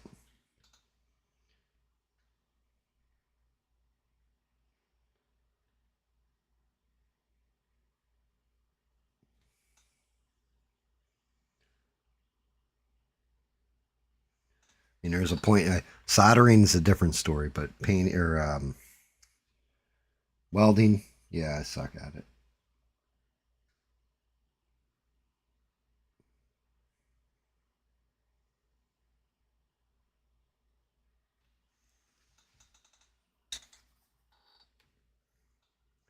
Bumper scratches. Okay. Well, that's cool. I mean,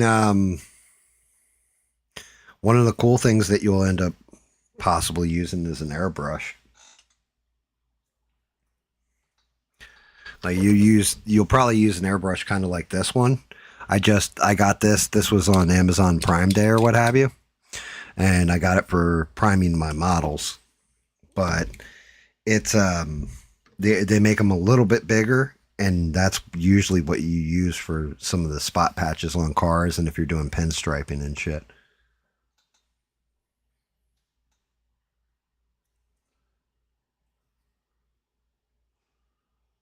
I mean, that's great though. Dude, that's awesome. Well, Reb, you're just adding tools to the toolbox. You know what I mean?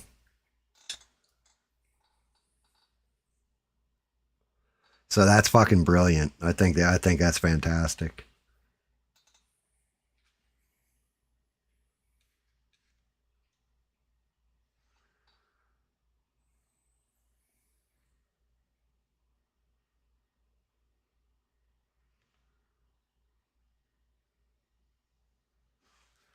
A little blowout nut runs. I had to fix. Actually, to tell you the truth, I think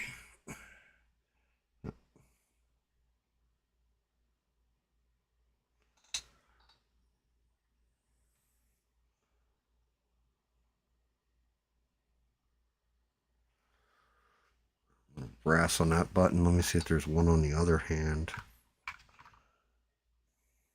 Yep, sure enough is.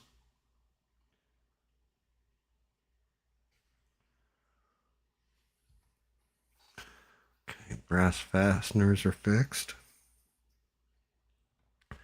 And I think I'm, well, should go into his purples a little bit Give it a little depth.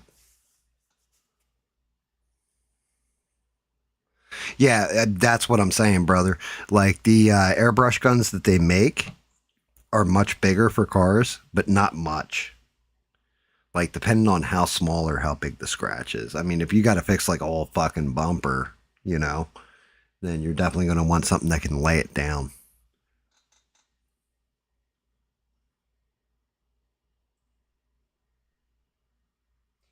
Really? That's really cool. No need for air dryers and such. What's it do? Just like puts the powder on, but mist it like turns the powder into such a fine mist. Like you put a primer on there and then just hit it with the mist. And it's like a powder that just goes on and dries.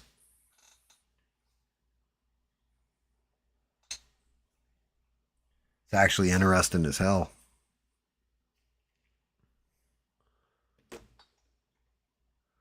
Definitely cool. All right, what color did I start with? We went with Hex Lichen.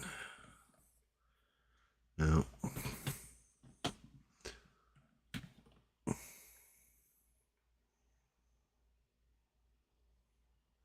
Alien Purple's the step up from it. Really? It just lays it down like a traditional gun. So you don't have to bake the paint or anything? Because I know that's one of those things that... Damn it. Come on, pick it up. Alien Purple, 72076. Under 10 PSI. Okay. Well, I mean, right now I'm shooting out of my air gun right around 15 PSI. Like I use it right around 15 PSI. I found is the sweet spot for the Vallejo. I don't know what it's going to be for the Galeri. For the new gun, I tried it out earlier. I mean, I only shot airbrush cleaner through it just to see how the mist was from it because I'm going to use it as my priming gun. And it laid it down pretty nice.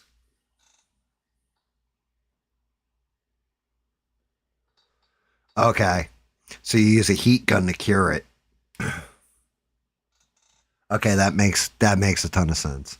I was going to say, I know you want that heat reaction to dry the paint as fast as possible. Otherwise, you can get a good... It's just like airbrushing with these things, with these stupid models I do. You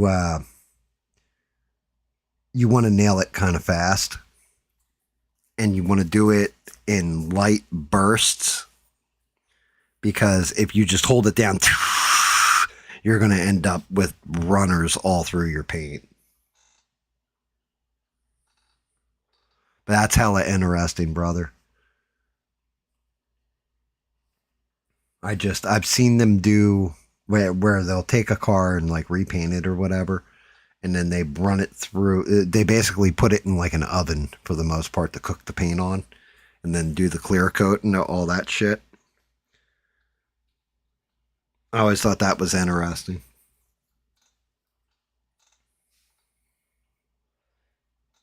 It's funny because I'm not a car guy. Like I find them interesting how a combustion engine works and all that kind of stuff, but I was never a car guy. Can't lie and be like, oh yeah, I know everything about cars and shit. No, I was never a car guy. I learned later on, and basically shout out to Twisted Coral. He was the one who really put me on and started explaining shit to me. I mean, that's awesome though. Like I said, it hadn't been for my buddy Twisted, who he put me right with that stuff to a point where I was like, yeah, man, I can't really get into cars and all that. He's like, yo, you need to try this game. It's called Car Mechanic Simulator 2021. And I was like, don't they have an updated version? He's like, no. He's like, but I'll tell you now that auto mechanic classes use it to teach people how to break down engines when parts go bad and all that, because you got to diagnose the car. You've got to like basically replace the parts and everything else on it. So I downloaded it, played it, and all that. Ended up buying the game because it came off of Game Pass, and I loved it. I was like, cool. And then something went wrong with my car. I was like, oh, it's this. And my wife's like, we got to take it to the mechanic. I'm like, no, it's this. She's like, you don't know that. So I was like, all right, fine. Take it to the mechanic. The mechanic's like, yeah, it's this. And it was the same thing. I was just like, told you.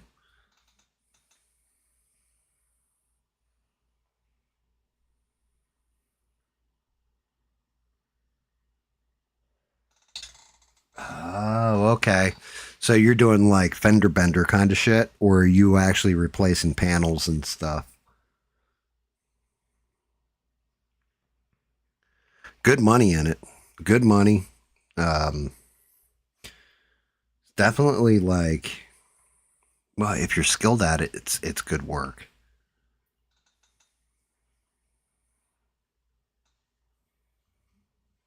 Damn, brother.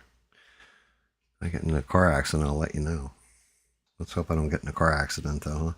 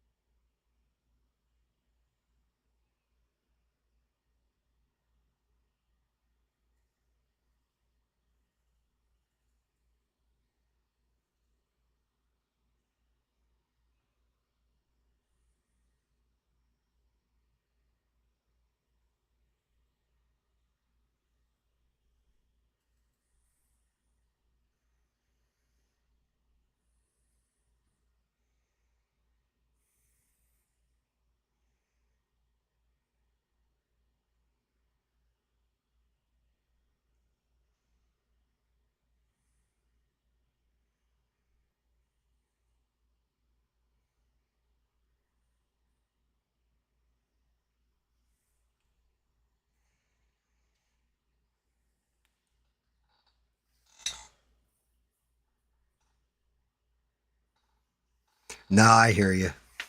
Yeah, I was like that with retail. I used to love doing retail because I got to meet a whole variety of people, you know?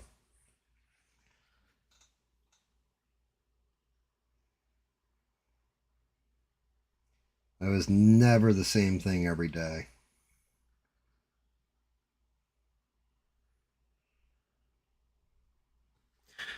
It was never the same thing every day. The only problem is, after a while, I fucking started to hate retail because of, well, the same thing I used to love it for, people. As you get people that no matter what you did, they were just never happy with anything.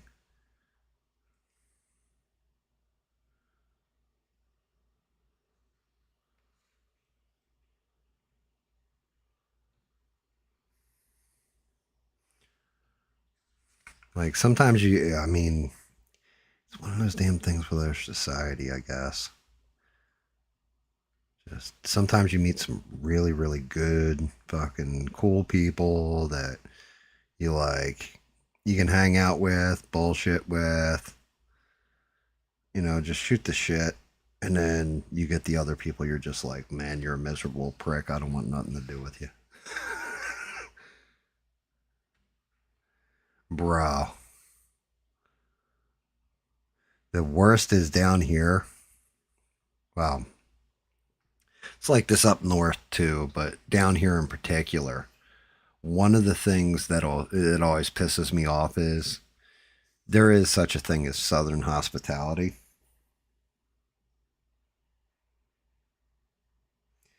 And because I'm in kind of like just outside of resort town, but most of our shopping has to get done in town, like in the actual closer to the resort and stuff. You'll get these people like this week, all people from like Long Island, New York, and they're all fucking just jerk offs. Like the biggest jerk offs I've ever seen. Like I'm sure there's one or two of them in there that are like decent people and stuff like that. But all of them are just like complaining about everything and, bitching. Oh, they don't have my mayonnaise. Like, motherfucker, it's Hellman's mayonnaise. They got that shit up north too. Shut the fuck up and get your mayonnaise, you jerk off. Like, what do you get? Like some kind of special magical boar's head mayonnaise or something? Like, well, that's over in the other aisle. Like, shut the fuck up. Just, they complain about everything and they're rude as fuck. You're just like, what? And I look at it and I'm like, thank God I moved down south.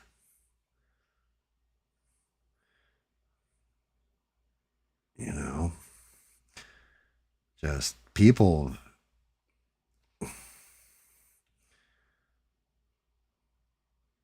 It's funny because they do. They like their shit don't stink or something. You're like, bro.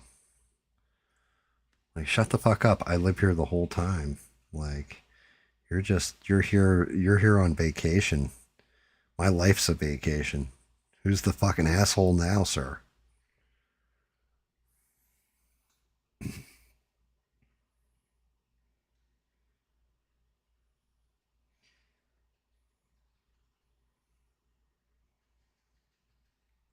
I think that is kind of part of the problem too.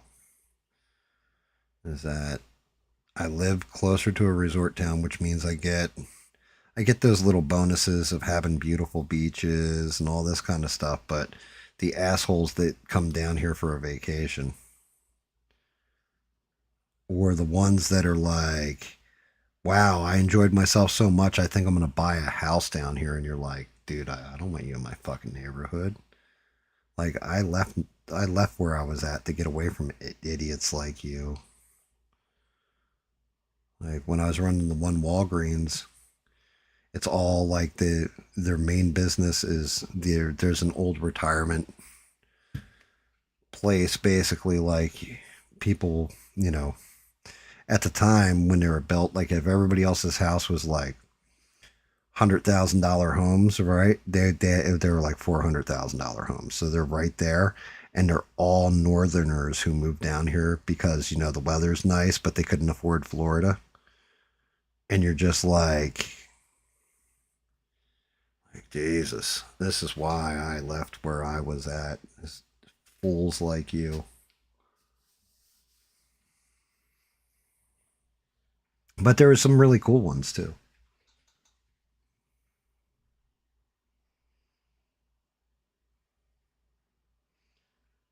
Every now and again, you get a really, really cool one.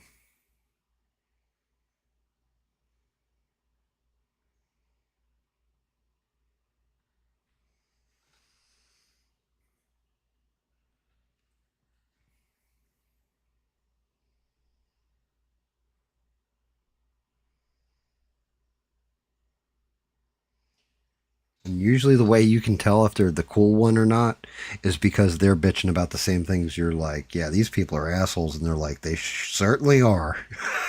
Like, why can't you just adapt to this Southern lifestyle that's fucking amazing? Where everybody's kind of nice to each other and polite and shit.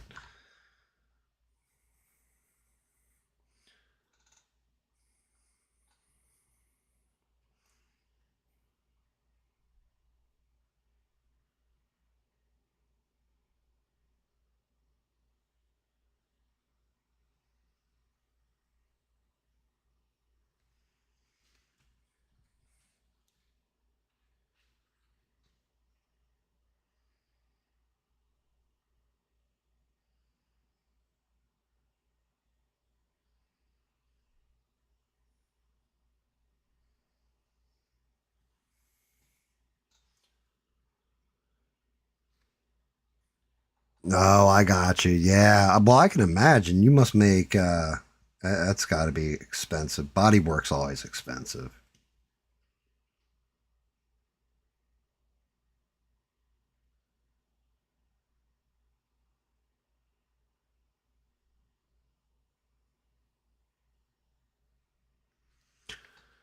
Like, it's definitely pricey when you fuck your car up.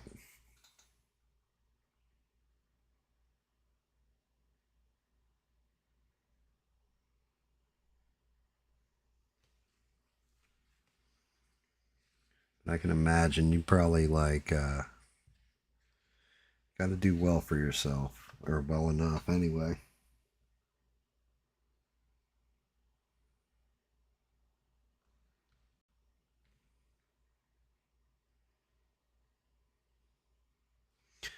And even then, even if you are, doing well for yourself, the struggle's still real.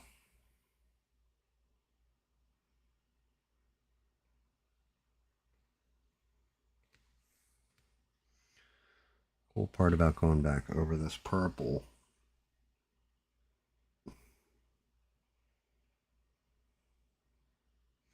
I can definitely see where I blew out a little bit on the purple and have to touch it up with the green.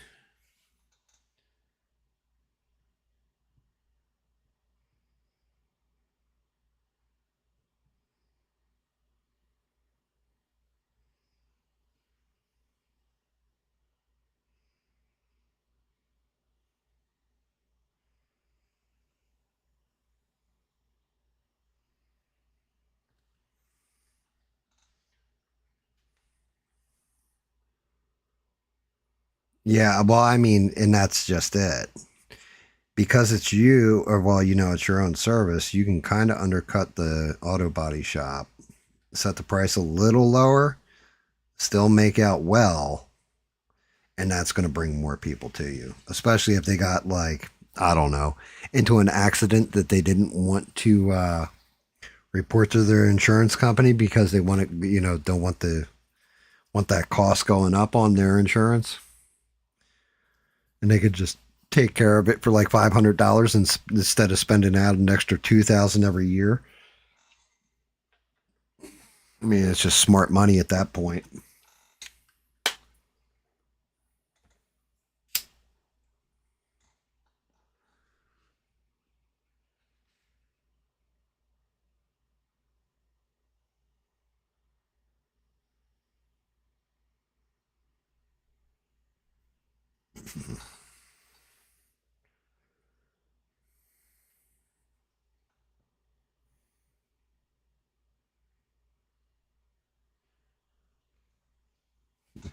Well, this will crack you up then. Do I actually? I thought I had one of my damn rattle cans close. I guess not. I was going to show you.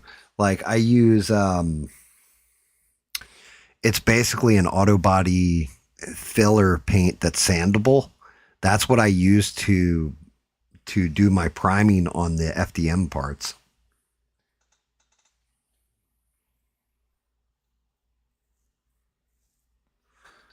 Yeah, well, I mean, it does make sense to offer those additional services, right? Again, you're expanding your own understanding too. So that's it. Anytime you can learn some kind of skill that you can put into practice to make money off of, you always want to do that.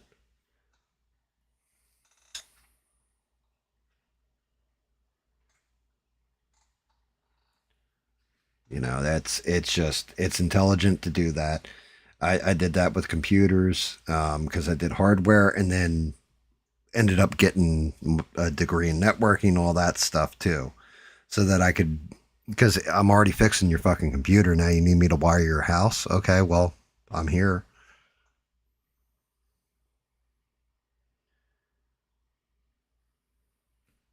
It made sense to me. Like if I'm going to do the hardware into this shit, then let's go full on with it.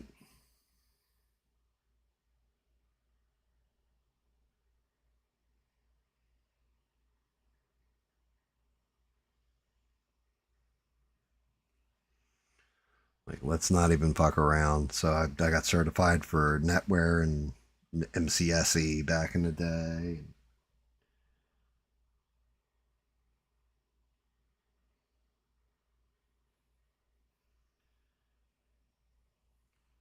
And then crazy enough, I quit doing computers completely. Just got bored with it. I didn't like it.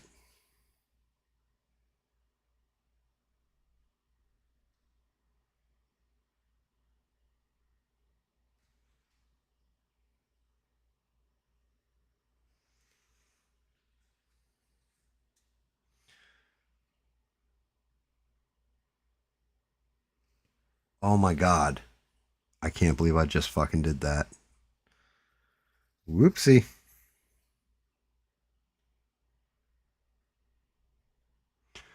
See if I can't pick up as much of that color as possible. Wasn't watching where I was putting my paintbrush. Went right into the fucking purple.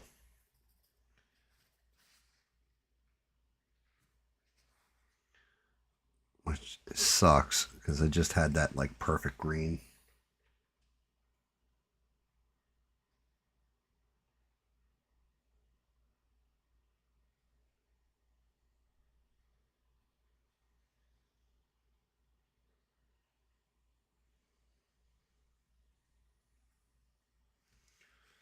I'll fix that.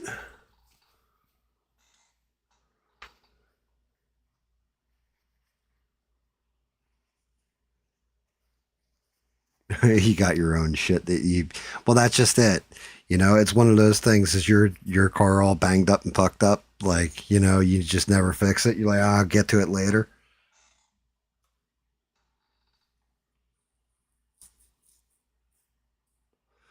You know, that's one of those things. I was a computer geek. My computer is always like never organized. Like I never have my folders on my shit organized. But if a client ever had that problem, I'd be like, yo, how come you don't have all your shit organized?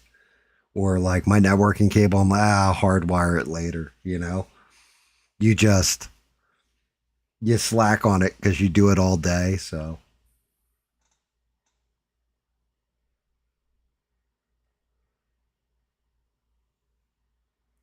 Very nice. Yeah, the Pet G. I looked into that. I can't remember who made it, but there was one thing that I looked at that I was like, oh, this is some shit right here. But cosplayers use it, and I don't think it's Pet G. Is Pet G flexible? It was something else. I don't want to say it was Pet G. It was something else. But like this stuff, it prints, 3D prints, and it's very flexible.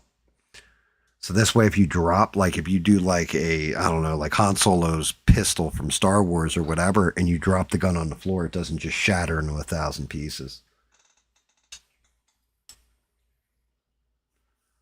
Yeah, you know, well, you have time to do your own shit. It's just you don't feel like the TPU. That's it. That's what it was. Yeah, TPU is fucking pretty cool. Which I'm really, really actually heartbroken over this base that I did earlier. You didn't see it, but I did one in FDM. It's a 2-piece base. Like the cape came out awesome for the figurine. Right? So here, check this out. FDM, this is the cape. Came out fucking awesome, right? I did the base. The base was in 2 pieces. So you had the bottom piece. The bottom piece came out damn near perfect. The only problem is the top piece, which is fucking crazy, like a 32-hour print, it shifted on the bottom, so it fucked the bottom up. And when you line the damn thing up and lock it down, it doesn't lock down completely. So I've got gapping in both these. I've got gapping all the way the fuck around the base. I got to reprint the whole thing. So I'm going to import it into a computer program and completely join those 2 pieces together and redo the whole fucking thing over. Yeah, TPU. It's like rubber. It's really cool. It's really, really cool shit.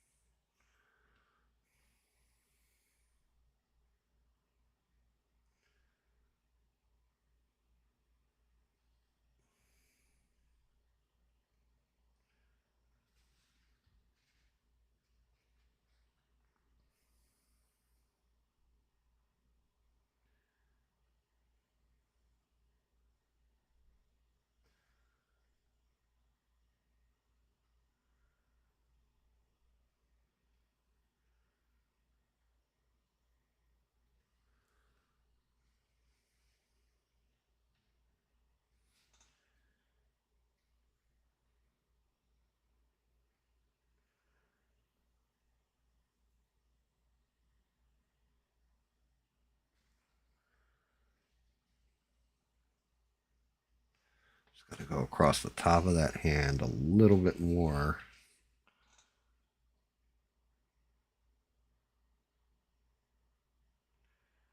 And start working on this motherfucker's head. Or on his face and everything else, but the rest of them should be done at that point.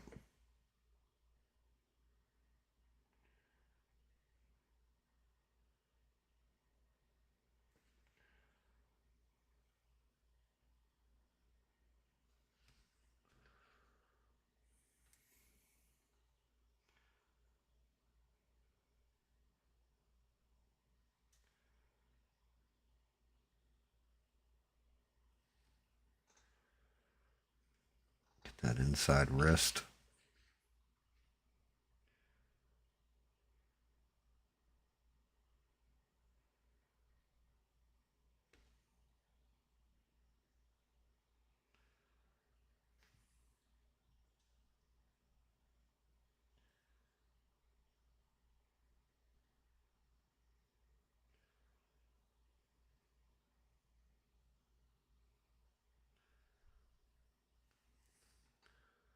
There we go.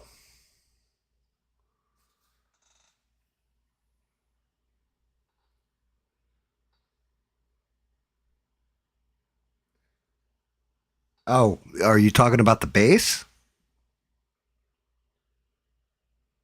No, brother. No, that's fine. So, two reasons to reprint it, right? I'm not going to reprint it in two parts.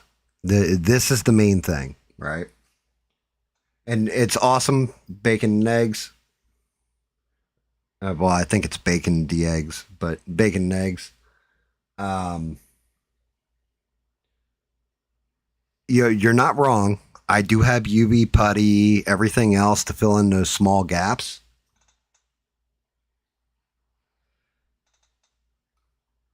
Good to see you. I mean, I don't know if you just do. I'm happy you enjoy listening. I hope you're sub to me too. You know, I appreciate that always. Um, but yeah, so the whole thing is with something like this, like, because it's going to be for Etrigan the Demon, right? So everything's going to be flames for one. But if we look at it, I could fix everything in post, right? Like, I definitely, I can trim this down more, all that. There's gapping. And yeah, I could go in there. I could probably do a weld using a soldering iron, maybe a little bit of filament or what have you. The gapping here, all this. What I plan on doing is, instead of having it come in two pieces, which is this bottom piece and this top piece, I'll take it in the blender. I'm going to extrude either the top of this or the bottom of this, and then join them together and then remesh it and make it one shell. So when it prints, I'll have no seam lines whatsoever, no post-production work. I can actually probably go to, I think I'm at like 15% on the infill on this, maybe 10, but I can probably take it down to 5 at that point and make it thinner. But yeah, like back here, the gapping here, that's a huge gap where I'm just broken free completely. So we're not sitting flush at all. I may be able to sand it down and get it to sit flush. I doubt it. The gapping is just too much for where it's at. So going in with a putty and fixing it, or going back and turning it into one shell, because I'm working with an Elegoo Neptune Max 4. So it's not a problem at all to do a huge print. I'll be able to just nail that out and do it as one big shell. So then there's like basically all I got to do is remove supports, and there's no post-production work. You know, sometimes I love, listen, in my description I have, if you're into, I'm guessing you're a 3D printer too, or doing painting, stuff like this. That's what I'm guessing. I'm assuming. I'm an asshole, so I assume. But Berserk, which is where this model came from, they do really, really good keying and everything else. They also offer Halloween and pre-supports, all this stuff. I usually I do my own supports. I do my own Halloween and all this.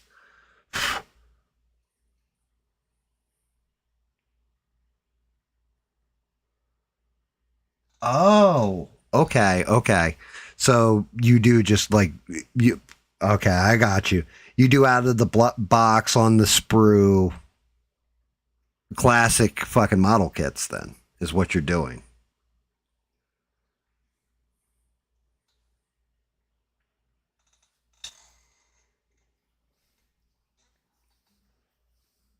Okay, that's fair, right? I'm actually 3D printing these. So like that's a pretty good, this is called a key, right? Where you put basically one peg that's coming out going into another peg. And there's free programs on the internet, one in particular called Blender, where I could put this in and make it one piece. So it's solid joined, and then I can just paint it as one piece or what have you. But you can also cut apart a model in it. So with that base, I'll reprint the entire thing, but I'll do it as one piece so there's no seam line at all to it. I'm doing Jason for Halloween. I will be doing Jason Voorhees for Halloween. He's going to have interchangeable heads as well. So he's going to have one with a damaged hockey mask, one without a damaged hockey mask. And I will be doing the holes in it and everything else for the magnet so I can switch the head out.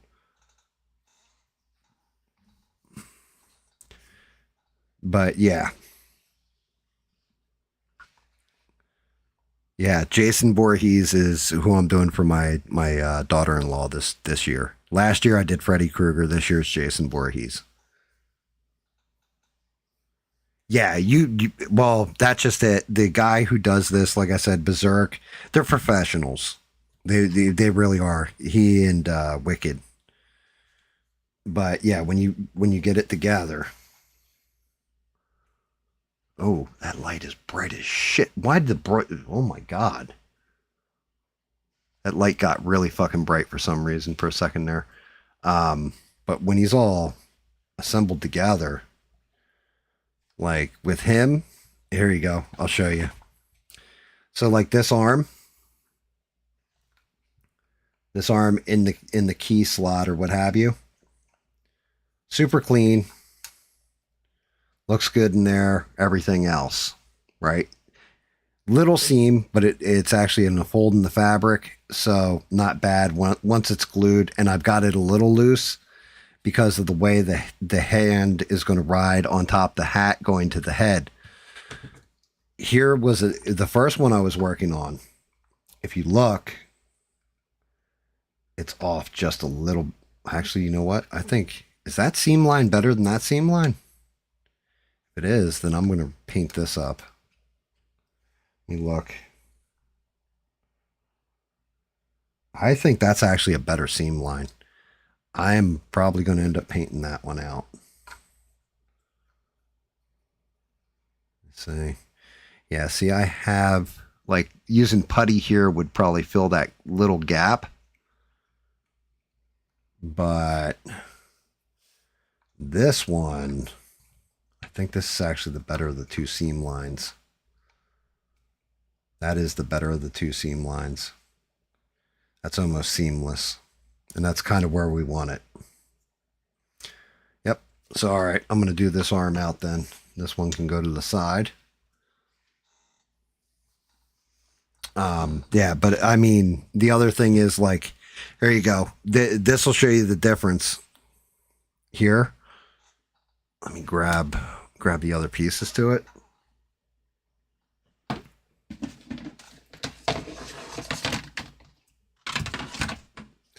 So the bastion, or cane, if you will, right? This was split into multi-part like this. So you have this little tiny keyhole, and then your key pit. So they go together. And it's the same cane, but this one I did as one piece versus this one that was cut, keyed and cut. Now it looks okay, but this little bump in here, that's not going to look good once it's sealed. I can still see the seam line in the cut. This one all being one piece, even though it's harder to work with when painting, I like it better than I do, because that's the two glue joints, right? Well, 4 glue joints technically, but rolling it back into one piece and doing it, no seam lines, so it comes out nicer, cleaner.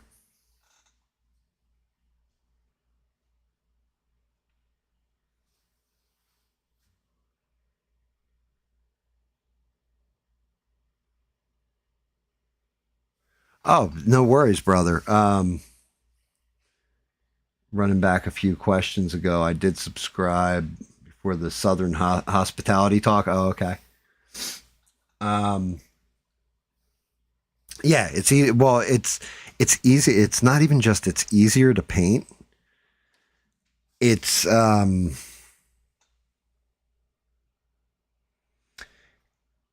cleaner. You know what I mean? Like you're not looking at a bunch of breaks in the model where this you could have a glue joint break free from it.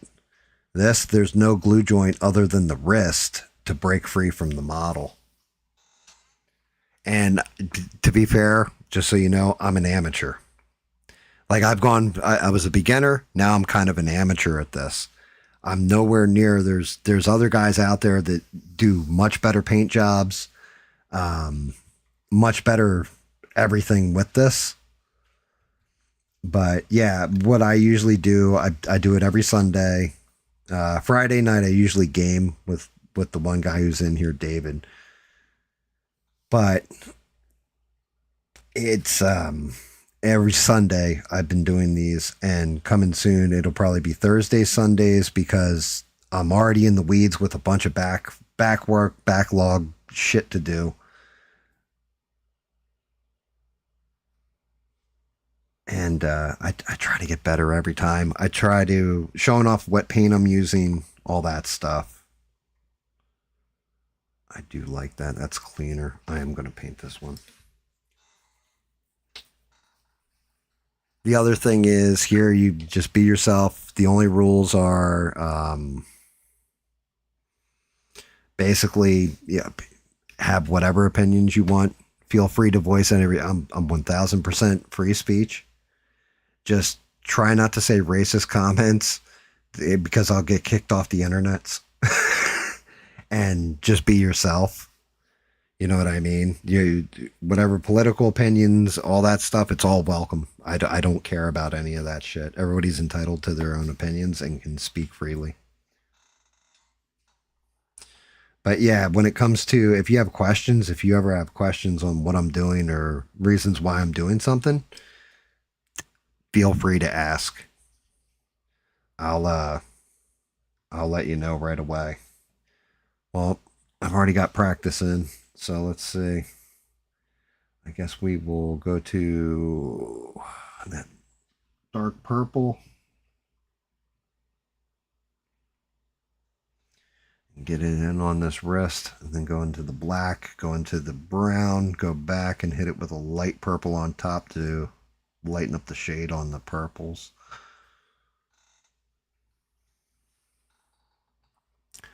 But yeah, there's like Rebel here has watched me for, God, over a year now. So he's used to all this stuff.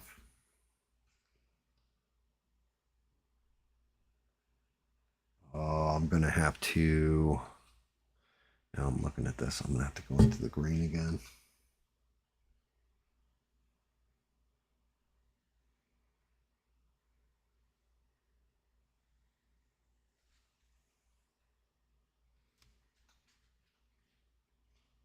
But yeah, sometimes we'll do other fun stuff, like we'll make up songs and all that in Suno and have fun with AI. Or sometimes I'll be listening to Art Bell while I'm painting. We have conversations about, well, life, the universe, everything.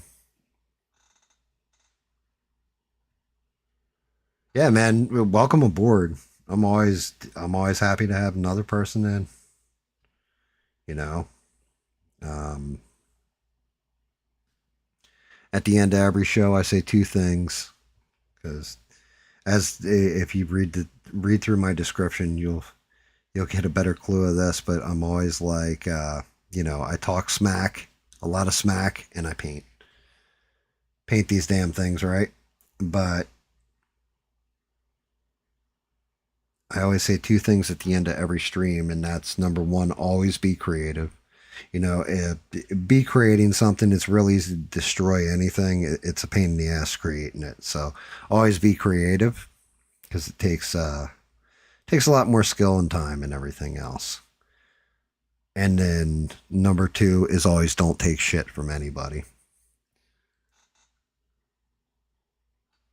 What's up, Melissa? How are you? By the way, Bacon, Grunt Bucket is Melissa. She found me a little while ago and has been here ever since, and she's invaluable. Invaluable member of the crew. Good people. The bed's taken. Oh. Yeah. If you're getting ready to print, that is one of those things I hate, is getting it to the right temp.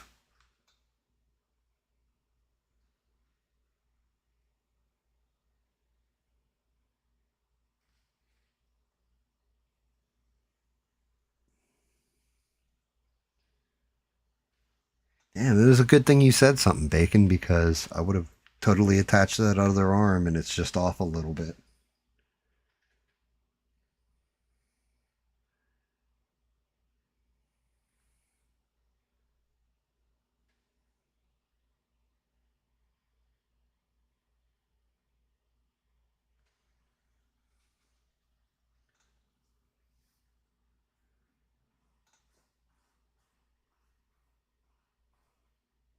Oh, dear Lord.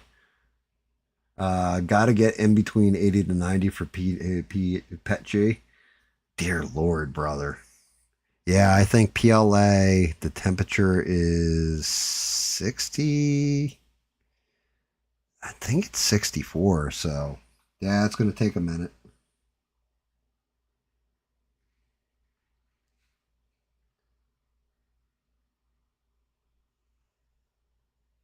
Oh, I just did that.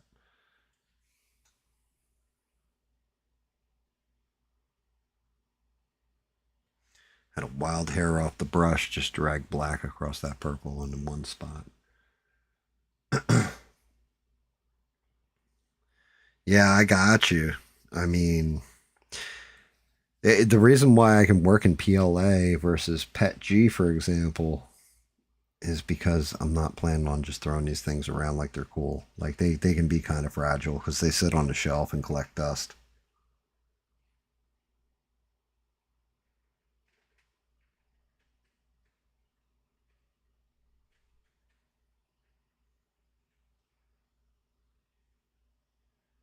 Oh, and Melissa, I subbed to him. Cost $1 a month on Patreon, and his name's Slossbauer. All D&D minis. And when I say terabytes worth of it, if you ever do get into 3D printing, my God, you got to sub to this dude because you'll be painting forever. Like, I got him just because, I pick out the cryptids and all that stuff. But yeah, I mean, a ton of stuff.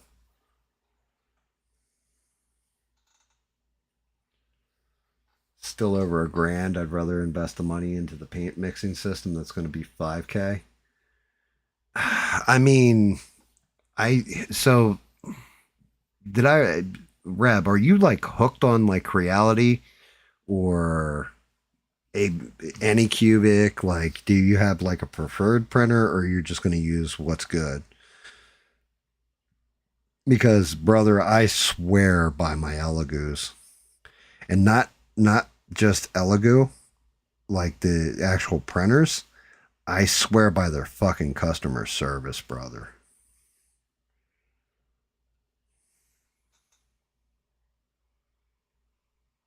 Elegoo. Every one of my printers is an Elegoo. The first one I had was a Mars 3 Pro. And it was it was basically me dipping my toe into seeing if I even wanted to do 3D printing. And it was definitely a struggle.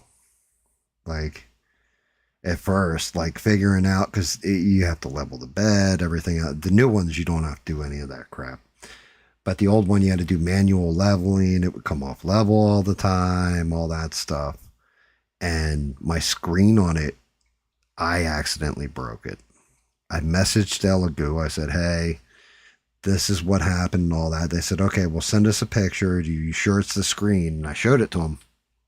I sent them a video of it running the power on self test for the screen and all that. It was supposed to be the Elegoo logo, and it's just coming up straight up across the board, right? Like full on. And they were like, yeah, your screen's broken. We'll send you out another one. New screen came in 2 days, right? And then a second screen showed up the next day. And I'm like, I messaged them. I'm like, hey, you guys accidentally sent me 2 screens. They said, no. We sent you 2 screens in case the first one doesn't work. The second one will.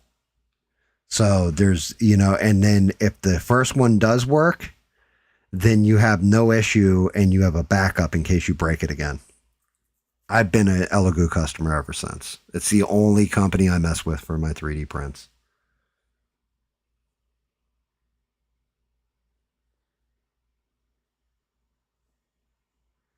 Oh yeah, the advance in technology. Well, my first 3D printer was FDM, and it was a DaVinci 1.0 made by YYZ or XYZ, and we're talking like, God, I don't even know how many years ago that was. It was one of the first 3D printers that they had come out with, and I loved it, but modeling wasn't there yet. The printer was, my God, for something like this was just impossible.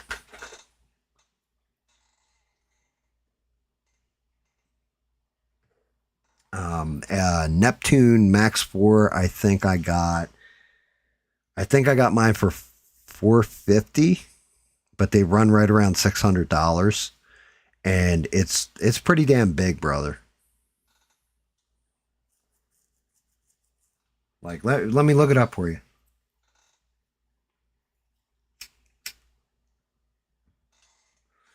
Let me take a look.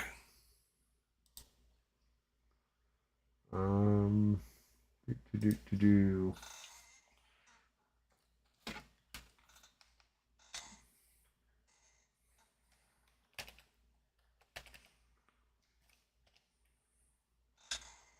So on the site, I mean, they got the Centauri 2 and the Centauri 2 combo if you wanted to do multi filament prints, but you can actually set your slicer if you want to just change out the filament. The only problem is you've got to watch it. Neptune 4 Max right now. Oh, Neptune 4 Max is on sale right now for $350. Hold on, let me see if I can share this screen. There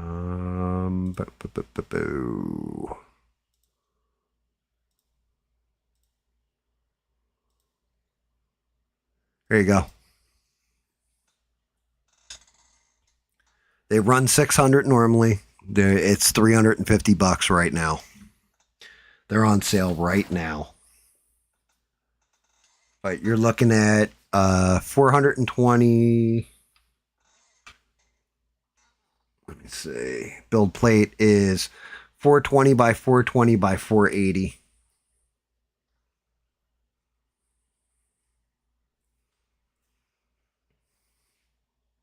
But $350.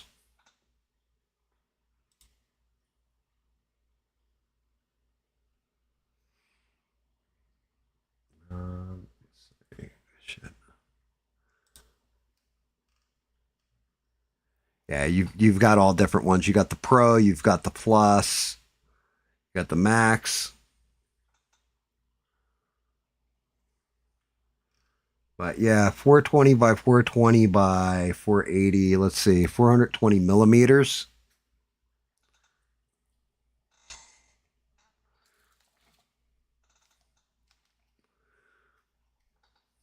So we do 420 inches. You're looking at 16.5 inch by 16.5 inch on your XY. And then change that over to 80. And then you're looking at almost 19 inch on your height, on your X.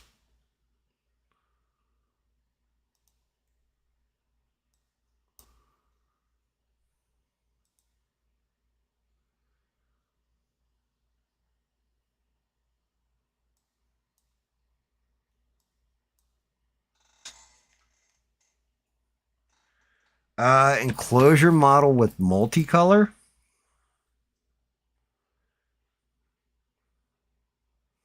Yeah, this one's one color. The Neptune Max is one color, but that doesn't matter. Bro, YouTube's your friend. If you go to YouTube, look up the Elegoo slicer, you can put in a command and have it where it will change out the filament whenever it goes to the other color. You've just got to designate the two colors in it. And then if you want an enclosure model, the Centauri Carbon, I think it's called. It's a smaller build plate though, but it's enclosed and it's up to 4 colors.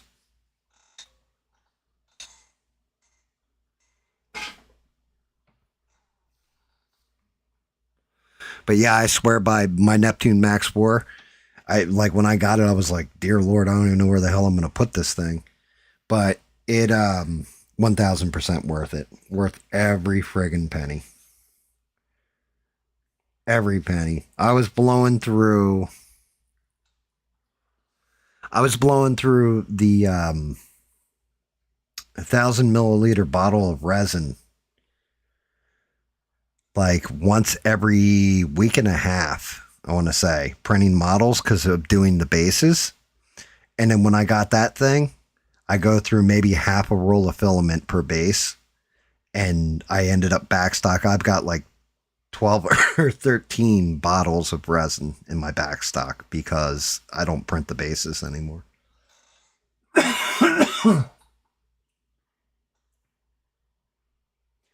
Well, that's the Centauri Carbon. That one's multi-spool.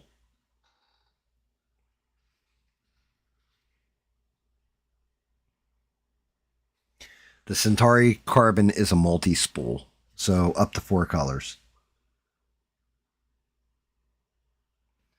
Shit. That brush is way too big for trying to get into that fine detail. Let me get this purple on here.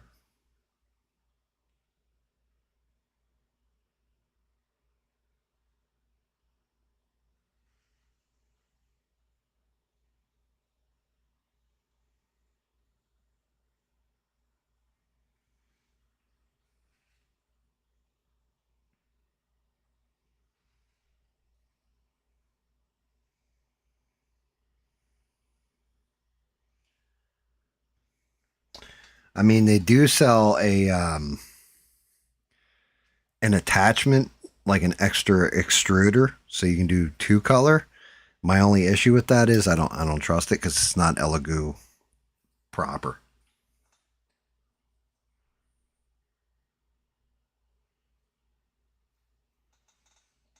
No, trust me, I get it 1,000%. Some people are phenomenal with that.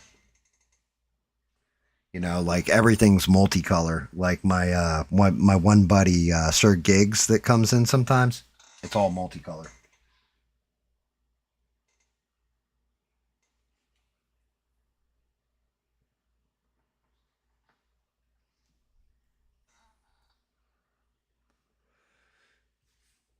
You know, he goes multicolor all the time. I am definitely going to hit the shit out of this with... Did I already put back that goblin green? I need to dip that this arm goblin green. I forgot all about that. It's going to be too dark or not dark enough otherwise.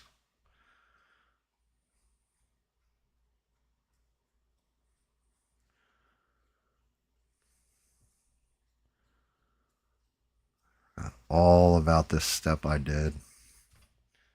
Damn.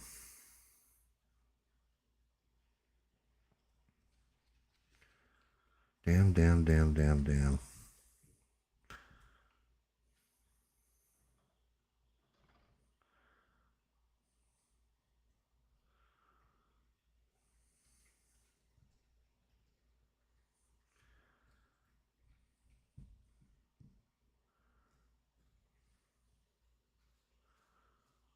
Yeah, there we are.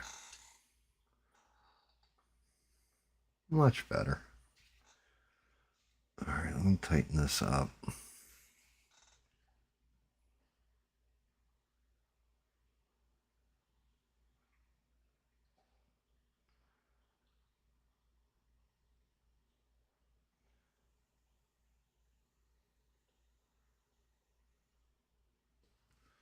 There we go. I think I did a pretty good matching paint job there. Just gotta go over this brown again.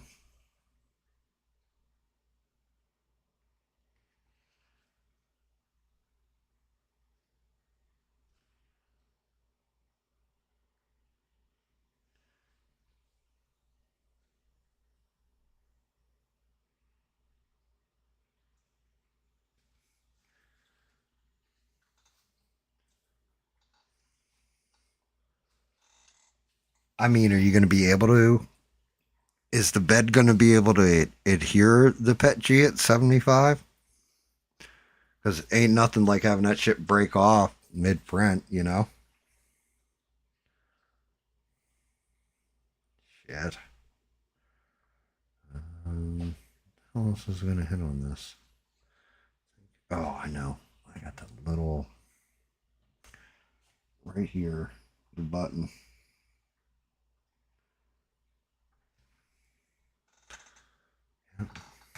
Damn, look at that. Boy, I can nail some colors out. They're identical.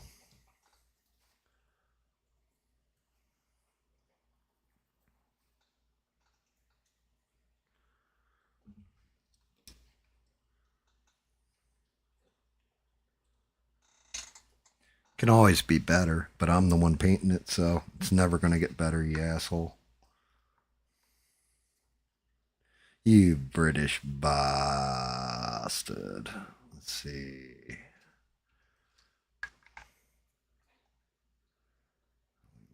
this arm.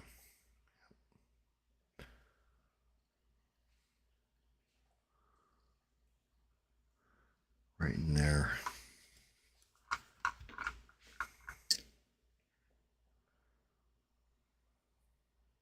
Any of this goblin green left?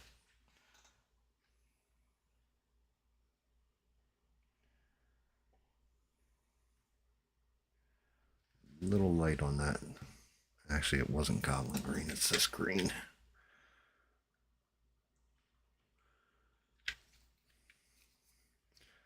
One spot I missed with the airbrush.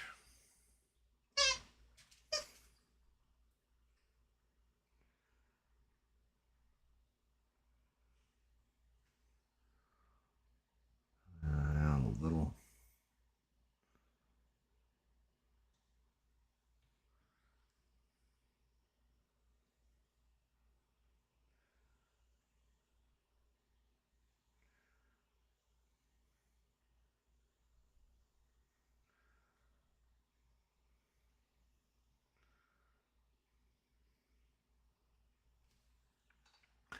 And come back in over that with goblin green. That should straighten it out.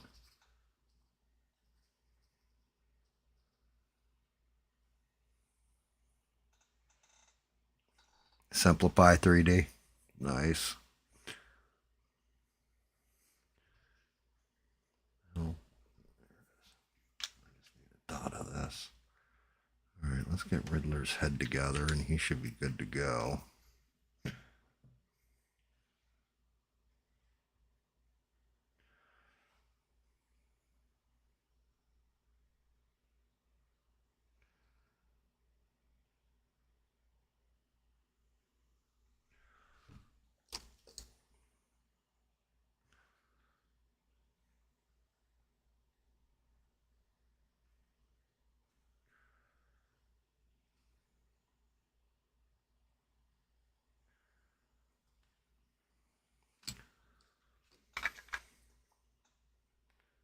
Yep, there we are. A nice little, actually I want to work in that a little bit more.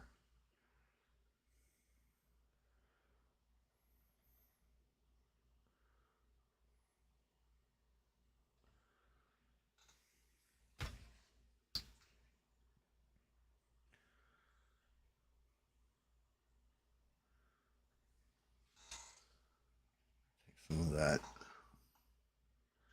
Just want a little bit of dark. I didn't want it crazy, crazy dark. Got it.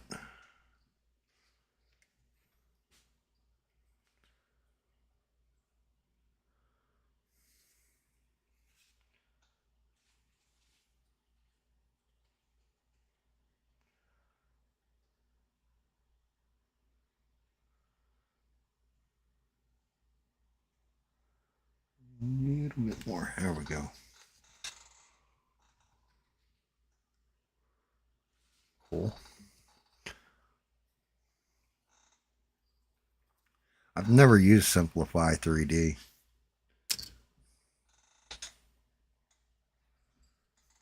All right, now for the pain in the ass part of Riddler. Wingtips. Happy with the way they came out. Oh, that mask.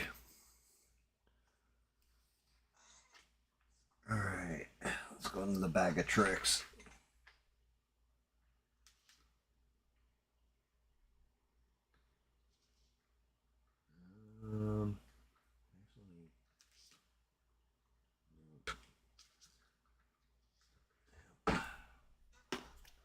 All right, so we're going in there with some squid pink.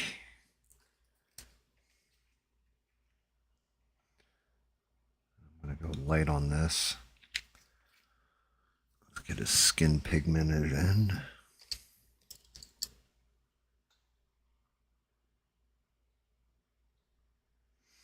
I mean, to be honest with you, the way I tuned mine in, I downloaded one model and then it was just Mine, I could probably make that print take a lot less time.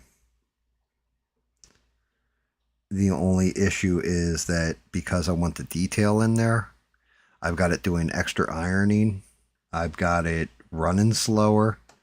Like, I think it can go up to 500 mil a second, and I've only got it at like 180 at its max.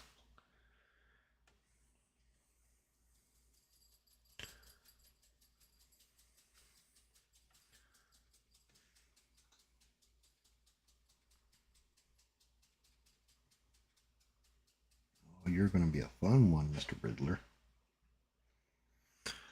But yeah, I definitely tuned mine down.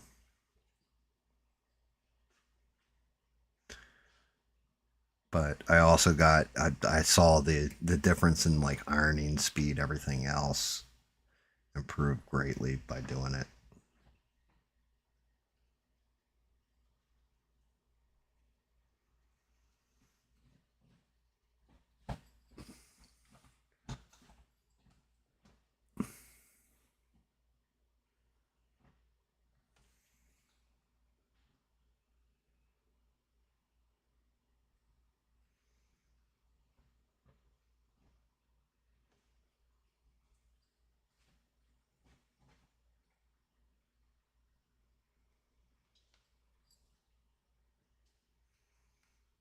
As David would say, this is one cheeky bastard.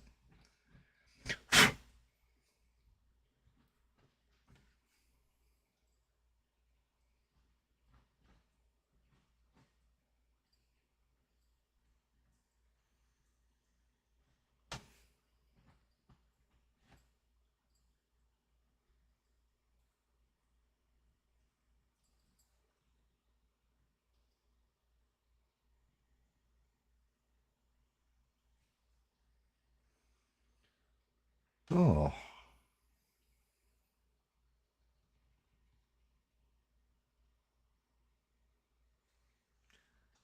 Everybody got kind of quiet.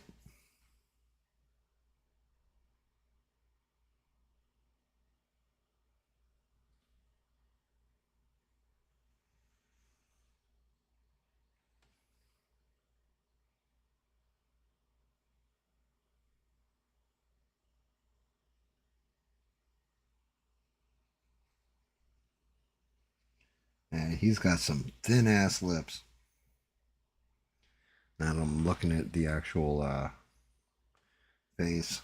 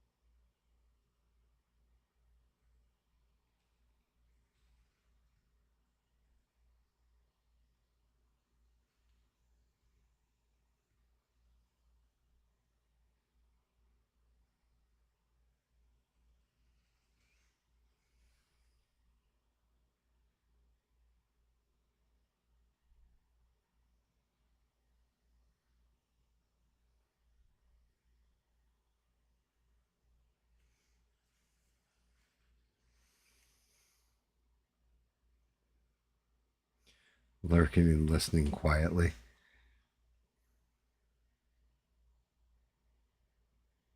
Oh man, I mean, that's just it.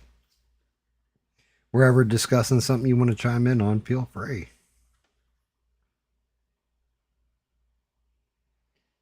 And again, you know, if you're here for painting and stuff like that, not the conversation and everything else, that's cool too.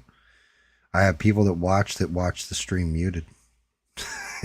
Shout out to Spock's beard, who will not hear that because it's got me muted. But yeah, you always feel free to chime in too if you got something you want to add or you got a different take. Also, if you have questions about like why am I painting his face like a hot pink, you know, I have no problem answering that either. Everybody's got questions. A lot of people have questions. about like why I'll do certain things. But like the pink, for example, on a skin tone, if you look at somebody's skin, I mean, granted, I got a tan. How about that? I'm usually whiter than that.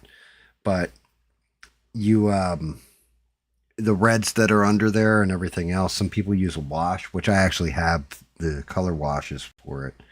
But I like to go in there with a hot pink and then layer on top of it in my skin tone.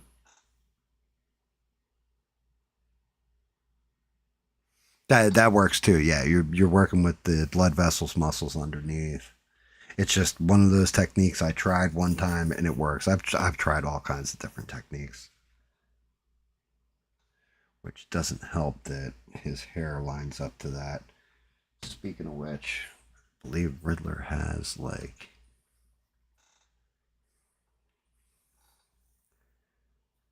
I want to say he's got like, shit, I might have to mix color here.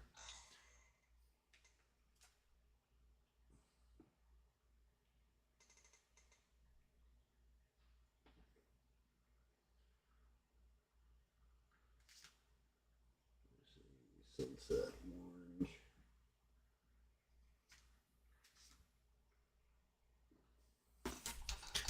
I'm going to go to this. It's called Succubus Brown.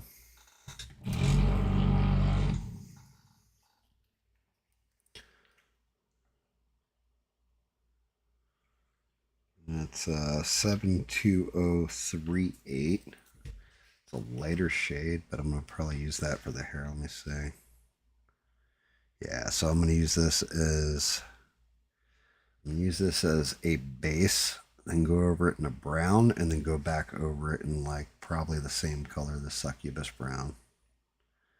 Because he's got reddish brown hair.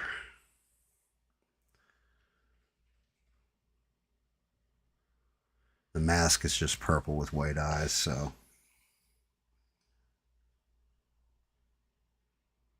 not a big deal there.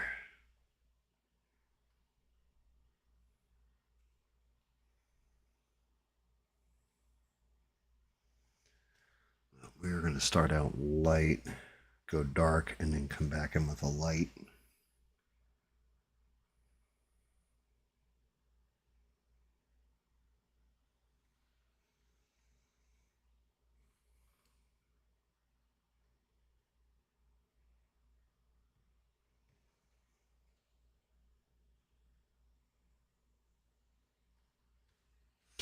I don't want to get crazy coverage, just enough to get most of the primer out of there.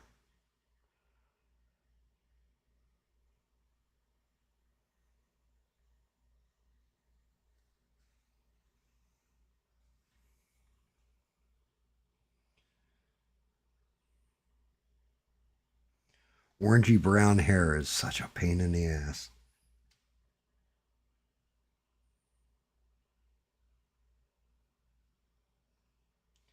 I remember I was doing, I think it was Squirrel Girl when I did her, and that was, I must have mixed like 12 different colors together. Yeah, time for color theory. I mean, I got a color wheel, everything else. I just figure it out in my head. I just like, I look at it and go, okay, I can see this color in there. If I layer this on top of this and then add this and then come back with this, and sometimes I'll be completely wrong. Sometimes I'll nail it.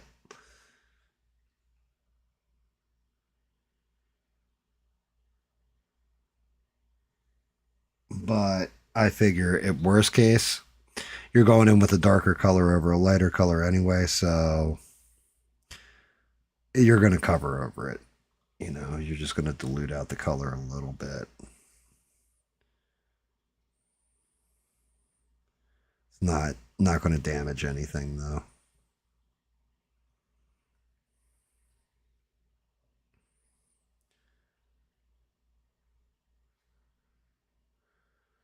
Color theory is definitely not my specialty, as some would say. Yep, and no one will. Everyone knows. So don't think I haven't shit the bed while painting something. This is one of those things I tell everybody, right? Again, I'm a beginner. Well, actually, no, I'm an amateur. I was a beginner. I've come up like one notch, basically. You know, like I'm nowhere good at this or anything like that. I'm still an amateur. And I tell everybody, do not be afraid of making mistakes. You're gonna fuck up. You're gonna make a mistake. You're gonna paint something that, you know, you're gonna think you did a great job with, and you're gonna be like, damn, that looks like shit at the end of it. And then you can either prime it back down and redo it, or just, you know, what have you. But I keep my mistakes sometimes. Like I have a Punisher laying around here somewhere that I did, and I wasn't painting with Vallejo paint at that point. I was only painting with folk art, like basic craft paints. And the way this thing came out, I looked at it, I said, is it, you know, something just doesn't feel right with this to me. And I asked everybody, and everybody's like, nah, it looks all right, looks all right, looks all right. And then one guy was just like, dude, it looks like shit. And I was like, yeah, it does. Like, I'm looking at it, and I didn't lay in any shadow. Like, it was all one tone. It looks sloppy. And I keep that. And I keep it here because I'm all right with my mistakes. I didn't take the stream down. The stream's still there. You know, because everybody should know it's okay to fuck up. Like, you're going to fuck up. If you think you're just going to come out of a bottle of paint and be like, well, look at this. It's perfect. It's not the way it should work. You know, you got to be honest with things sometimes.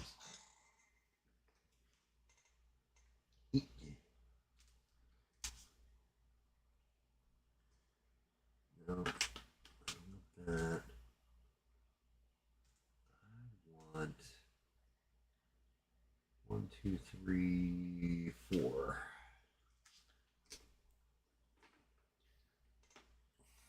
So I'm going to work on this hair before I even get into the skin tone. And I'm coming in here now. I'm going to go in with grunge browns as soon as I get that thing to actually like pick up 721.115. And we're going to layer over on top of the hair.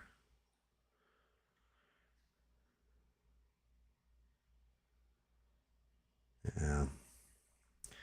Yeah, that's kind of got it. That's kind of got his hair. Just doing that one spot, you can see it.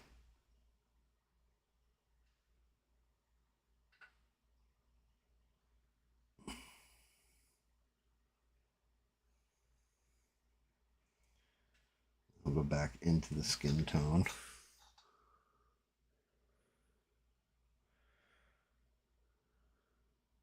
Heavier on the insets, lighter on the outset. That should keep it kind of orangey.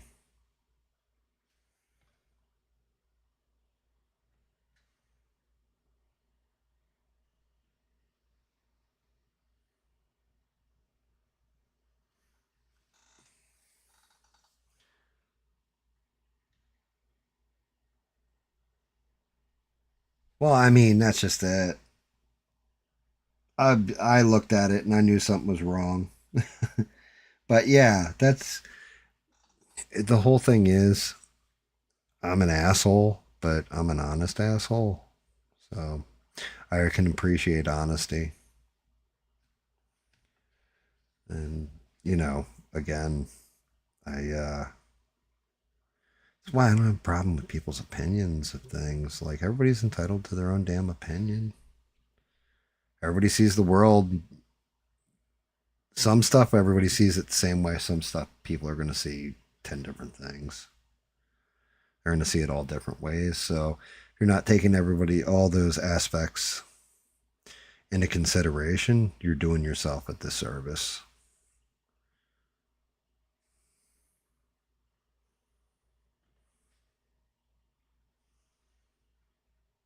But yeah, we're getting an orange feeling brown out of this.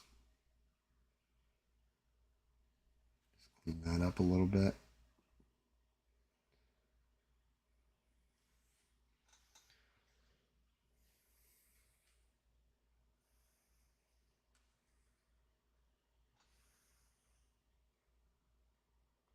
I used to put the pictures of shit that I was painting up on the side of the screen, but everybody got annoyed by it, so I stopped doing that.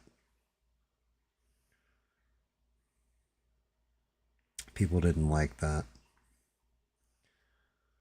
It was neat because I had a color guide like right there in front of me. Like, oh, that's what I'm coloring. But it also took up valuable screen where you're painting stuff and people can actually see what you're painting.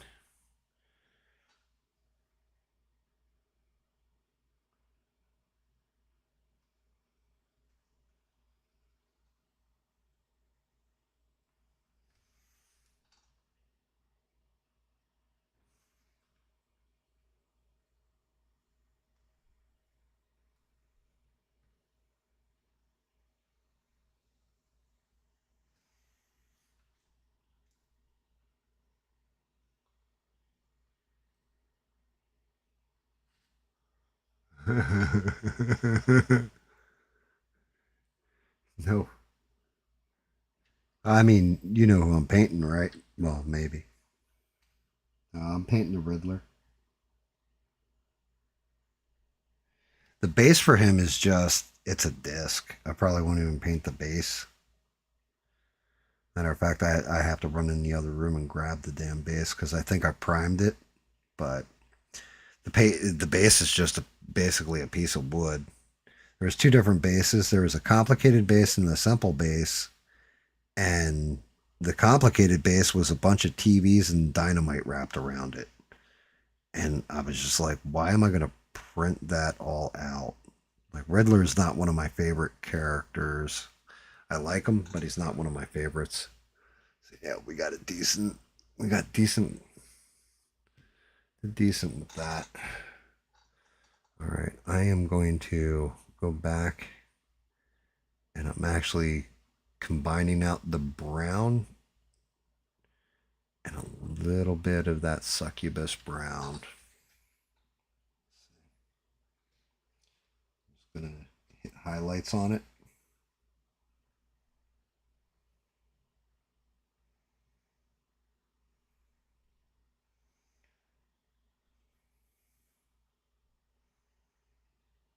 So I'm just barely touching that shit. But mixing in the brown and the orange that I used as the base.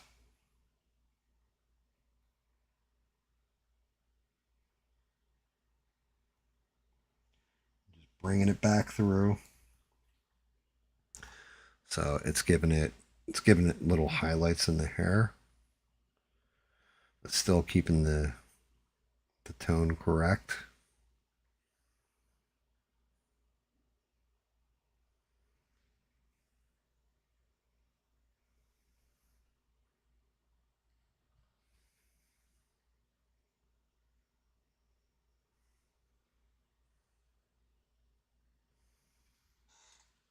So it's not so pulled in. I'm gonna let that dry for a minute.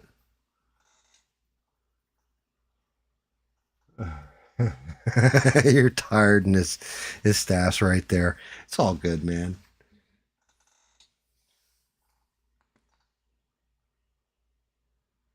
No, he's not. So he's standing, right? But in the original, so you had two different choices of base. You have a simple version, and then you have the complex version. The complex version of the base, it's the same bottom base, which is just a circle. Like, it's supposed to be like a circle made of wood. And then it was a stack of TVs coming up, and then he's standing in front of him. There's like dynamite wired to the TVs, and each of the TVs have a question mark on them. And it's like, why am I even going to bother with that? So we got that work. Good Lord.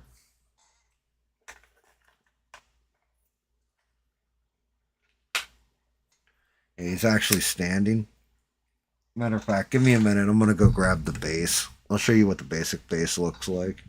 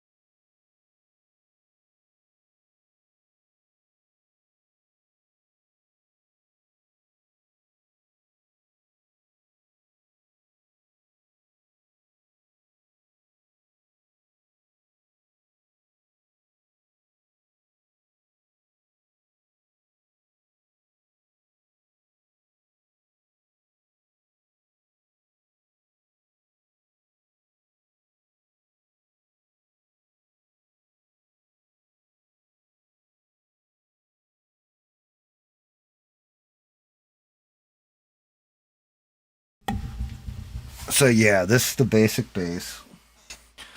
So when you put them together, make sure I got the shoes in here right. So when he goes together,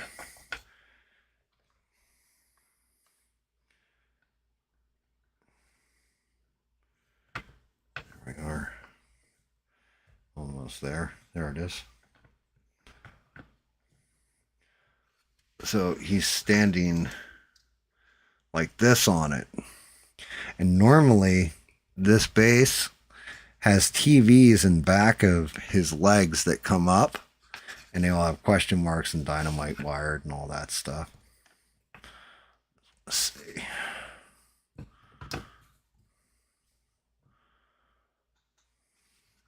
But I mean, here's where we're at with them so far.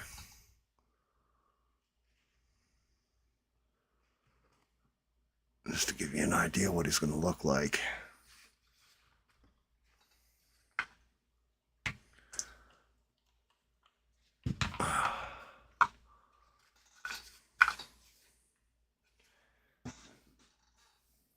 And then if Rebel's still out there, this is the stuff I use for my base priming. Like the base is primed, but like I said, it's just going to be wood, so I don't even know. Actually, you know what? Maybe it'll give me a chance to. Screw it. I'll do the base another time. I don't worry too much about the base. It's more about the actual figure.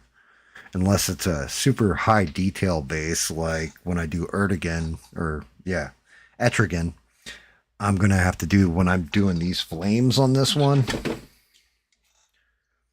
Like once this is reprinted, there is so much fucking detail in this base. Those flames alone, that's gonna look badass with the fire coming out and all the people screaming and burning.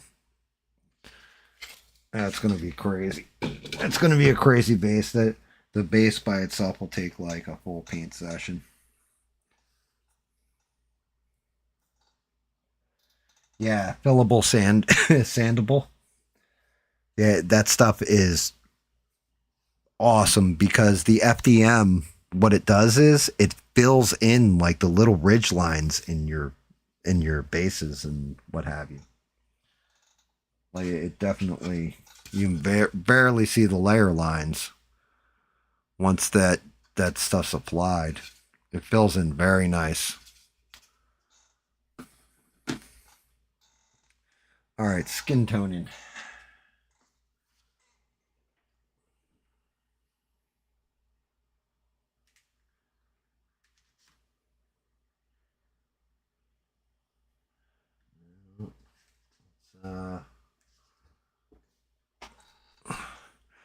We're going to start off with Succubus skin 720 or 108. And we're going to use the Succubus skin in all these little creases in his face.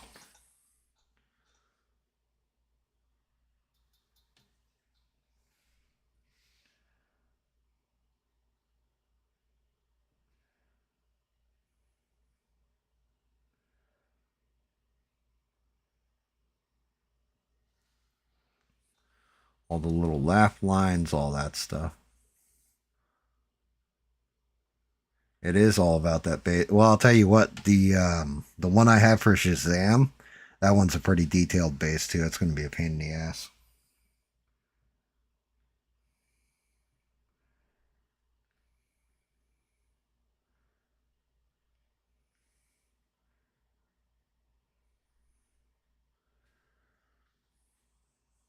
Yeah, I'm just going to get his scars in here with the Succubus.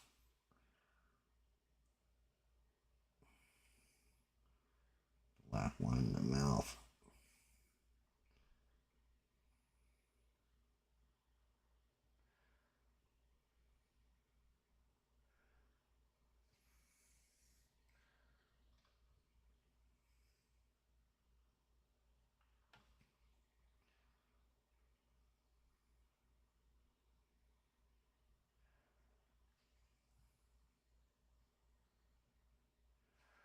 Also hit this ear.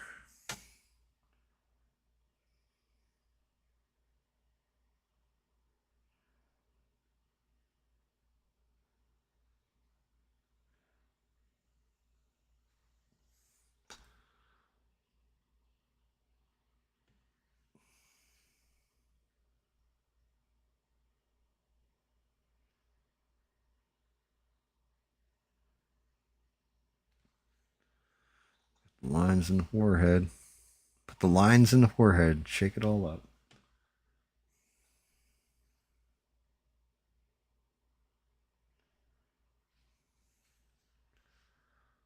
Tracing under his jawline too.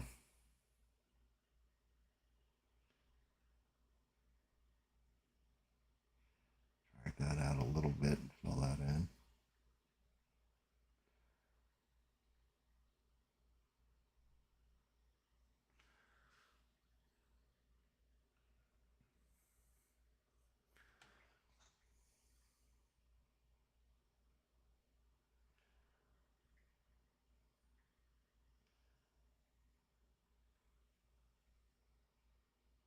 Try and hit the interior of the nostril. I gotta hit right in there next to the mask.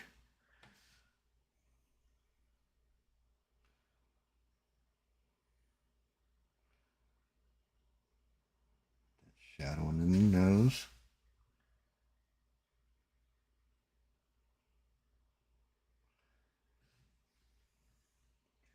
Hit the other ear.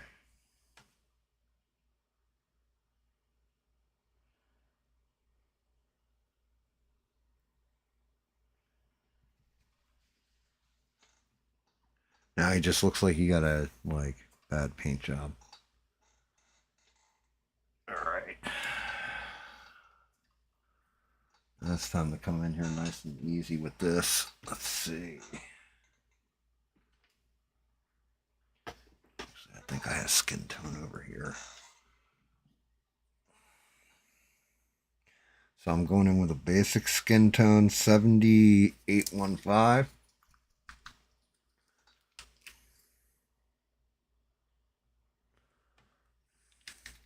And I'm going to go in.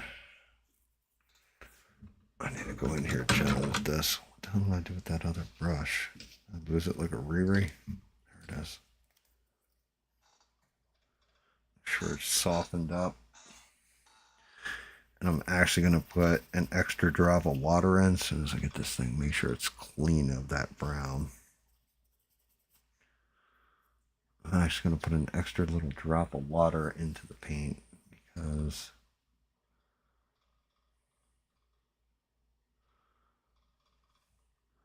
I just want to barely load the tip on this.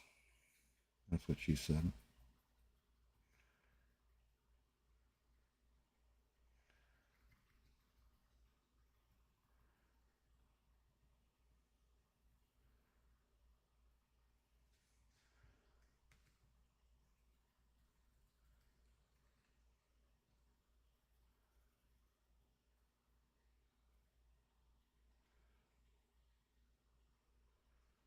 I hit one of the sideburns.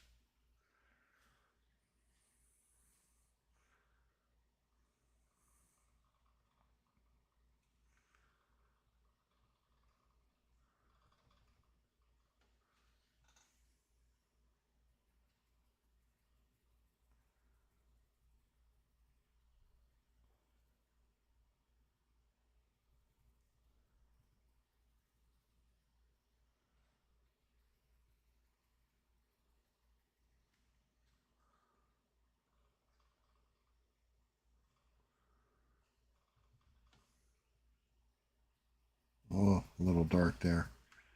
It's okay, I'll make it work.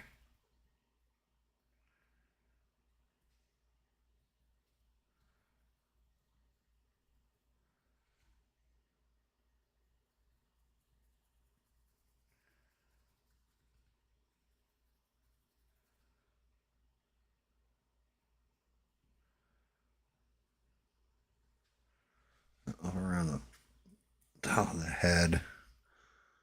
I need a smaller brush.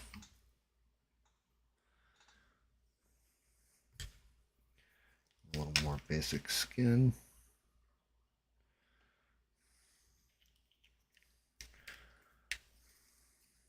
Let's see what I got on the side. Nope, nope, nope. Too thin. Yep, here it is.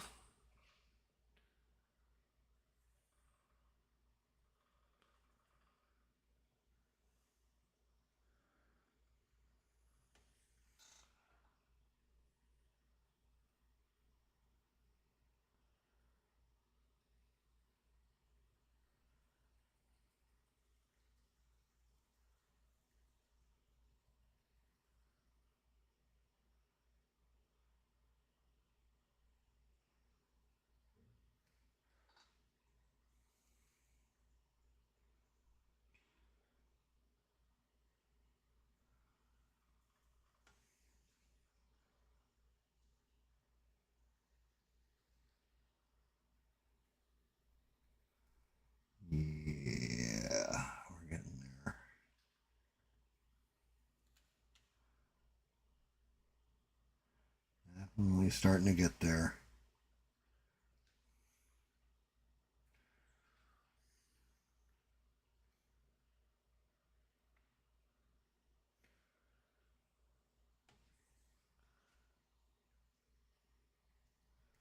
Clean that up.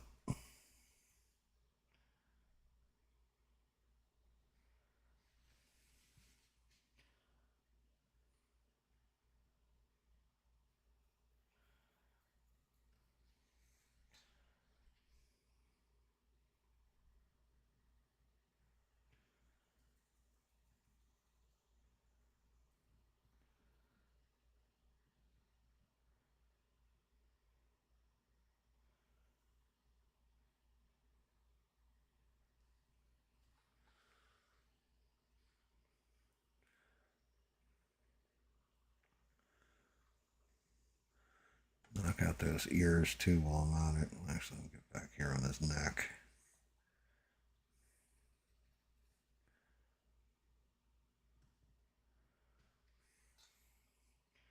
Ears are going to be a pain in the ass because of the way the hair is positioned.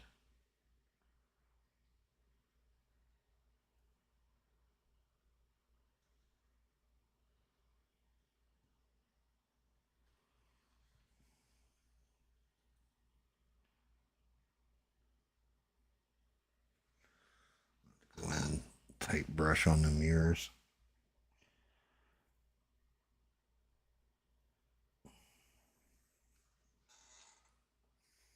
Oh, here's where we're looking now. As soon as I get it to catch focus on his face. Yeah, I can get him to catch focus.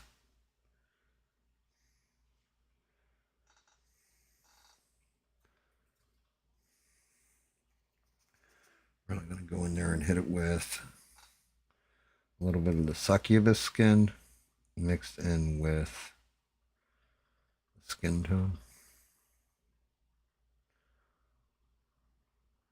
Darken it down a little. Not much, just a little.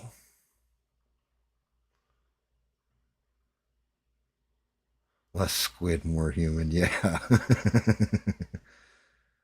Yeah, exactly.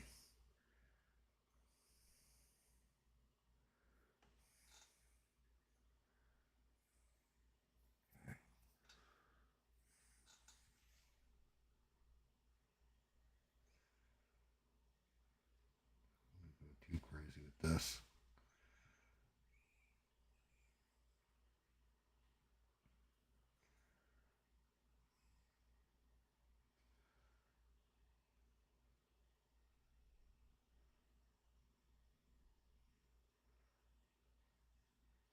Touch up that hair in a minute.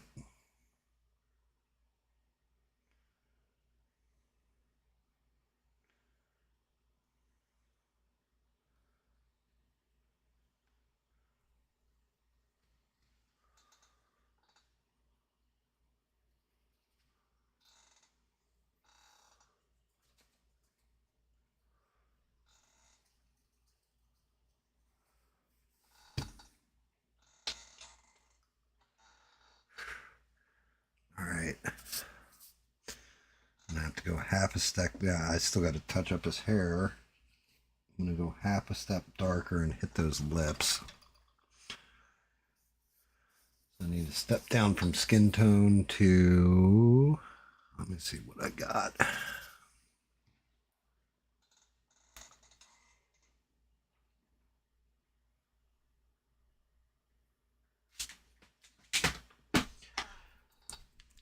It should be this skin tone, elf skin tone. It's kind of an orange mixed into the skin tone. But a little bit of that mixed with a little bit of the skin tone should give me a half step down.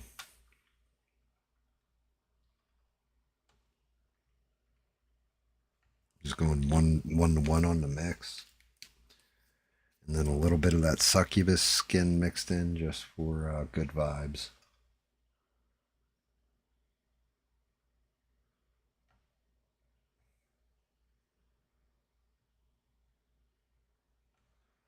Just to get it right in creepy region.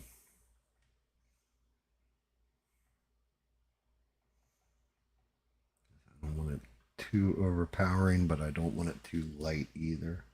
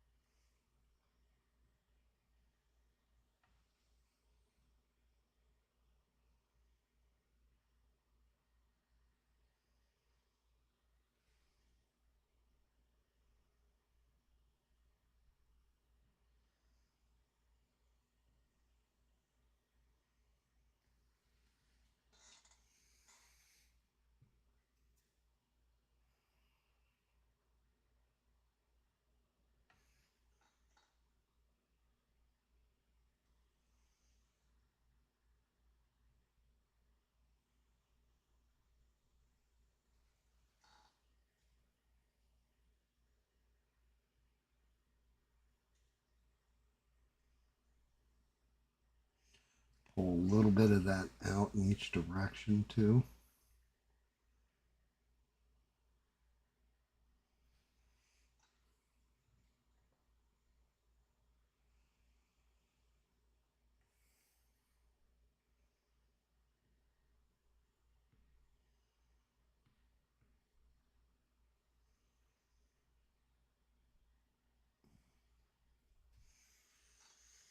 A little bit into the scars. He's got a lot of scars.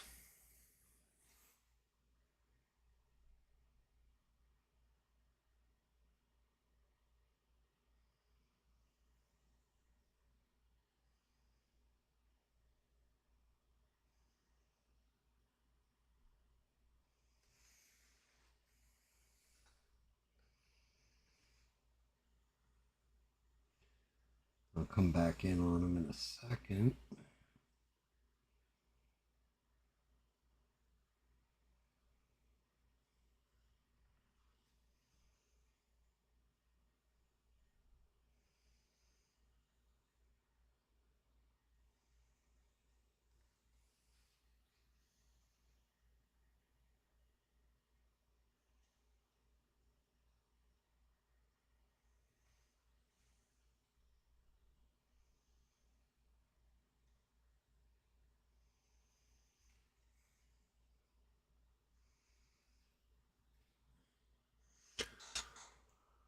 Let's take a look, see what we're looking at right now.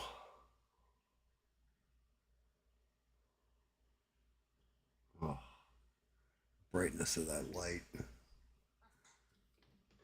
Let's do that. Let's see if I can. Oh, no wonder. Fucking camera tilted. There we go.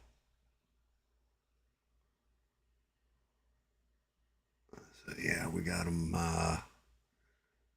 Got some of them shadows in there deep. Got them creepy. I got to touch up the hair.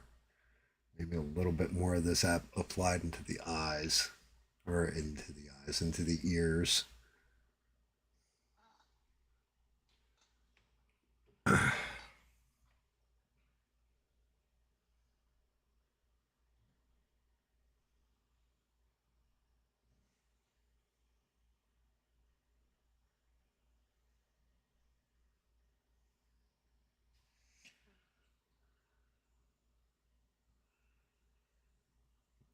To the neck.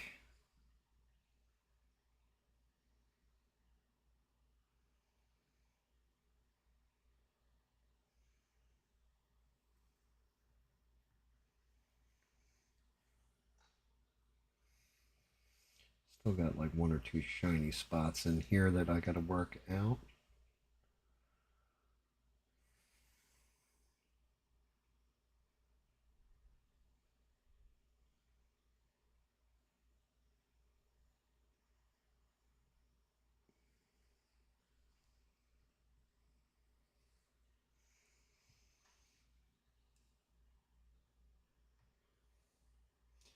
It's crazy how that works, right?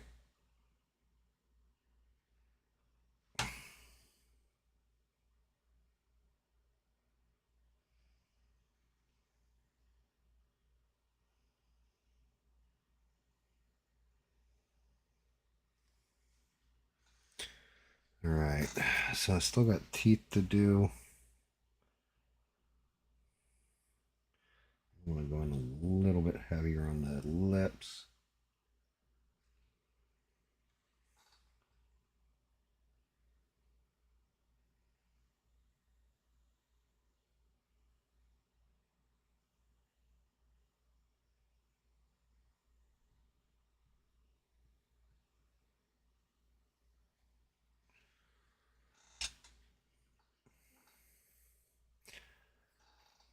All right, let me fix his hair real quick, then I'll get to his mask.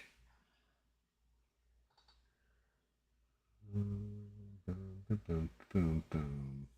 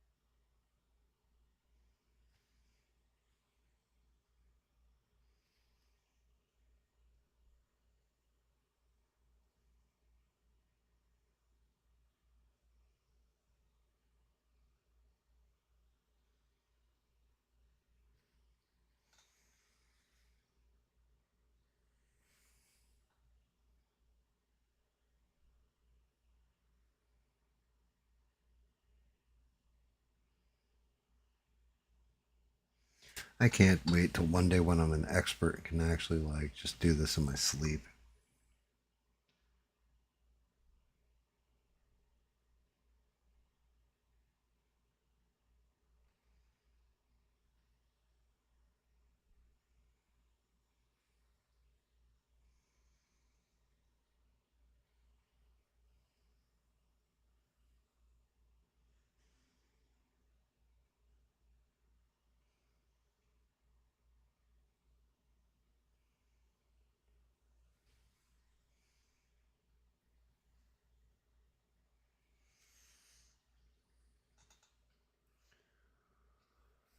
All right.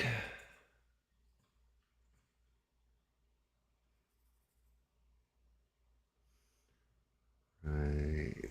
Just a little more here.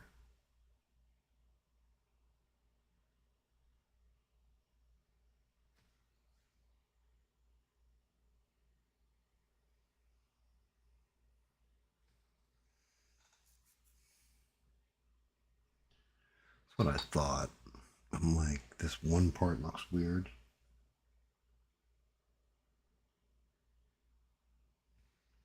It's because his hair is actually coming back into his ear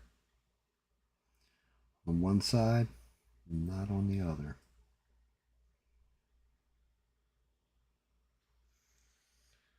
Oh, all right. We still got teeth left. Let me see what he looks like with his hat on right now. Oh, top of the morning to you.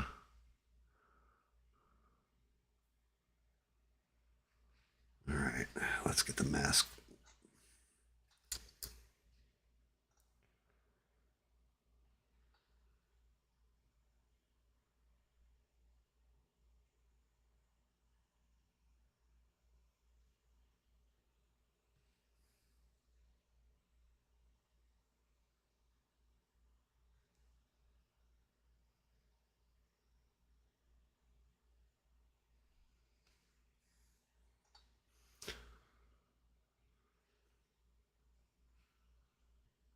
Way too much paint on that brush.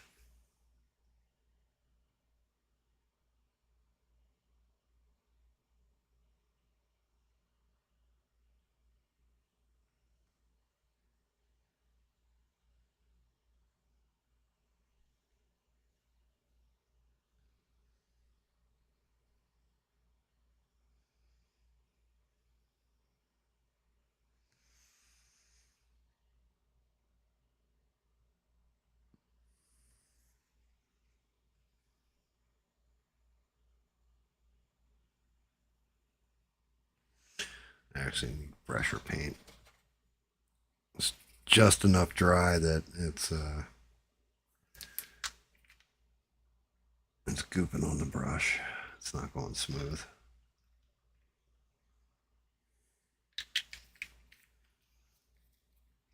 And painting in such a tight spot, I don't want it.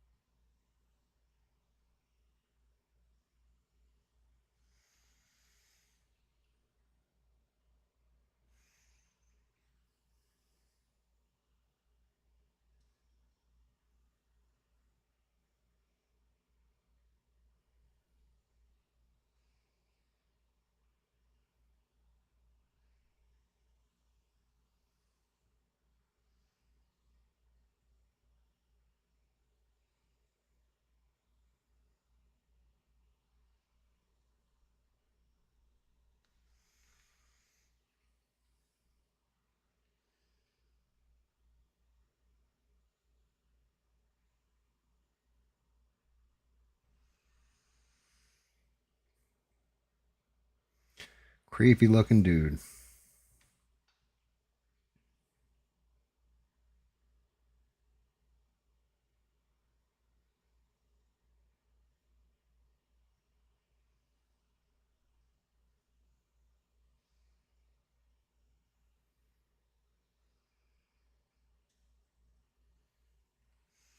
Biggest pain in the ass is knowing I got to come back in over this again with the other purple.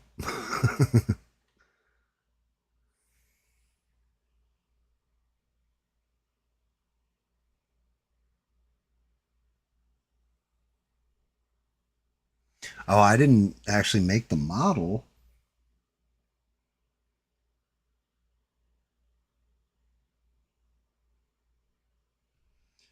I printed the model, but I didn't make the model. That would be a guy named Berserk, B3D Cirque.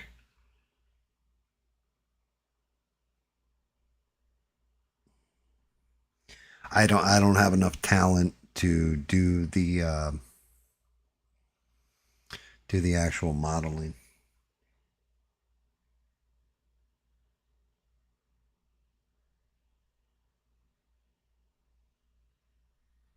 I can adjust them and stuff like that, but I can't actually make them.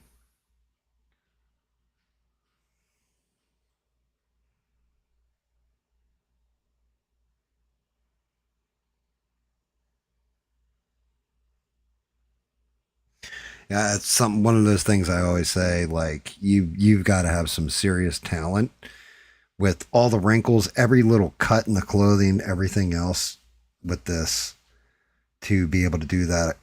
You know, like I've tried and I think I could do it if I sat there and just did it, you know, for like hours on end.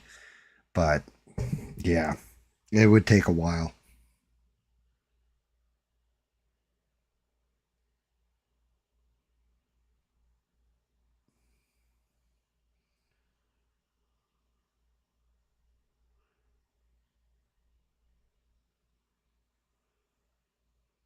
But yeah, anybody who's into like Marvel, if you're into DC, it's Berserk. If you're into Marvel movies, video games, stuff like that, that's Wicked.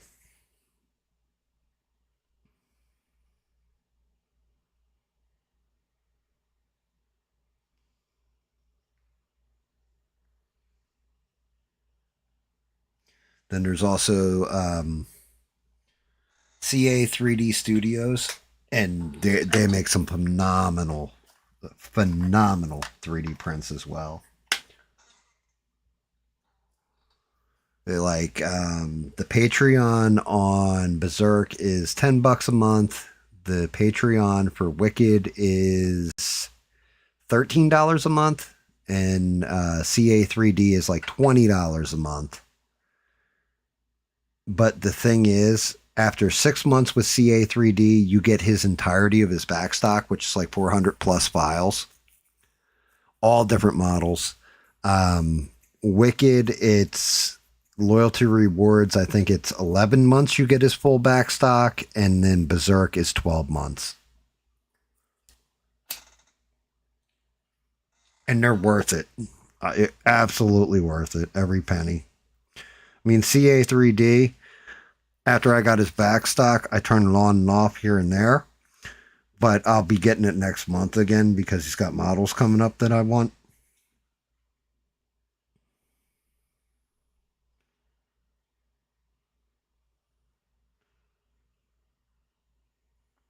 But once again, it's with Wicked and Berserk, customer service is just amazing with them.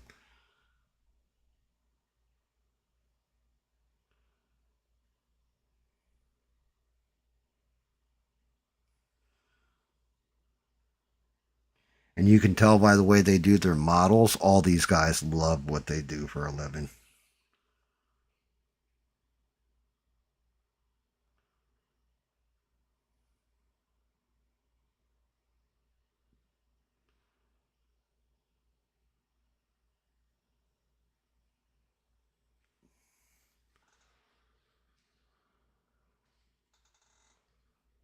All right, that's the base layer down to the purple. We'll get to the highlight layer. Let's take a look. I'm going to say it looks more like the Riddler now. I still got to do his teeth. I got to whiten out the eyes. And we just need the second coat on the mask.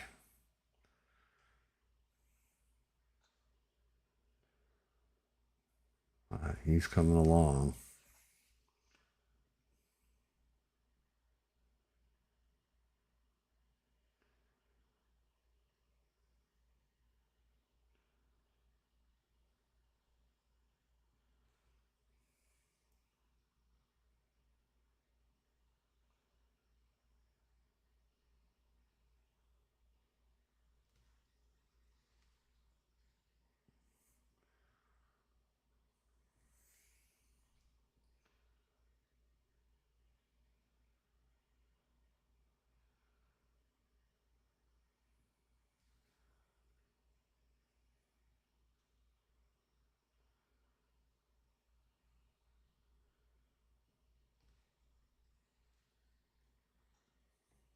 By the way, I'm not sponsored by anybody either, so I'm just telling you that from my own personal point of view, not because I'm paid for it.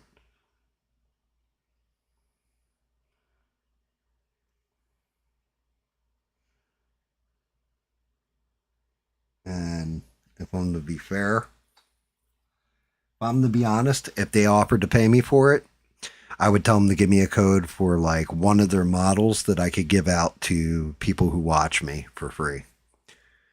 That would be the payment I would take because I believe in those guys. Reb, have a great night. Always awesome to have you aboard, brother. Thank you for everything, Reb. Always, bro. Always.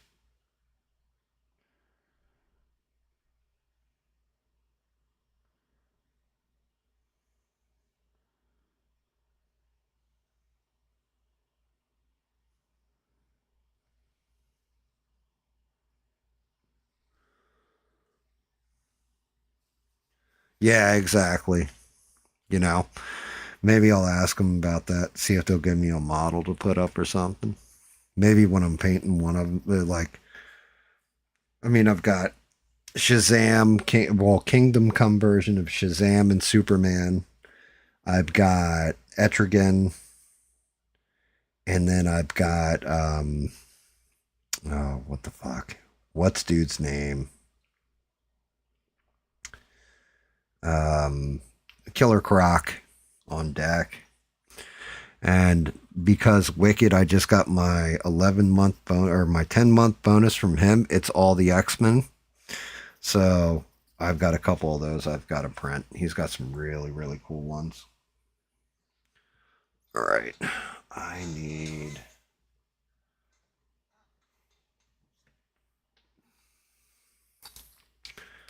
I am going in there with Moon or Toxic Yellow 72109 on his teeth. Just a little tiny bit. So I don't want them to be completely white.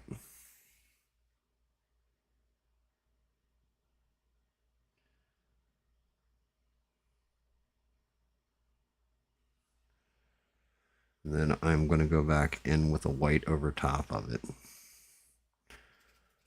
It'll give me an off-white look to it. And I'm going in with Ivory 7918. The reason why I show off the colors and the numbers on the bottle and everything is because the one guy, Spock's Beard, asked me to do it at one point, and he was like, it because it helps him, because he's an amateur too, and he's learning. So he likes looking at what colors I'm using.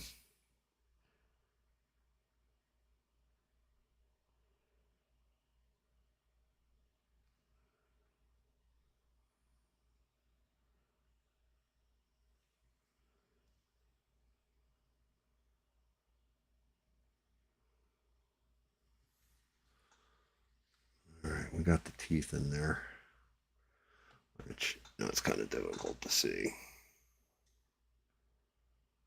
Now you can actually see his teeth. We're going to whiten out the eyeballs.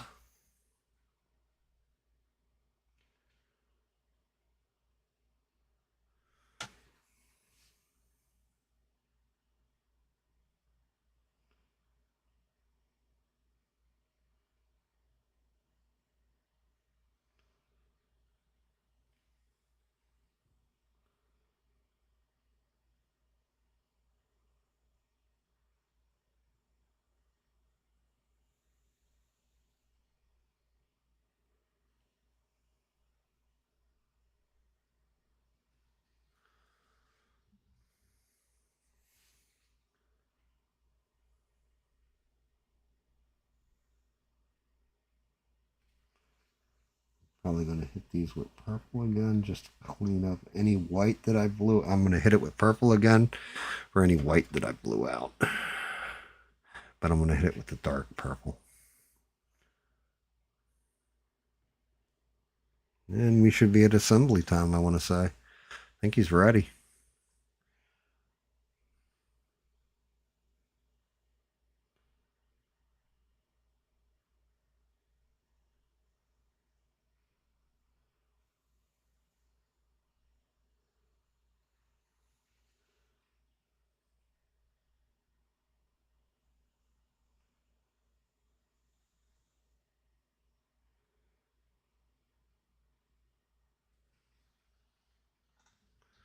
There we go.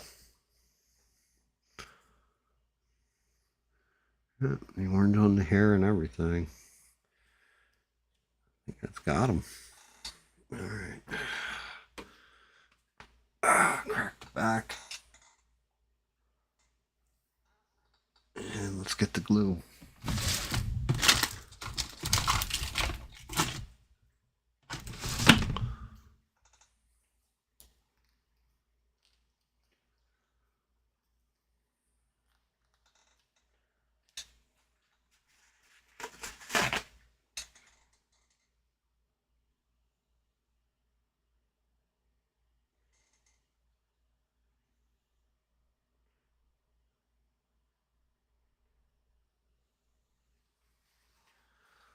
All right.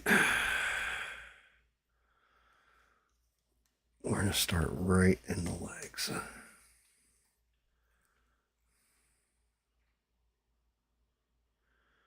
sure this stuff is coming out okay and not all jammed. Yep. All right.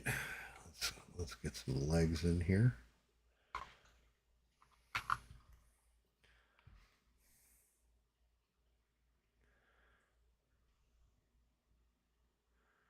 And actually get the stuff off the damn nozzle.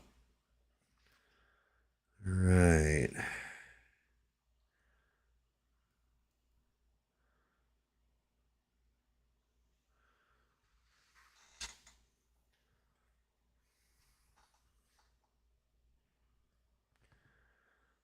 And it's 2-minute wait.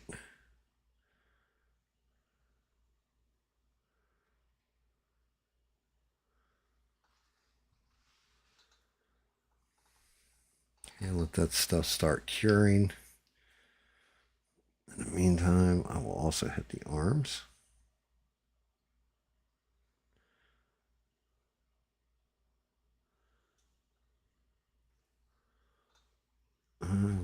More there. And if something's being stubborn and gravity isn't working, then go to crazy glue. And that'll hold the bond till the bond forms between the Gorilla Glue. Gorilla Glue is temperamental, definitely.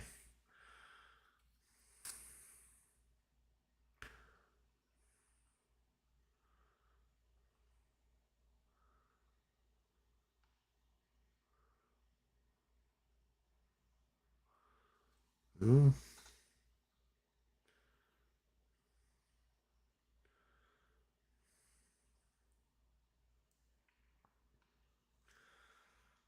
Also doesn't help that this glue is getting old and almost done. Yeah, shame. We would think we'd cut down on cure time.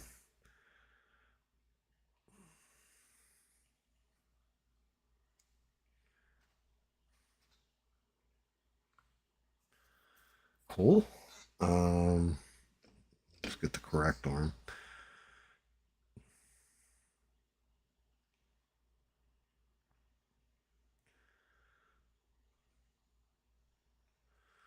All right. That's our main body. Let that sit and chill. I'm going to take a leak real quick. When I come back, I'll start putting them together.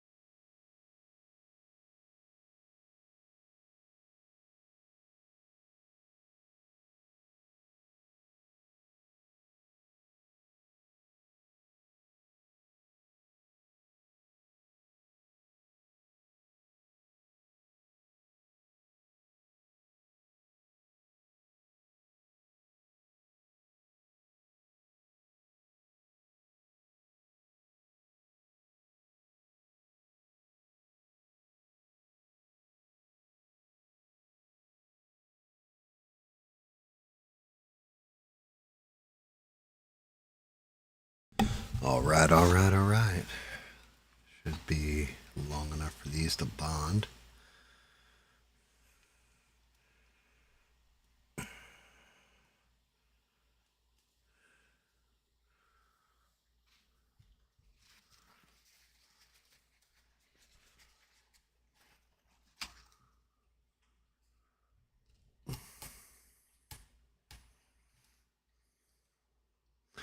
Pretty good glue seam.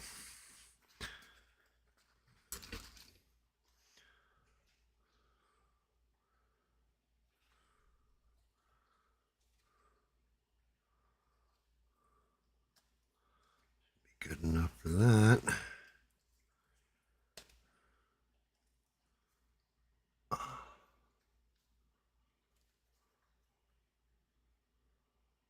Feels like that's got that.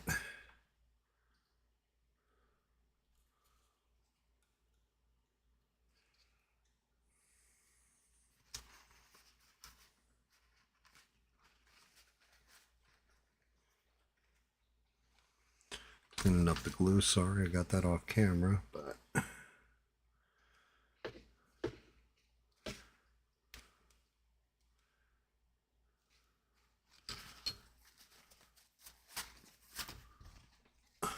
make sure getting any of the excess off.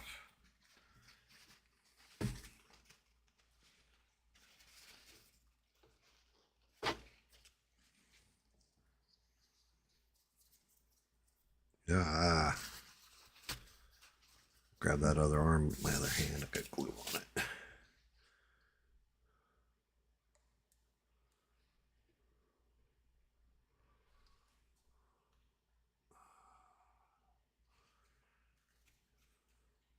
Hell yeah. Pop out that seam. Oh, lost his legs. It's fine.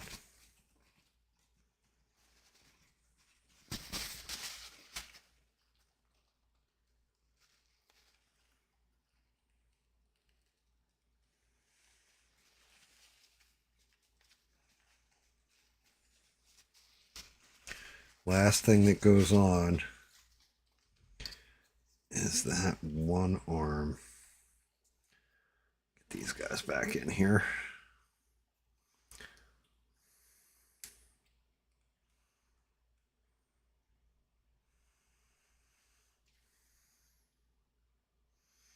Give it a minute to dry.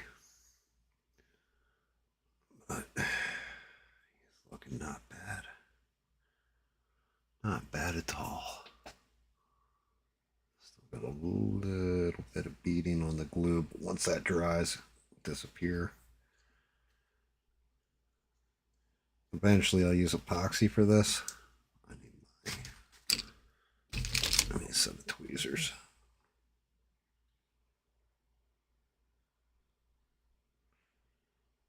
Little string of glue.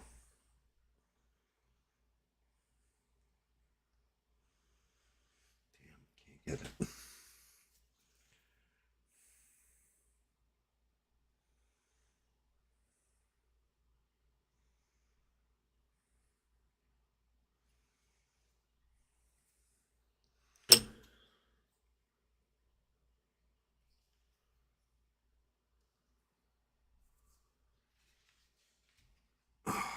So here's what we're looking at right now.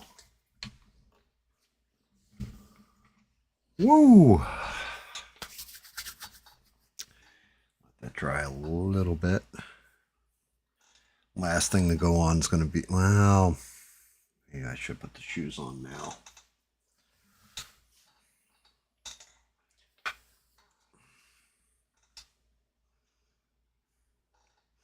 Let me just, I want to just check them.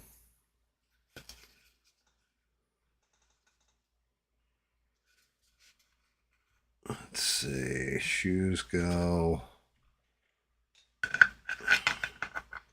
this way and this way. See where your legs are hitting. I might glue the shoes on first. Yeah, I can just glue the shoes straight on. Okay. I'm going to put the hat. Let me see how I want to do this. Glue the head on, then the hat, or do I want to do the hat and the head together? Drop them in. Ooh. I think I'm going to do the head on, then the hat on. I'm not liking the fact this does not have a key spot to it on the hand. It floats. This one does, so that isn't a problem.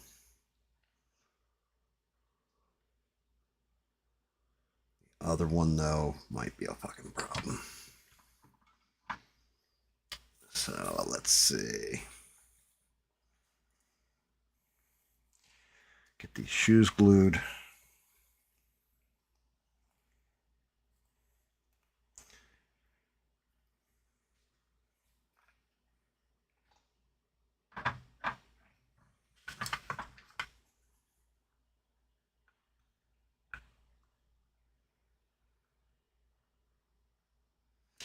I don't want to go real heavy on it because I'm not going to be able to get to the glue joint.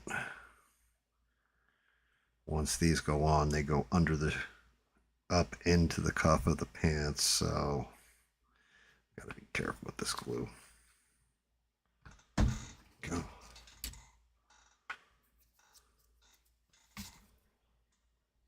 Bottom of his.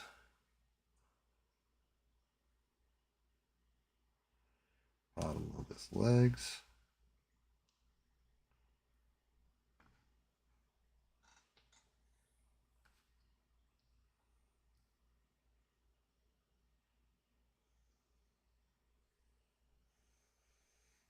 Give that like 2 minutes. Let them cure a little bit. Make sure the glue's in there loose, but I can't overdo it like I did on his crotch or in his main body. Can you get the other one off the blank stiff hand and glue it to the base of the hand without? No. So what you have to do when you're laying in a key, like this, the little nub coming out, you actually do that before you even print it. It's not something that's added to the model. Like I could drill a hole in his hand and then put like a sprue or a toothpick in there or something just to hold it together a little bit better. But you got a good chance of breaking the model too when you do that kind of stuff. Even though I do have an actual little drill set, like a hand drill set. But you really want to do your keying before you ever print the model. And most of the artists will key everything out. I would have to take the model, put it in a blender, and then take the other part it's connecting to, and then do a key and a keyhole in them. I mean, it shouldn't be that big a deal if I get it to lay out just right and glue it at just the right point and hold it there until the glue cures enough to hold itself till it's full cure in like 6 hours.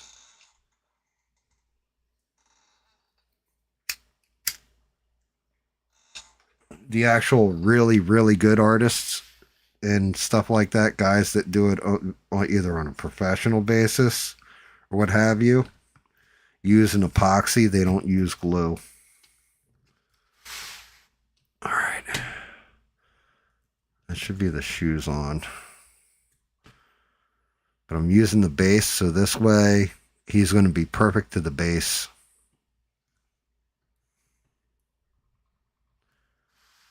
I'll bring the camera back too, which he's going to be wobbly for a minute here.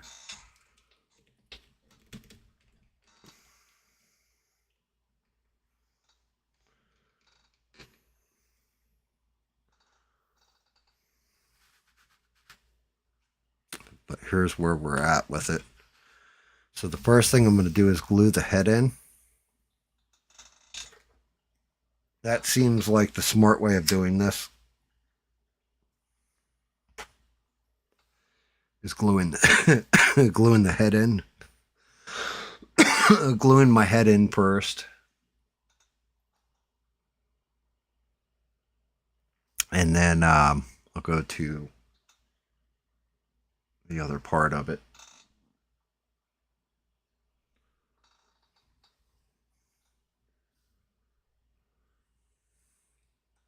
But gluing the head in, and then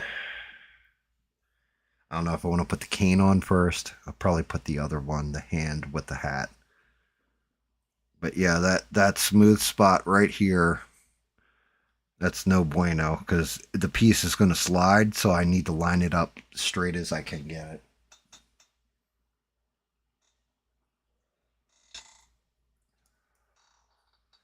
Which that's one of those just not fun parts of doing stuff like this, you know?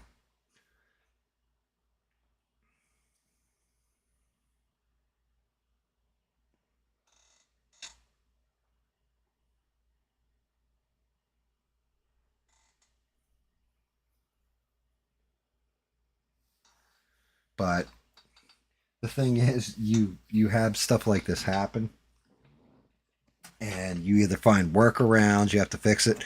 I did one model, it was Hobgoblin, and the cut parts, they didn't give it room for the pumpkin bomb to go on his arm, and I had to go and reprint the arm and everything else.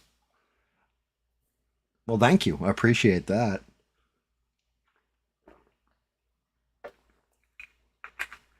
We'll see when he's done if he still looks good or if he looks like shit. But we're home stretching.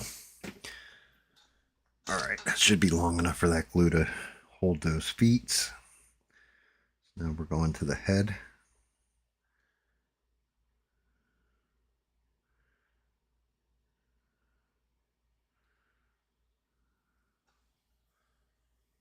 And let's get it on that neck and the keyhole on the neck.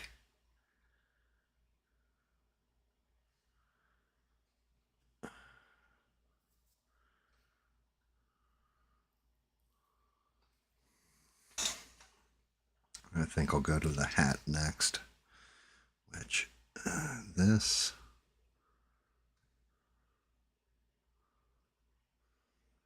Ooh. Maybe the shoes weren't set. Oh no, he just tilted.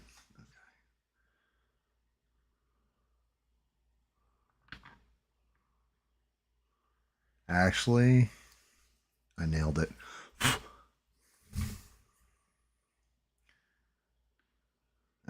That's the perfect position for the head.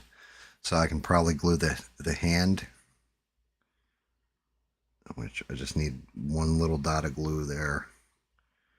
Big part's going to be here because the hat will hold it in place.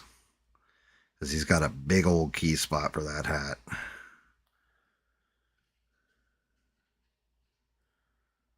So, should be all right. Just one little drop there.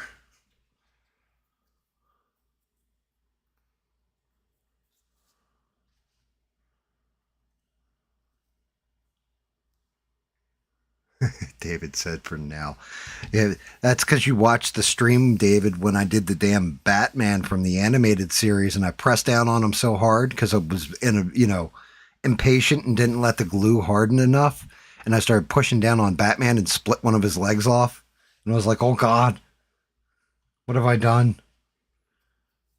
Still made it work, but that was a pain.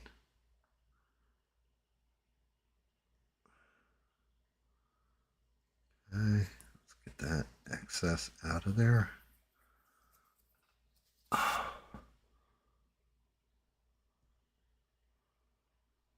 Oh, right there.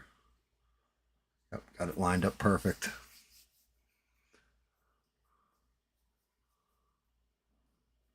Just glue it again. And last but not least, we got one arm left, which is going to be a pain in the ass.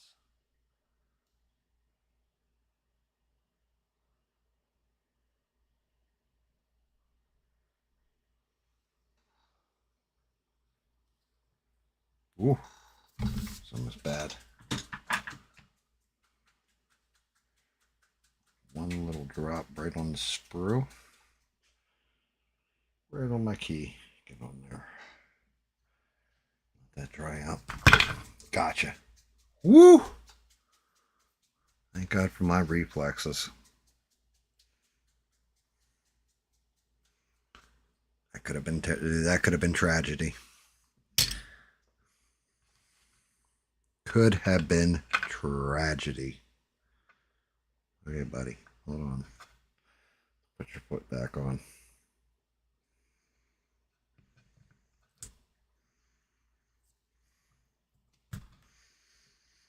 I may be old, but I got quick hands.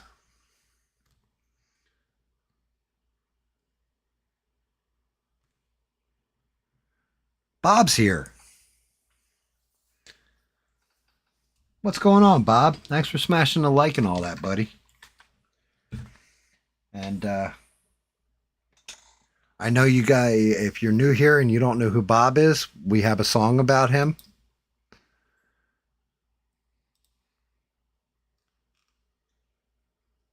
And Bob's here. We need to play his theme music.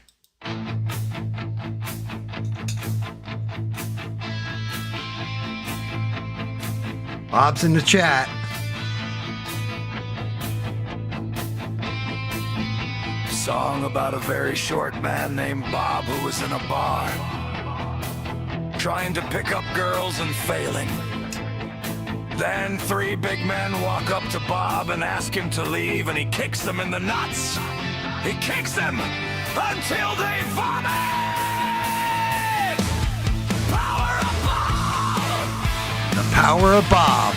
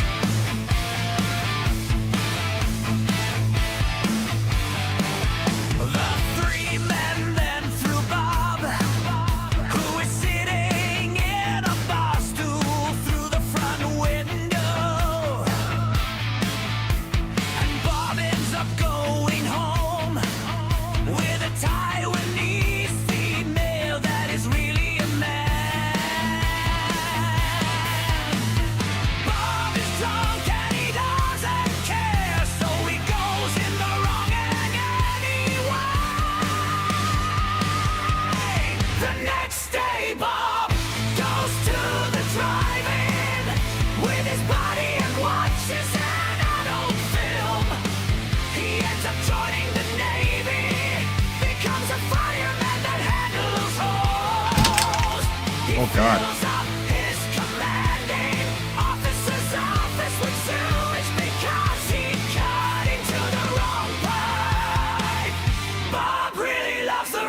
I caught it. Those ankles.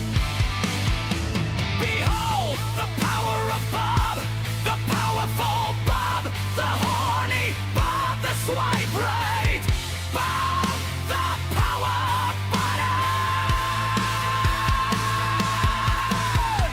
All hail Bob, Bob.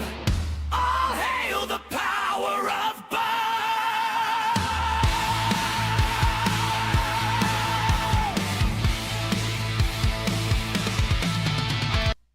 All hail the power of Bob.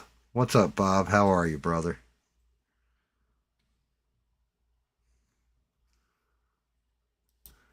The only man with his own theme music. Oh, fall again. Glue joints in those ankles are temperamental.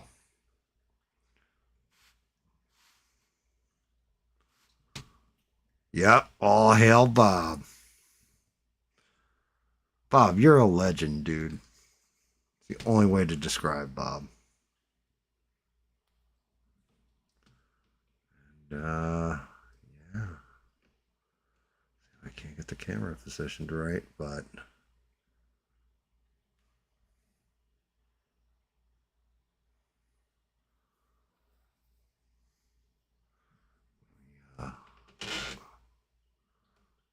cut down that light.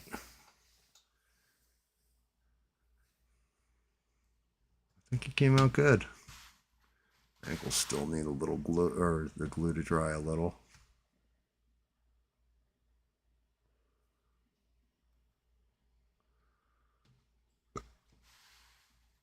And there we have a Riddler.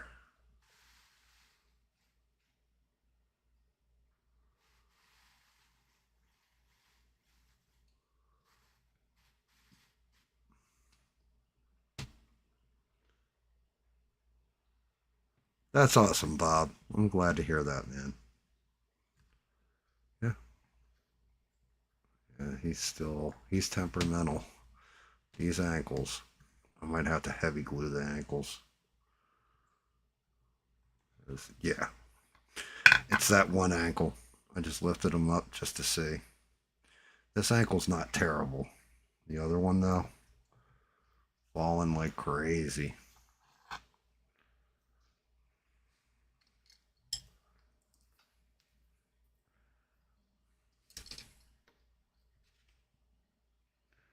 All right, you son of a gun.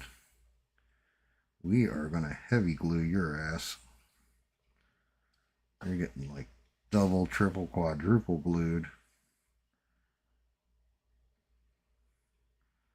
All hail the power of Bob.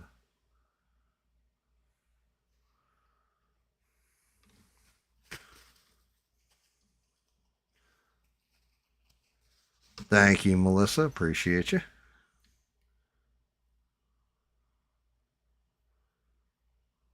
A bottle throwing nutcracking legend. I love it. I'm gonna let that dry a little bit before I go pushing those feet back on. Yeah, Bob. Don't feel bad. We wrote a song about David and Danny Boss taking back England. I think you might dig that one. That one's getting posted on the Discord later tonight.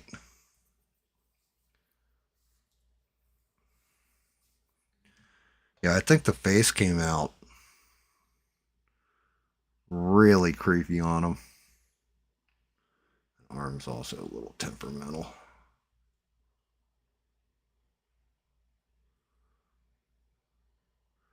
Yeah, the face came out all right. I'll play it real quick. I mean, I'm waiting on glue to dry anyway. You like the old school, like Bob Dylan-esque 1960s type music, Bob?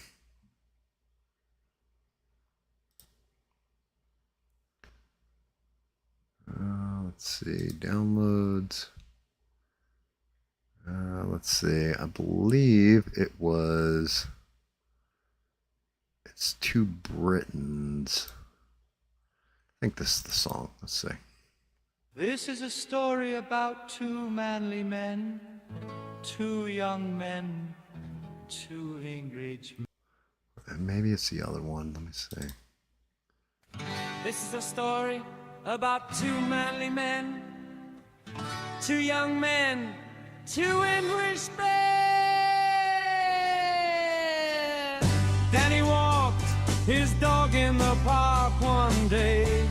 His Bible swung down low. Over there stood a Muslim man. Danny said, "Sir, Jesus is my bro." The Muslim raged and ranted, threatened Danny with a fight that Danny granted. The Christian Briton warrior dwarf was unleashed. Danny beat him like a beast, screaming, "God bless the Queen, bless the Union Jack, I'll smite your ass, I send you back. This is my land, you don't belong." David complained online about the cooking next door. Johnny retorted, "I love those people, I hope they bring more." David told Johnny, "You're just a runt. No wonder your mom calls you a soft cunt. Johnny runs off and cries. David laughs until he almost dies and sings, God bless the Queen. Bless the Union Jack. I smite your ass. I send you back. This is my land. You don't belong.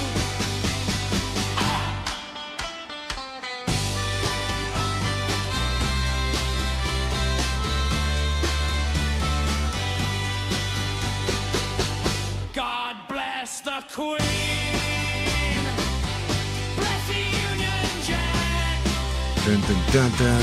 Smite your ass. I send you back. This is my land. You don't belong. There you go, Bob.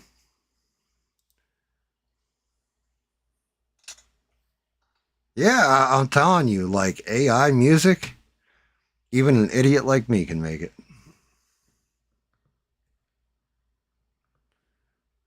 He's a little bit more firm. That arm, that hand, rather. Gravity is not kind to the hand with the cane.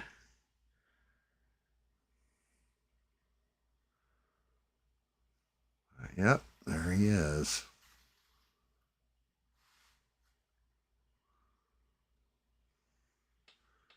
Let's see, can I get light back on him? Low light. I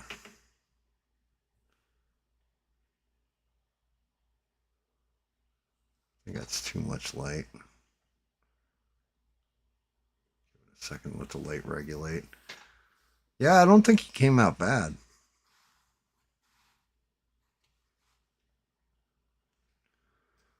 It's up just a hair.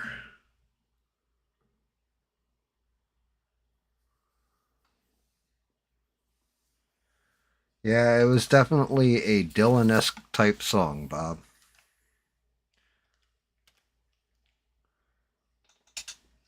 Let's make this sausage. There is our thumbnail. Bam.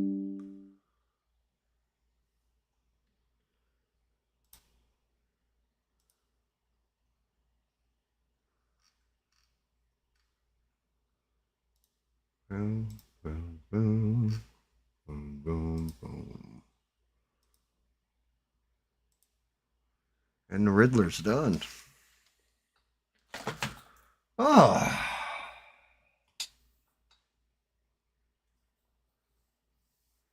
You got a bent shaft, but that might be genetic. Yeah, that's a good possibility, Bob. Definitely a good possibility.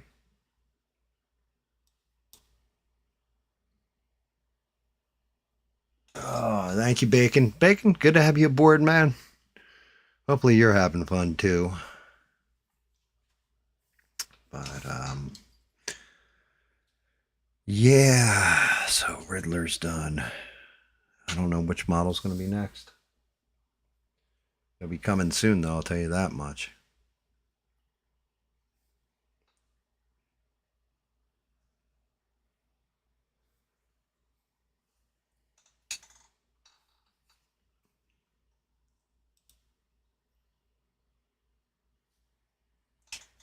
Bro, it like the people in here are all real chill.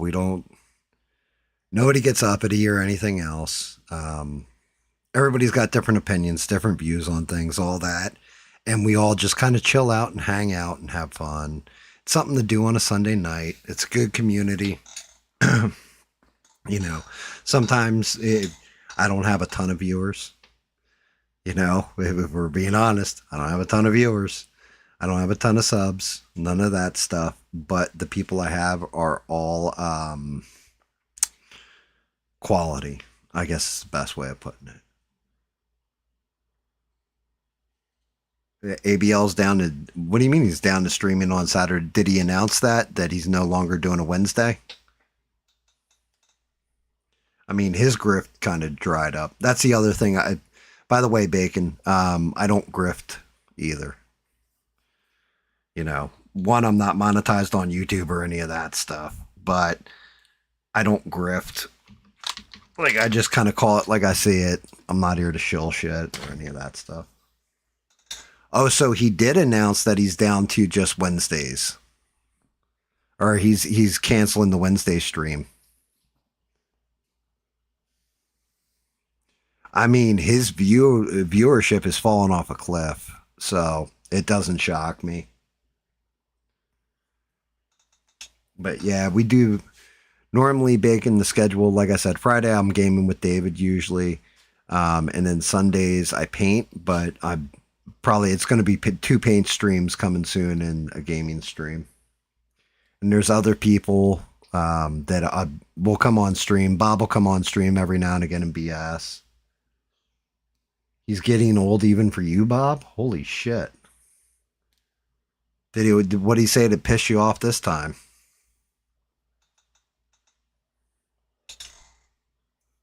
But yeah, like Bob will come on stream. David will come on stream. We got, yeah, he's not in here right now, but shout out to him. Yeah, my good friend Smurf, okay? You're going to think he's just making up some kind of voice and talking kind of like Sylvester Stallone, but Smurf is actually, it's his real voice. It's the way he fucking talks, okay? Nothing in particular. But yeah, I mean, that's just it. It's a fun little stream. I don't make money on it, so it's passion project for me. Laziness is my superpower, so it forces me not to be lazy and actually paint and get a model done and all that. Sometimes we'll discuss movies, or I watch most of the movies that come out. Stuff like that, we'll discuss them. We can discuss old stuff, old retro stuff, video games, TV show, you name it. We can politics, like religion sometimes. Like, it depends. It's really what the chat wants to do. Like, usually when Bob comes in here, he wants to talk about how many women he can date in real life, even if he's got to tip them out on OnlyFans first. But, you know, Bob's crazy. You'll learn that real fast. Bob's a wild man. That's why we all hail Bob.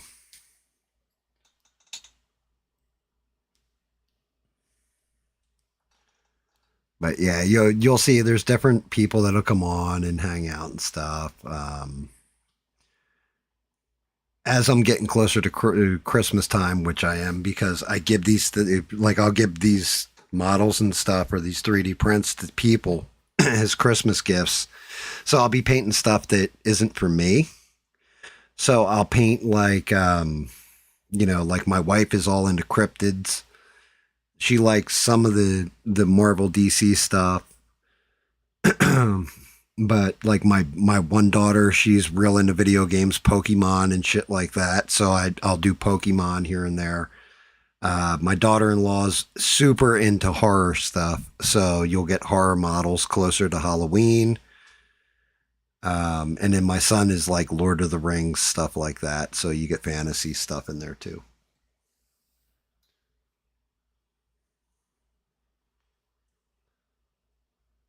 Yeah, Gam lies a lot. Sure I do, Bob. Sure I do. Bob, if I were to say you go to a casino and you kick a man in his nuts, right, and made him vomit on the floor because there was 3 men in the casino and they said, "Hey, old man, get out of our way," and then you kicked him in the nuts and you got thrown out of the casino, would I be lying?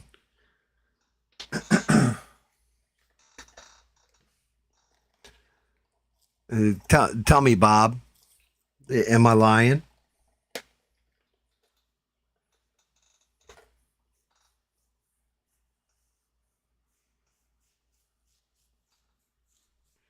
Bob, can't tell you I'm lying, because I'm not lying about that. or the fact he got thrown through a bar window while still sitting in his bar stool.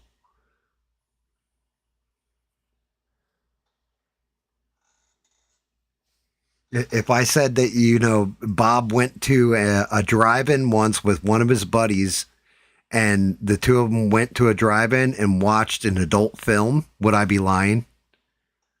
In a drive-in movie theater, and they snuck in? They didn't even drive in. They just went up on a hill and watched it. Would I be lying? No.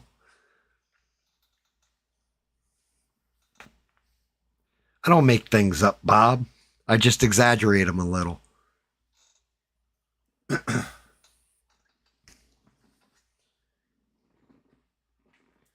Like, there was never a Taiwanese woman that Bob picked up that turned out to be a man. That was untrue. That was made up. Yeah, I know he got shot later. That's what I mean. I don't even joke about that because dude got shot. Shout out to him. Prayers to him.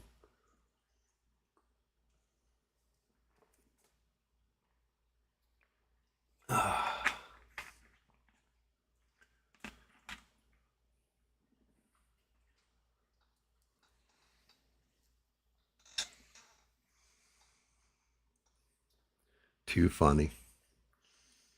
Yeah, I did a stream once to Bacon where I showed Blender and doing the models and getting them prepped and how I do them and all that stuff. And everybody was like pretty much bored out of their skull. Dude, Bob's theme is all stories he's told. It's like that's like I said, there's exaggerations in there.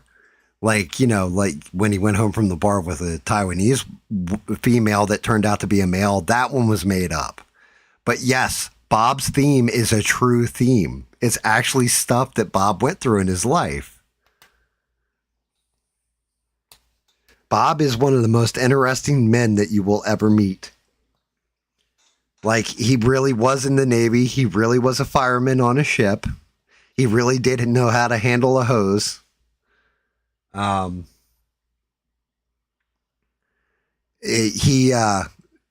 There was a mess up and he really did flood his commanding officer's office with sewage.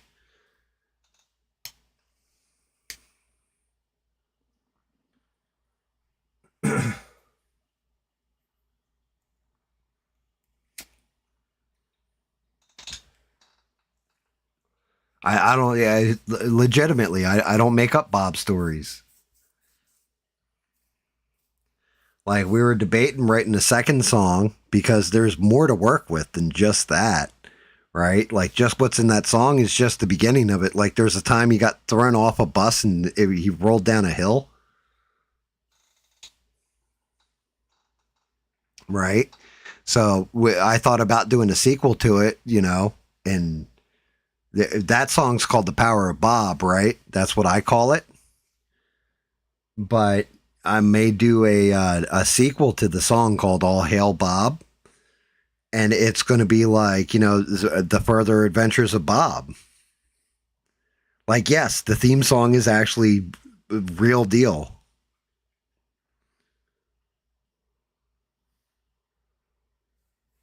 Yeah, so far it's scary crazy. Bob's had many an adventure. I'd have him tell you what he called a guys from the FFA, but I'm not allowed to say it on YouTube. Yeah, he's been all around the world.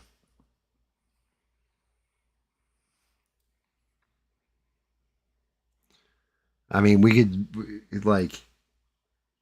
like I said, I have to craft another song. I wrote that song, like, so all the songs that I play on the show, I did the lyrics for them. Now, I didn't do the music for them because I'm not musically inclined at all. Like, I have the rhythm of a white boy, and I couldn't carry a tune in a $500 suitcase. Okay, so all that stuff, you know, I got to have the AI do it. But yeah, all the songs that are on the show, like, pretty much true events. Like the song about Danny and David, Danny, who's not here, shout out to him. Danny Boss, he's always walking his dog in the park and gets in the argument because they're both British, right? David and Danny are both British. David legitimately said one time, like his whole story about, I smell the cooking next door. It's because the people next door to his apartment were cooking something while we were online one time. And David was like, Jesus, like, what is that smell? Holy shit. What the fuck are you guys cooking over there? Like, got all pissed off about it. And then David has a buddy named Johnny, and Johnny is like a little bitch about everything. And, the two, basically Johnny's mom really did call him a soft C next Tuesday. And David laughed his ass off at him for it. So, like, the whole song is, like, it's based on actual reality.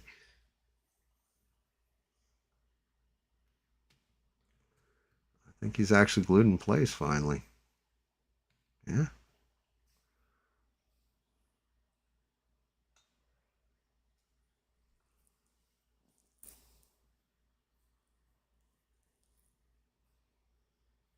Yeah, like, that's just it. Like, there's the Smurf song, too. I can play the Smurf song if you'd like to hear that one. It's all about Smurf and his big blue dingus.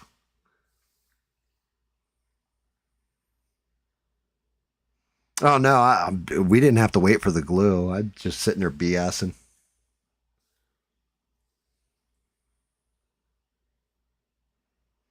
Cool, I'll have to drop in when you finish the next one. Well, Bob, you could drop in the whole time and, like, hop on and have a conversation next time. Shit. What do you think this is? ABL, where you got to call in? All you have to say is, I'm on Discord and I want to talk. And that's it, Bob. You know we bring you on the show every time.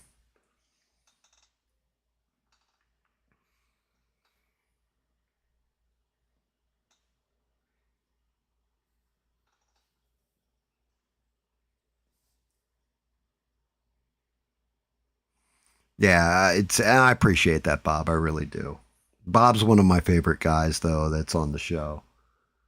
Because he does come on from time to time. Um, Melissa drops in. She listens a lot. Beans, who's not here right now, she went to bed. She was tired or whatever. She's here all the time. David's usually here or there. He'll drop in and out, depending if he's, up or not, because it's late for him. Quit drinking. Don't talk so much. Well, I mean, you had to quit drinking, bud. I'll take you not talking and not drinking. I'll trust me. I'll take that 1,000%, Bob, because I would rather you're healthy and around to talk to.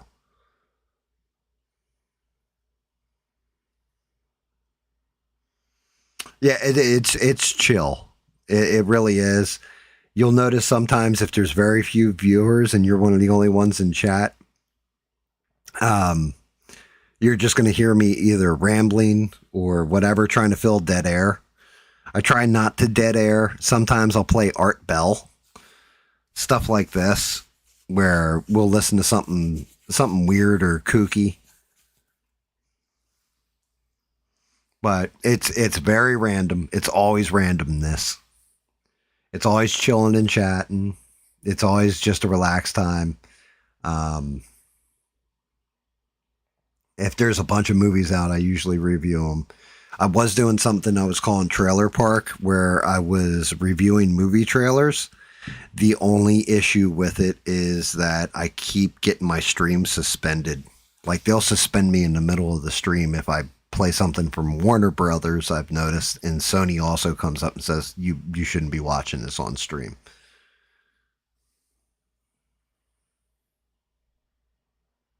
But like I said, everybody in here is good people. Some people paint while they're listening, stuff like that too.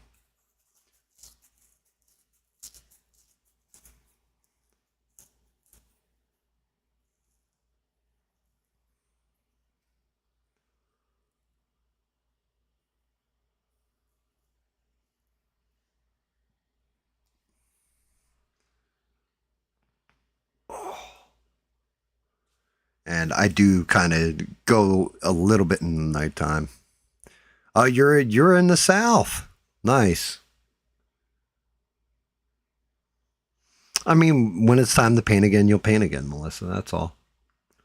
You're taking a little break. You're focused on, studies and cooking and all that. So, when you feel like painting again, you'll start painting again. Yeah, I grew up in the North and I moved to the South. Dear Lord, in 2012.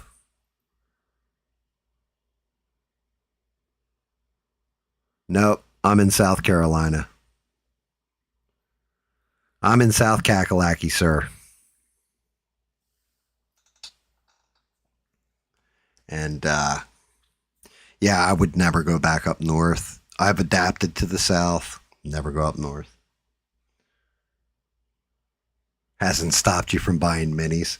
I mean, that's just it. I really wish, in a way, that you had a 3D printer, a cheap one. And get yourself like maybe one of the Elegoo's when they're on sale or something, and just start producing your own minis, because you get the fun part of making them too.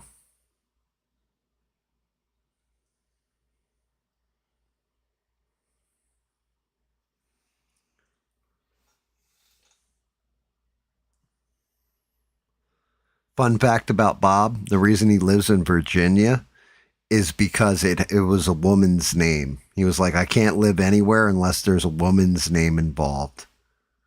He's a ladies' man.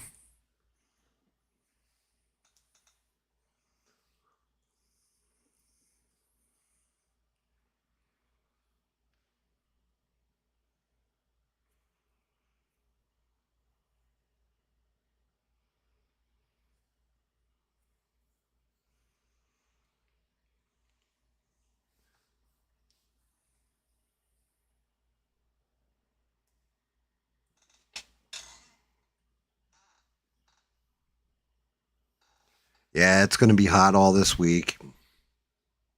We're definitely getting hit. I was pressure washing all this past week, and I've got to continue tomorrow, so I'm going to be dead tomorrow. It's going to melt. Oh, yeah. I'm actually shocked at how good the Riddler came out. I didn't think he was going to look that good.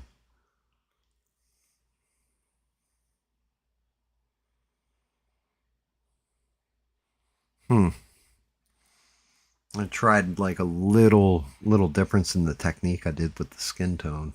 It kind of worked.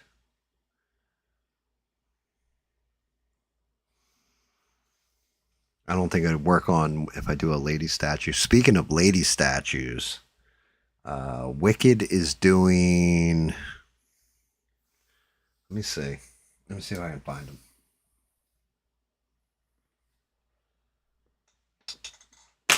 Oh. Well, you just dropped in to say hello. Well, that's all right, Bob. It's almost done. I'm doing that. I'm coming out of the weave and I'm gonna call it a night. Let's see.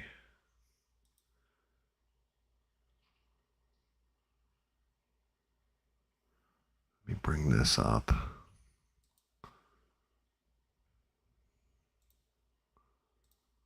See if it'll come up anyway. Here we go. So I'll be like Berserk. Here's all his stuff. Notifications. These are all the different people I've got. So coming up real soon here.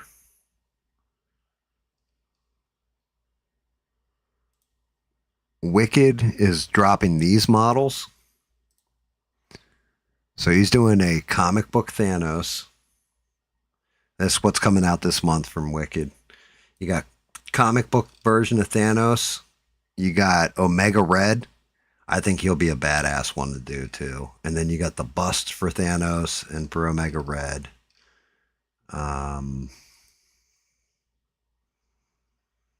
these guys are probably getting printed. This one I am definitely doing. Wicked announced this one 1000%. This is all gam right here. I got to do this one. It's Red Sonja. But shrink her down, you can see the full thing. I am doing Red Sonja though, 100%. She's getting done. The bust for her looks pretty good too. That's a pretty badass bust. But I got to do Red Sonja. And then on the DC side of things, Berserk announced he will be doing this version, Henry Cavill Superman.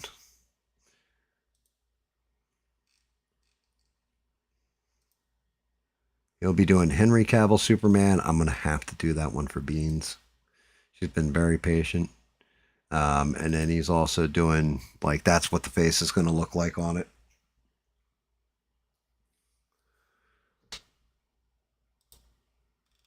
He's also doing the Spectre, which is one I'm going to have to do for my wife.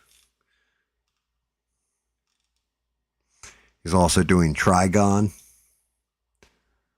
So my printer is going to go brrrr, because I'm going to have a ton of shit to knock out of the park. Let me see if I can find this one. He just did. Wicked did this the last term. This one looks fantastic. This is the actual print, what it looks like.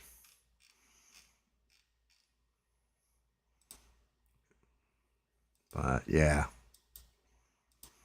that would be a crazy ass one to paint, I think.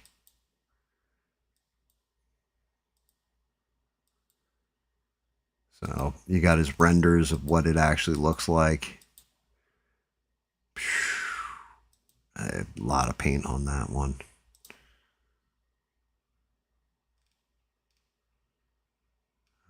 Let's see. Oh yeah, Wicked also announced he's doing this guy too. He's doing a Magneto.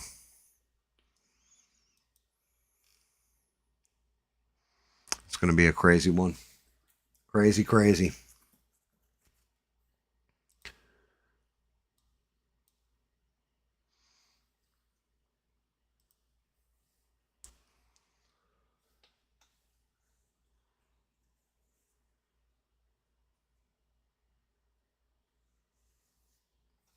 No, I don't. You know what? I'm sorry, South Kakalaki. It'd be 200 degrees outside. I love this place. And Bob probably would get shot there too, just FYI. I don't know that they would enjoy the power of Bob the way we all enjoy the power of Bob.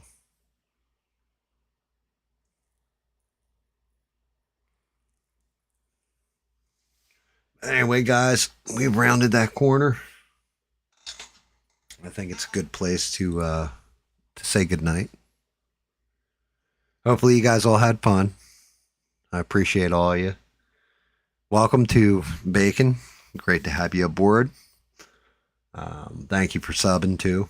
So hopefully you got them notifications on, all that fun stuff. But usually it runs, I usually run 8 o'clock. On Fridays is gaming, like I said. Sundays is is painting, but I might be adding a Thursday stream, or we might be switching up the gaming day to Wednesday. I'm not sure yet. And it was great. It's great meeting you too, Bacon. And Bob, you'll see me if you see me, not unless I see you first, sir.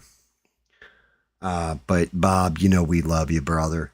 And I'm happy to hear that you're still on the wagon, not drinking, sober, and you're hanging in there. But please, don't be a stranger. But yeah, the stream at this point, Fridays and Sundays, 8 p.m. Eastern Standard. If something comes up and I can't make the stream or whatever, then I always put it in the community posts or whatever on YouTube, so you'll know. Yeah, all hail Bob. And but I thank each and every one of you for being here all the time. I do appreciate you. I definitely wouldn't do this show without you. But everybody, try and have a good week. Try and stay cool. Stay out of this hot ass weather. And hopefully I see you guys next time. Always be creative.